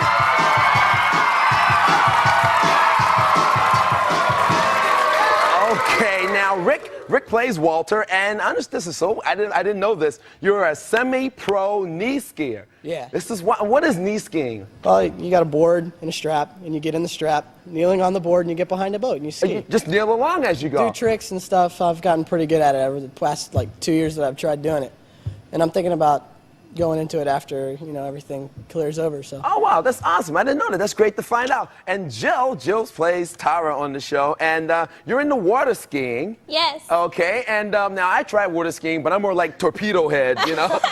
How do you do when you water ski? How do I do it? Yeah, how do you do? You have to pull yourself up. Okay. Use all your muscle and pull yourself up. Oh, that's it. And that'll get you up. Oh, see, I'm doing the butt drop. Well, everyone, listen, everybody here is playing to earn over $1,000 for their charities. Red team, what charity are you playing for? We're playing for the juvenile diabetes. Okay, and yellow team, what charity are you playing for? The National Foundation for AIDS Research. All right, hey, over $1,000 can be won. Let's wish them all luck.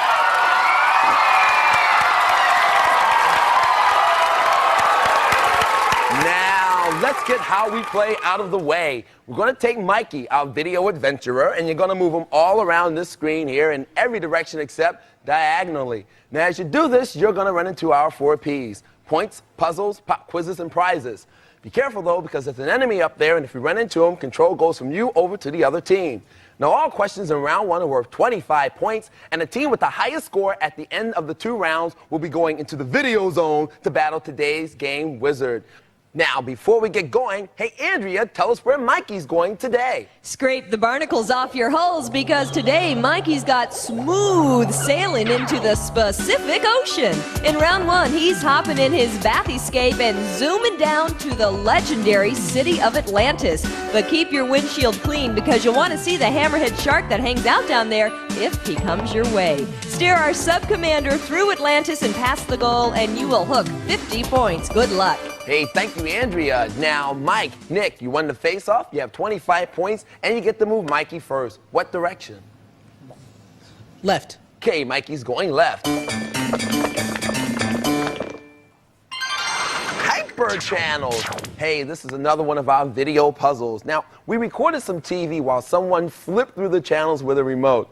It just so happens that everyone was talking about the same personality.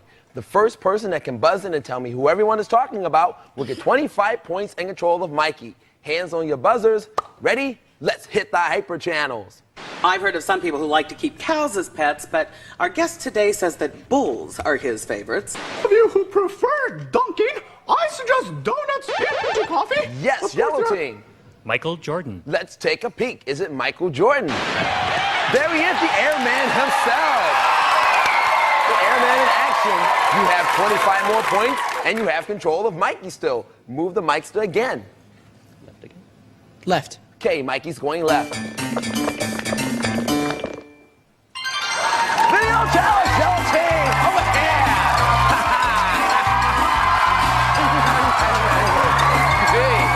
All right, guys. Oh, video challenge. You get to add more points to your score and maintain control. Who's going to be playing? Mike, you're going to play. All right, Nick, hang on to the board. Mike, you get to choose from ActRaiser, Green Dog, Super Adventure Island, Chuck Rock, or Ghost Pilots. What would you like to play? Ghost Pilot. Ghost Pilots. Head on over to Ghost Pilots. Come on with us, Nick. Nick, come. Okay, now we're going to take to the air because this is an aerial combat game where you are a World War II pilot blasting enemies. This game has multiple stages, and today on Ghost Pilots, our experts challenge has been set at 30,000 points in stage 3. You have to meet or beat 30,000 points in 30 seconds. Now, Nick, you have 50 points. Your opponents have 0. Of your 50, I want you to write down how many you're willing to wager on your partner beating the challenge. Here comes the music. Now. He's writing it down. Hey, don't you peek. Okay, turn around, please there, Mike. Ready, set, go. Right, he's off, blasting away. All right, he did some great maneuvering. Didn't get hit by that bomb. For 2,800 points. Oh, his plane got blown up. Here comes another. All right, he picked up some extra bombs there. He's up to 8,000 points. Good steering. Oh, got blown up again. Here comes another plane. He uses special weapons which blow away everything in his range. Blasting. He's almost there. Time is ticking. He's flying. Oh, my goodness. Hey, time ticked out. You did some great playing. I was quite impressed. Let's find out how many points were wagered. 30 points. We're going to adjust your score and play some more. Head back over, guys.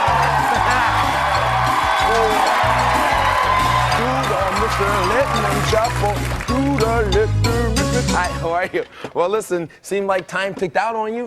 We're going to take the 30 points away. You still have 20. You're still in the lead. Red team, you now have control of Mikey. Move him, please. Okay, we're going to go down. Mikey's going down.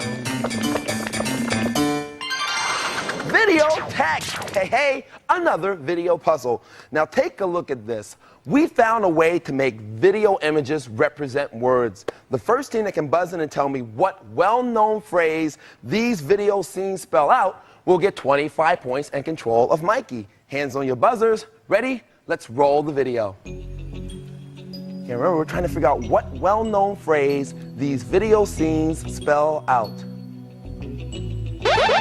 Yes, yellow team. Honey, I blew up the kid. Let's take a peek. Is it? Yeah, honey, and it's blew up the kid. Honey, I blew up the kid. That's it exactly. 25 more points. Hey, almost made it for that 30 in the challenge, and you have control again. Okay, hold it. That sound is telling me that I have control. We're almost out of time in round 1. Mikey goes straight to the goal. We're in sudden death. Gang, the correct answer to this question will get you 50 points and the goal for round 1. Hands on your buzzers. Which of these bands has a picture of a baby swimming in water on their latest CD? Yes. Yeah, red team. Nirvana. Nirvana, yeah! Didn't even need a clue. 50 points goes to you and the goal. All right, let's take a look and see where everything was in round 1. Okay, there was everything scattered. Enemy you avoided, great going. Right now, red team took over the lead with 50 points. Yellow team has 45. Woo! I hope you studied up for this game because it's a scorcher. Come on back and see what's going to happen. The points are double in round 2. So we'll see you back here on Nick's Arcade. It's Freshman Day.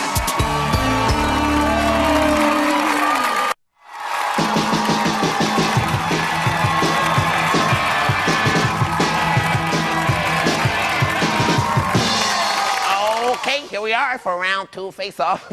Joining me is Mike of the yellow team and Rick of the red team. They're going to try their hands at the face-off game, Jet Jocks. Now remember, you have to pilot your jet skis down the dangerous river, avoiding all types of crocodiles and perils along the way.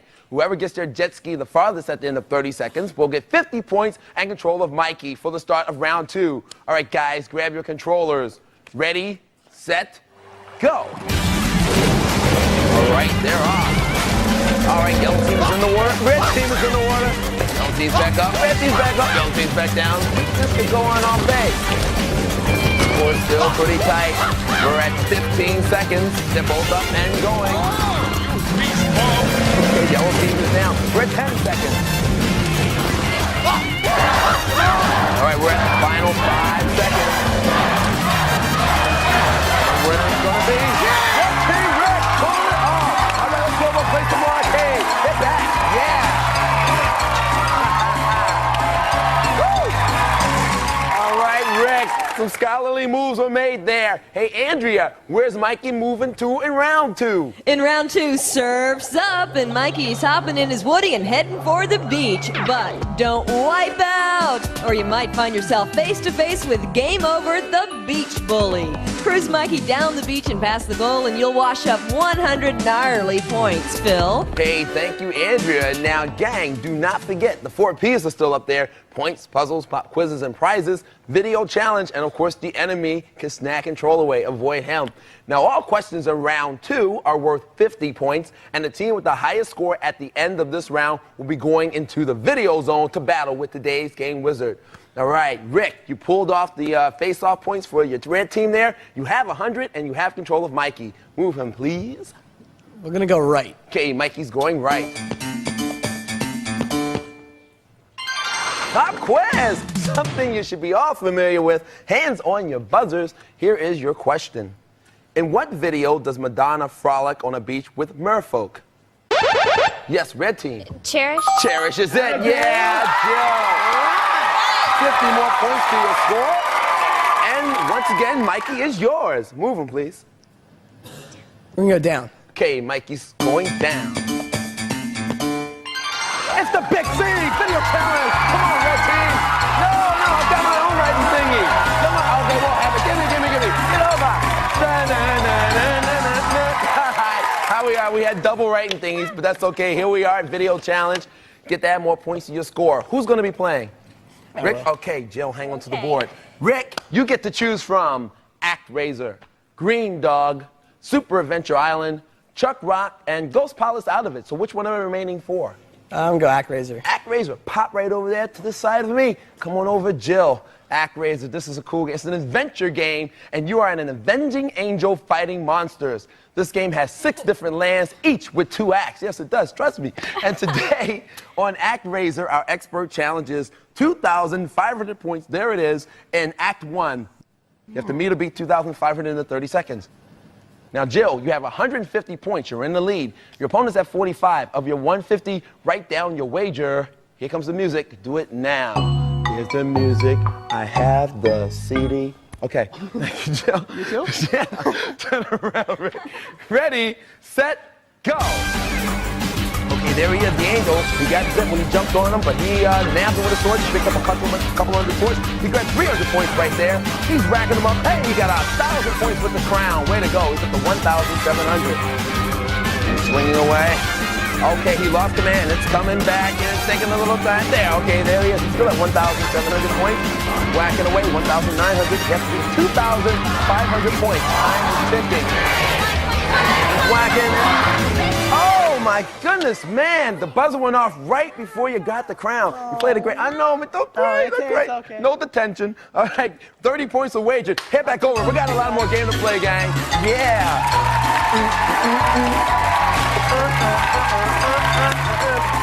Okay, we take the 30 points away from your score, but you're still in the lead. You have 120, but yellow team now has control of Mikey. Move him, please. Rick, gosh. Still, go ahead and move him, man. Gosh, move him fast, man. Go ahead. Tell me, please. We're gonna go right. Okay, Mikey's going right. Split screen! Hey, another video puzzle. Now, oh goodness, it looks like our video multiplier is on the blink again and it's over multiplied its video images. The first team that can buzz in and tell me what's going on inside the frame will get 50 points and control of Mikey. Ready? Let's split the screen. Here's a clue. It's one way to jump for joy. Yes, red team. Say a parachuter or a free faller. Let's take a look. Is it a parachute or a free faller? Zoop, zoop. Pow! There he is! Yeah! And you have 50 points. You're up to 170, and you've taken back control of the Mikester. Move the big M again. Whoops. Okay, don't get to move them. That little noise tells me. No, not lunchtime. No, we're almost out of time in round 2. Mikey goes straight to the goal. We're in sudden death. The correct answer, gang, will get you 100 points and the goal for round 2. Hands on your buzzers. What supposedly unsinkable luxury liner sank on its very first, yes, red team? The Titanic. The Titanic is it! Red team got the 100 points and the goal for round 2. Let's take a look and see where everything was in this round. Boom! There are some things all over the place, but it doesn't matter right now because at 270, red team, you are going in the video zone.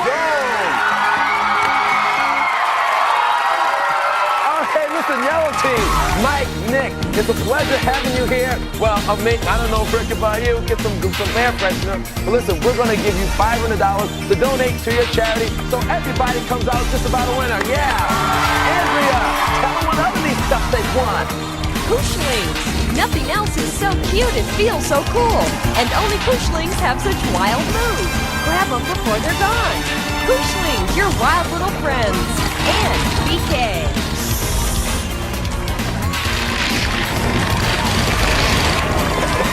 BK Rash Tech. Strap on the noise. We all had fun, but right now, it's these two going through that door to battle with Mongo. Come back and see what happens. Did the learning pay off? We will find out. Is Mongo tougher? Hey, hang on Nick Arcade. Yeah.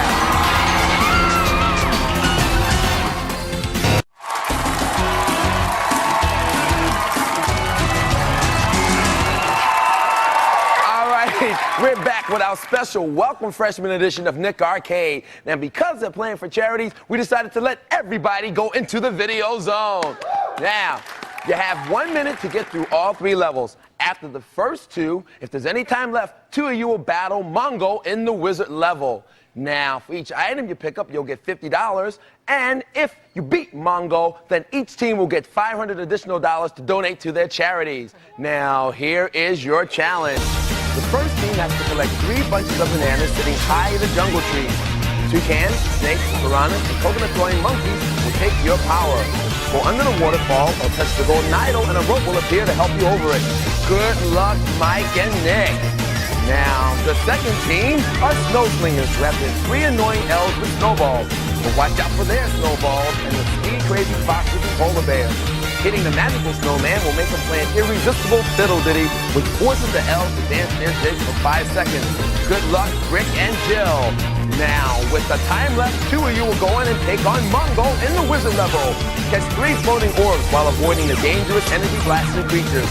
Touch the spinning hourglass and you'll freeze everything for 5 seconds. And remember, if you beat Mongo by catching all 3 orbs, you will get an extra $500 per team for your charity. Yeah! That is it. Power Power slam, power slam, power slam through the door, and go get Mongo. Yeah. Woo. Hail, hail, the gang's all here, and they're going after Mongo. All right, remember there's some flinging that has to be done with snow slingers and some climbing that has to do in the jungle. Ready, set, go.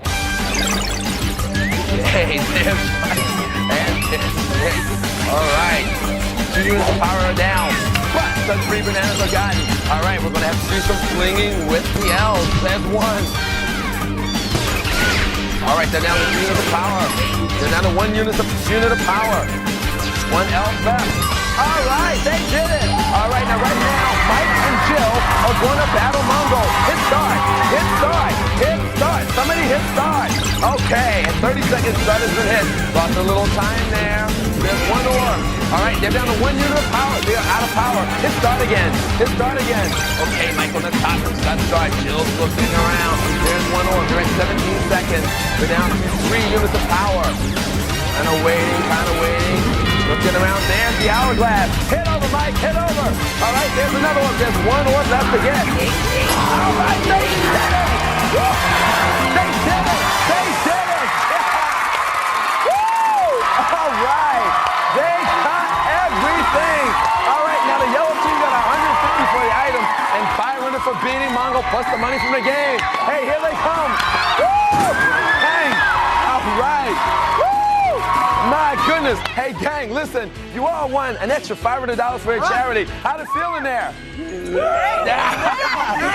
And listen now, we were all wondering about you, Mike. How did you like being here in the arcade? It was a blast. And listen, the rest of you, it was fun watching you play the game up front, and you picked up some decent money for your charities.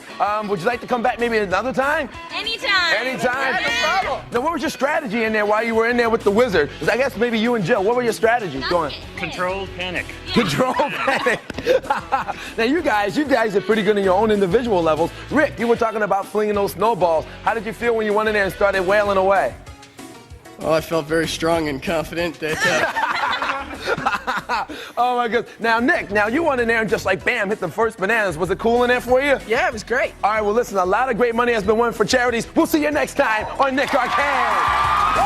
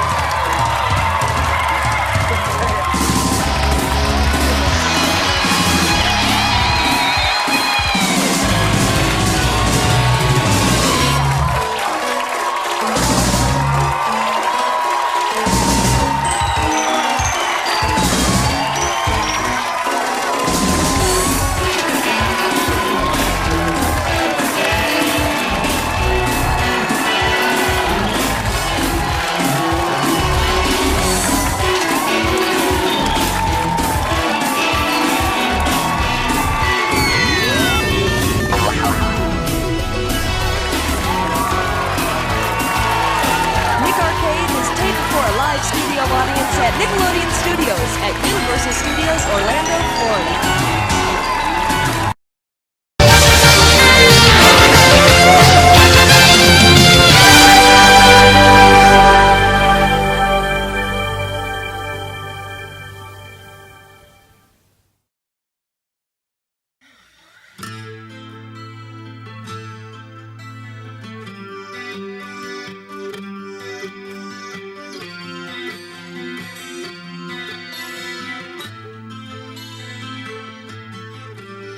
Baby, I get so scared inside and I don't really understand.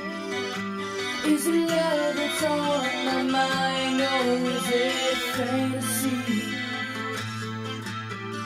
Heaven is in the palm of my hand and it's waiting here for you. What am I supposed to do with a childhood tragedy? If I close my eyes forever, will it all remain unchanged? If I close my eyes forever, will it all remain the same?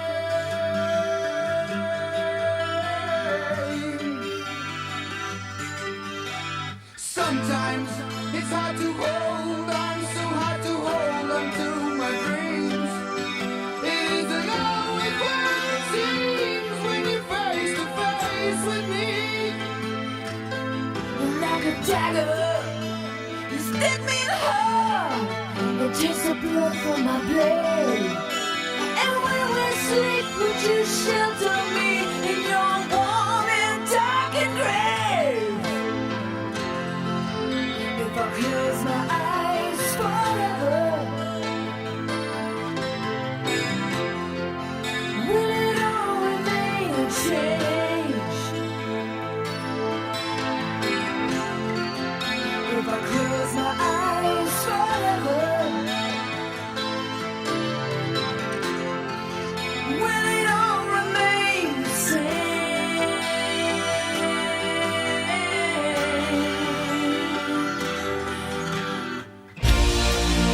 Will you ever take me? No, I just can't take the pain.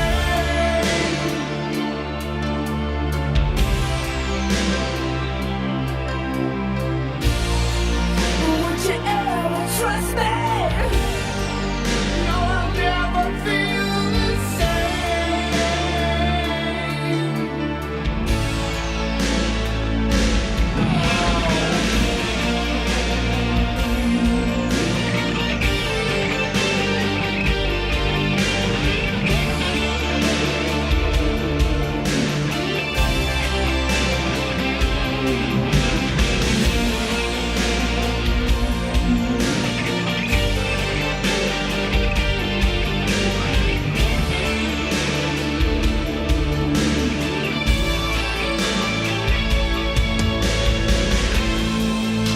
I know I've been so hard on you.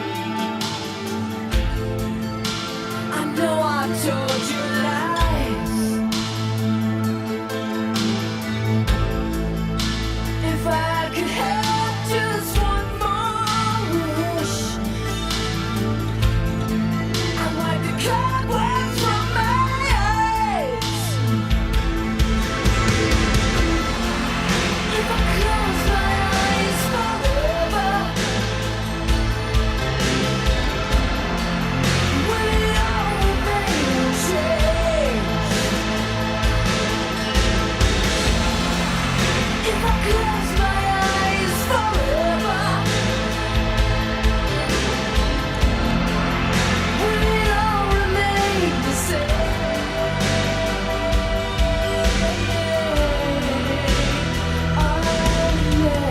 Close your eyes. Close your eyes. You gotta close your eyes for me.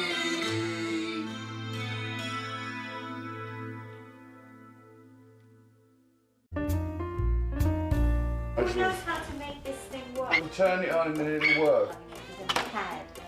Mum, how come you don't know how to work the vacuum? I don't know I'm not. Okay. Ah, here we go. No. Would you like me to show you how to work the vacuum? Please. You plugged it in, right? Yeah, plugged it in. Let's just step on there, it's supposed to work. No, don't. That's not a button. How come none of us don't know how to work this?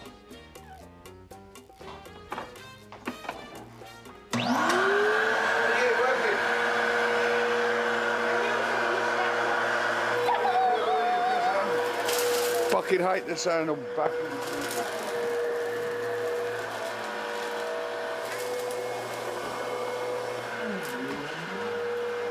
Turn the fucking thing up, it's driving me mad, man. Crazy. Hey, but that's how it goes. Millions of people living as foes. Maybe it's not too late to learn how to love and forget how to hate.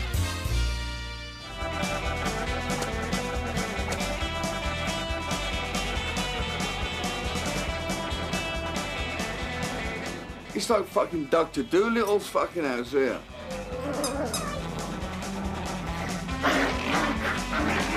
The smell of success.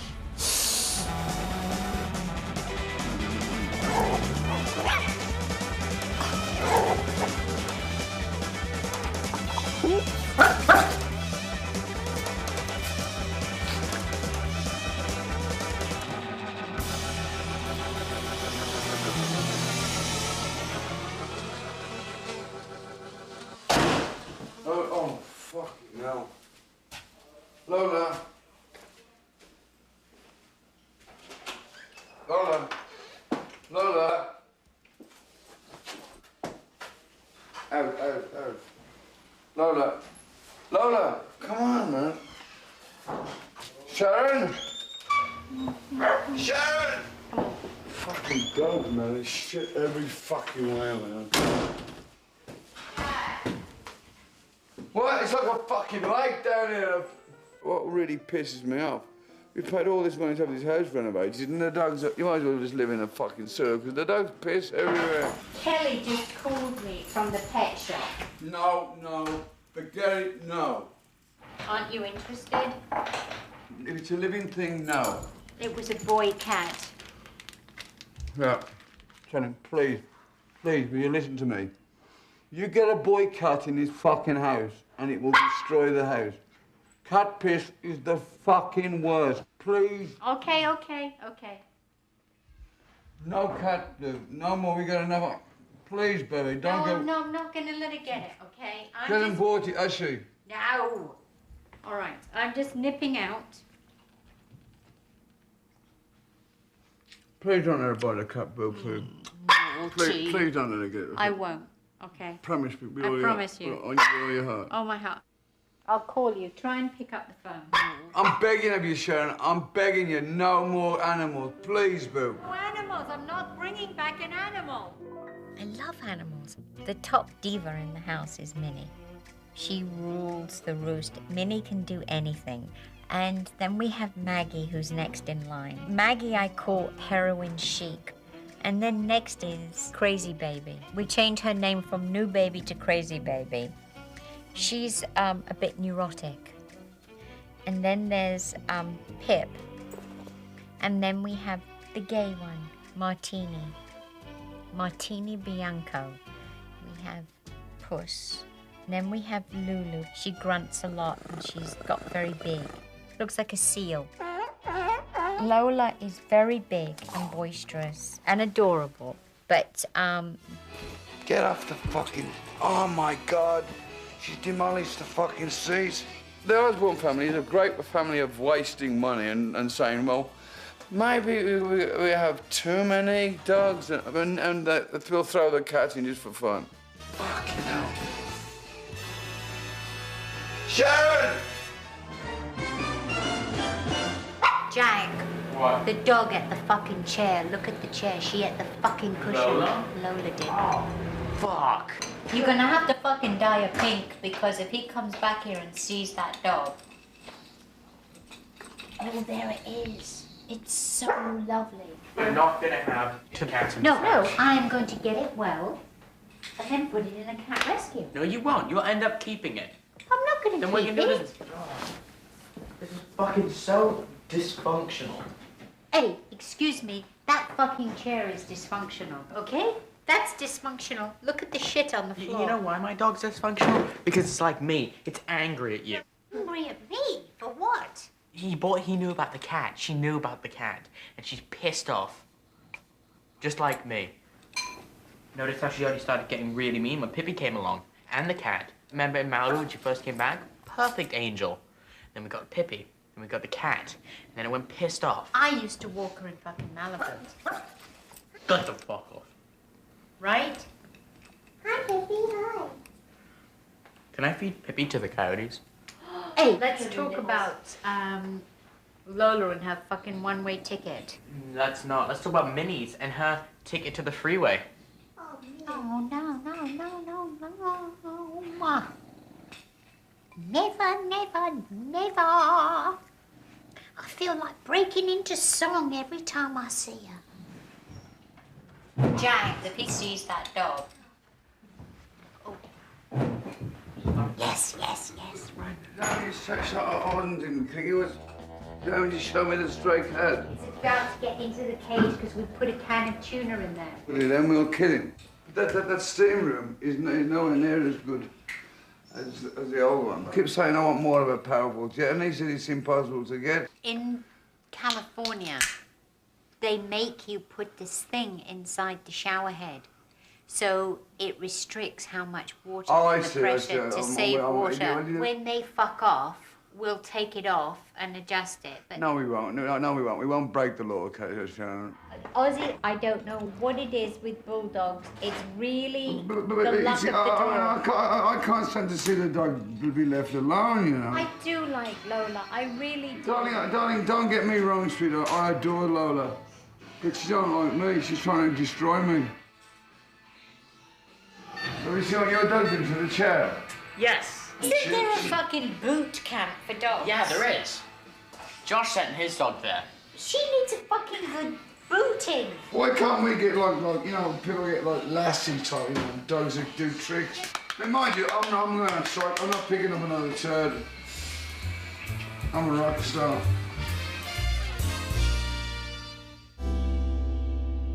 Animals are just like kids. They need constant attention.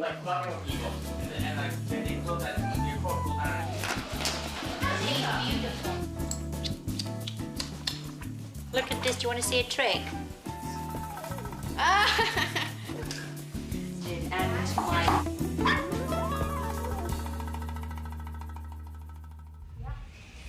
Did anybody feed the dogs today? No, they can do without a day of food. Don't be ridiculous. Same thing. It's better than 100 Did anybody feed the dogs? No! What? I have something to tell you. My phone. Your what? So far up my crack right now. I couldn't even pull it out. I'll cut it off. Let me cut it off, Kelly. Kelly, you get yeast infections from that. Do you know that? I've never had a yeast infection in my life. Well, you and fucking will, I'll ever get missus. one. I don't know how anyone can wear that and think it's comfortable, Kelly. It's not. It's at least you don't see your underwear line. Who cares? I think to see underwear line is sexy. Mom, Amy wears a thong every single day, and right now, she is wearing a thong of mine. So it's been up my crack, and now it's up her crack, and I'm not down with that. Well, it's the same crack. Who's pissed? Who's pissed on my fucking carpet? That bastard fucking dog, man. I'm gonna throw it in the fucking pool. Where are you? Get the fuck out of my house, you fucking... Get the fuck out. Go on, get the fuck out. It's that fucking terrorist. It's fucking part of Bin Laden's gang. Why do they do it, Sharon? What's the deal, man? They like pissing on fucking antique rugs. What can I It's tell you? like a fucking... Ali Bobby used to go to work on this fucking rug. I mean, that fucking it comes in and it takes a massive piss. It's done like a little squirt, a little dog. He must have a fucking extra tank in his house. It's like a camel. Just press down it, don't rub it, press down it. Okay, use my fuck, don't use your own fucking towels. Use the Ozzy Osborne ones. Lola, what are you chewing? Lola? Look how cool that is. Look how cool that dog is. Yeah. 2:30 tonight, curfew. Why not 5? Oh. Jack, you have an Start with me. inside of your... Fuck you, man. No drinking, Kelly. I am the designated driver. I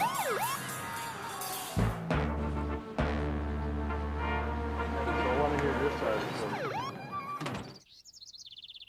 The bucket of coffee this morning. Yeah. When will you come back? I love the smell of armpits in the morning. It's like victory. What's in your hair, Carl? What chewing gum or something? I know. It's a trial. Oh, but it's chewing gum. Kelly, You have to take care. Mom, Promise there's me. something I can do. I got a ticket, so they put a point on my license. That's it. Yeah, you have to go to driver's school. And Yeah, but you only have like a 3-week period to do that. Yeah, it's a good fortune, yeah. Not coming to a complete stop at the stop sign.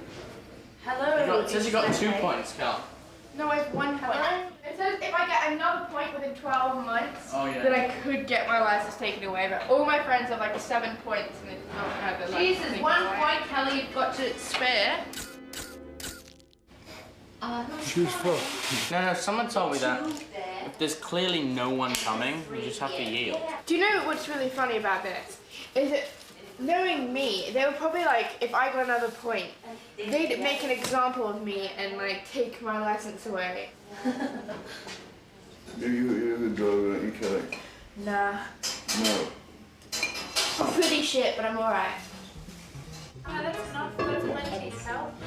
Shannon, see, you can train a dog to balance balls on his fucking head, but he can't open the door. And it can't fucking shit outside. You know the door was open, wide open yesterday, and the dog took a massive crap there. Was that last night? No. And it stayed there? Actually, No, it was Jack at didn't 4 pick it o'clock in the up. afternoon. I picked Don't it tell up. her to me, because I'm a boy in fucking arse. No, you're not. You're the bestest husband and father in the world. And we love you.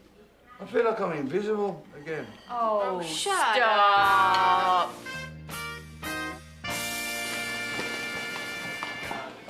Hannah! Helly!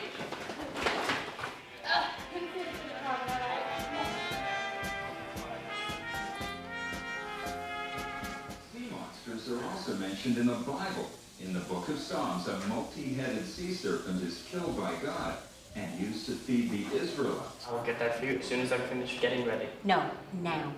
Because you said that to me the other But day. who let the dog out? Jack, shut Who up. let the dog Shut up and clean it up now. Jack, I'm not laughing. Just clean it up now. You're doing the hoochie mama right I'll there. clean more than the fucking hoochie mama.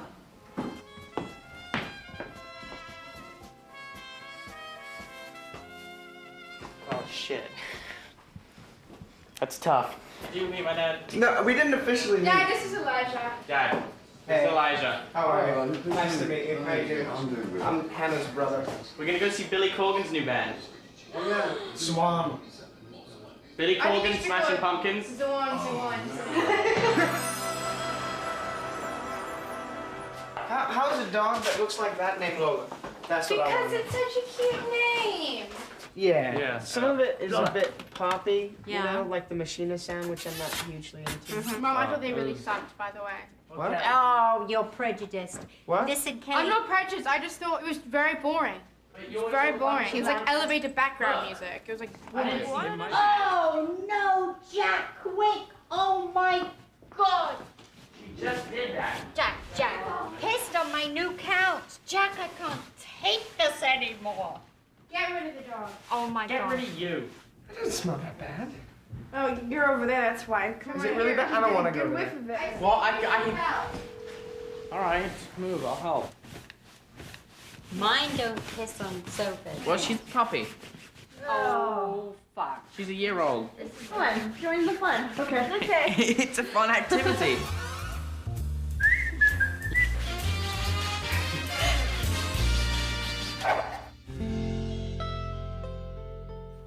You attack people.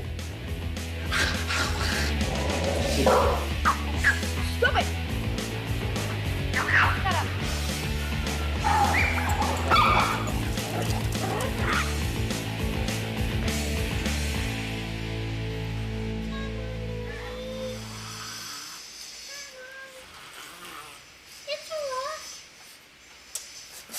Oh my God.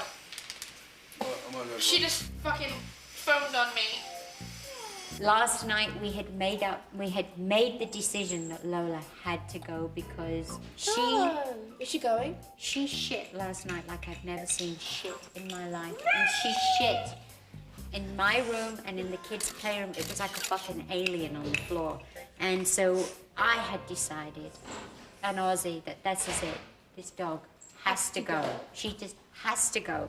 But then as Ozzy's walking down the stairs to leave, he goes, "Don't get rid of Lola, I love her."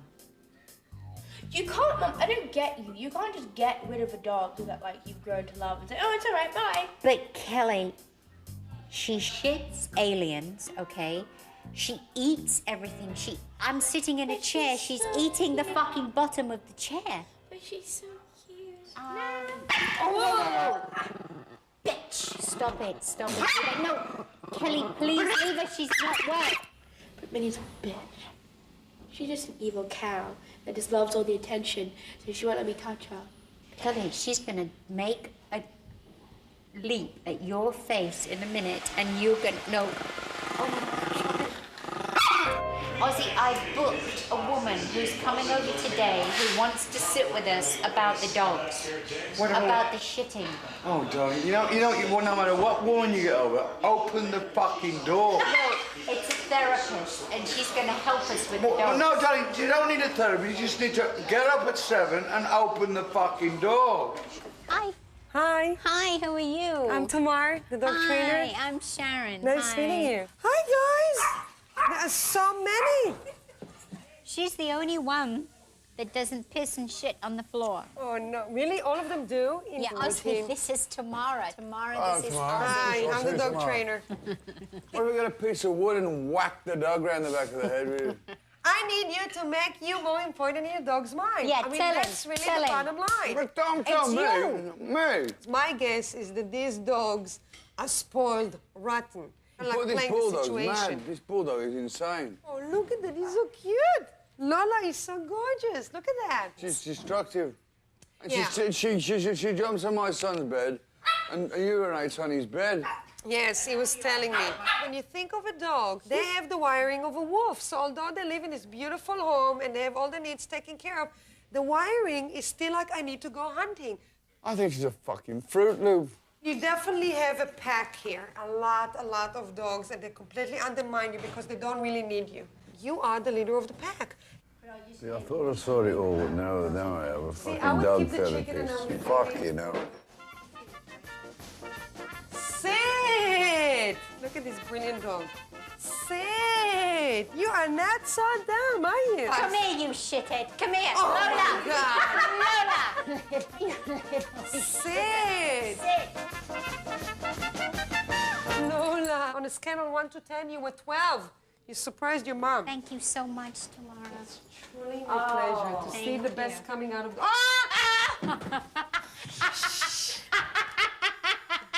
We're not working on housebreaking yet.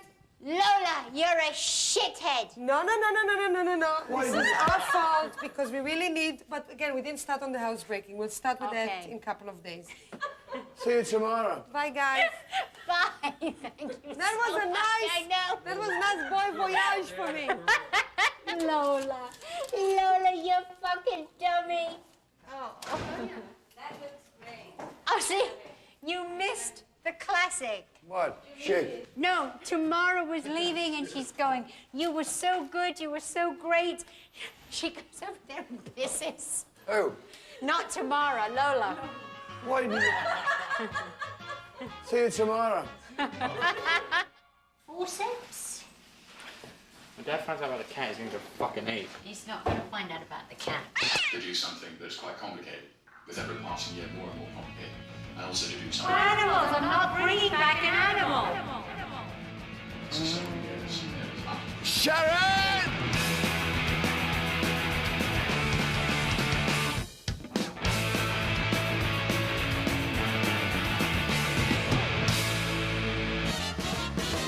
Next time on The Osbornes. Doesn't he look handsome? Shut the fuck up. Jack's getting ready to go on a camping trip with his school. Oh, I'm in so much fucking trouble. They're gonna call Mom and Dad in. And everyone else is going to New York with Ozzy to do promotion. It's good to be the king. It's Kelly's birthday today. You have a tattoo. It'll break your mum's heart. Yeah, but you're not going to say anything. Yeah, I have to. Dad, you can't! Please! Kelly's got something to tell you. I got a tattoo. You are joking. It's not all that bad. I thought she was going to show me a picture of a fucking eagle on an arse or something, you know. Turn the fucking thing up!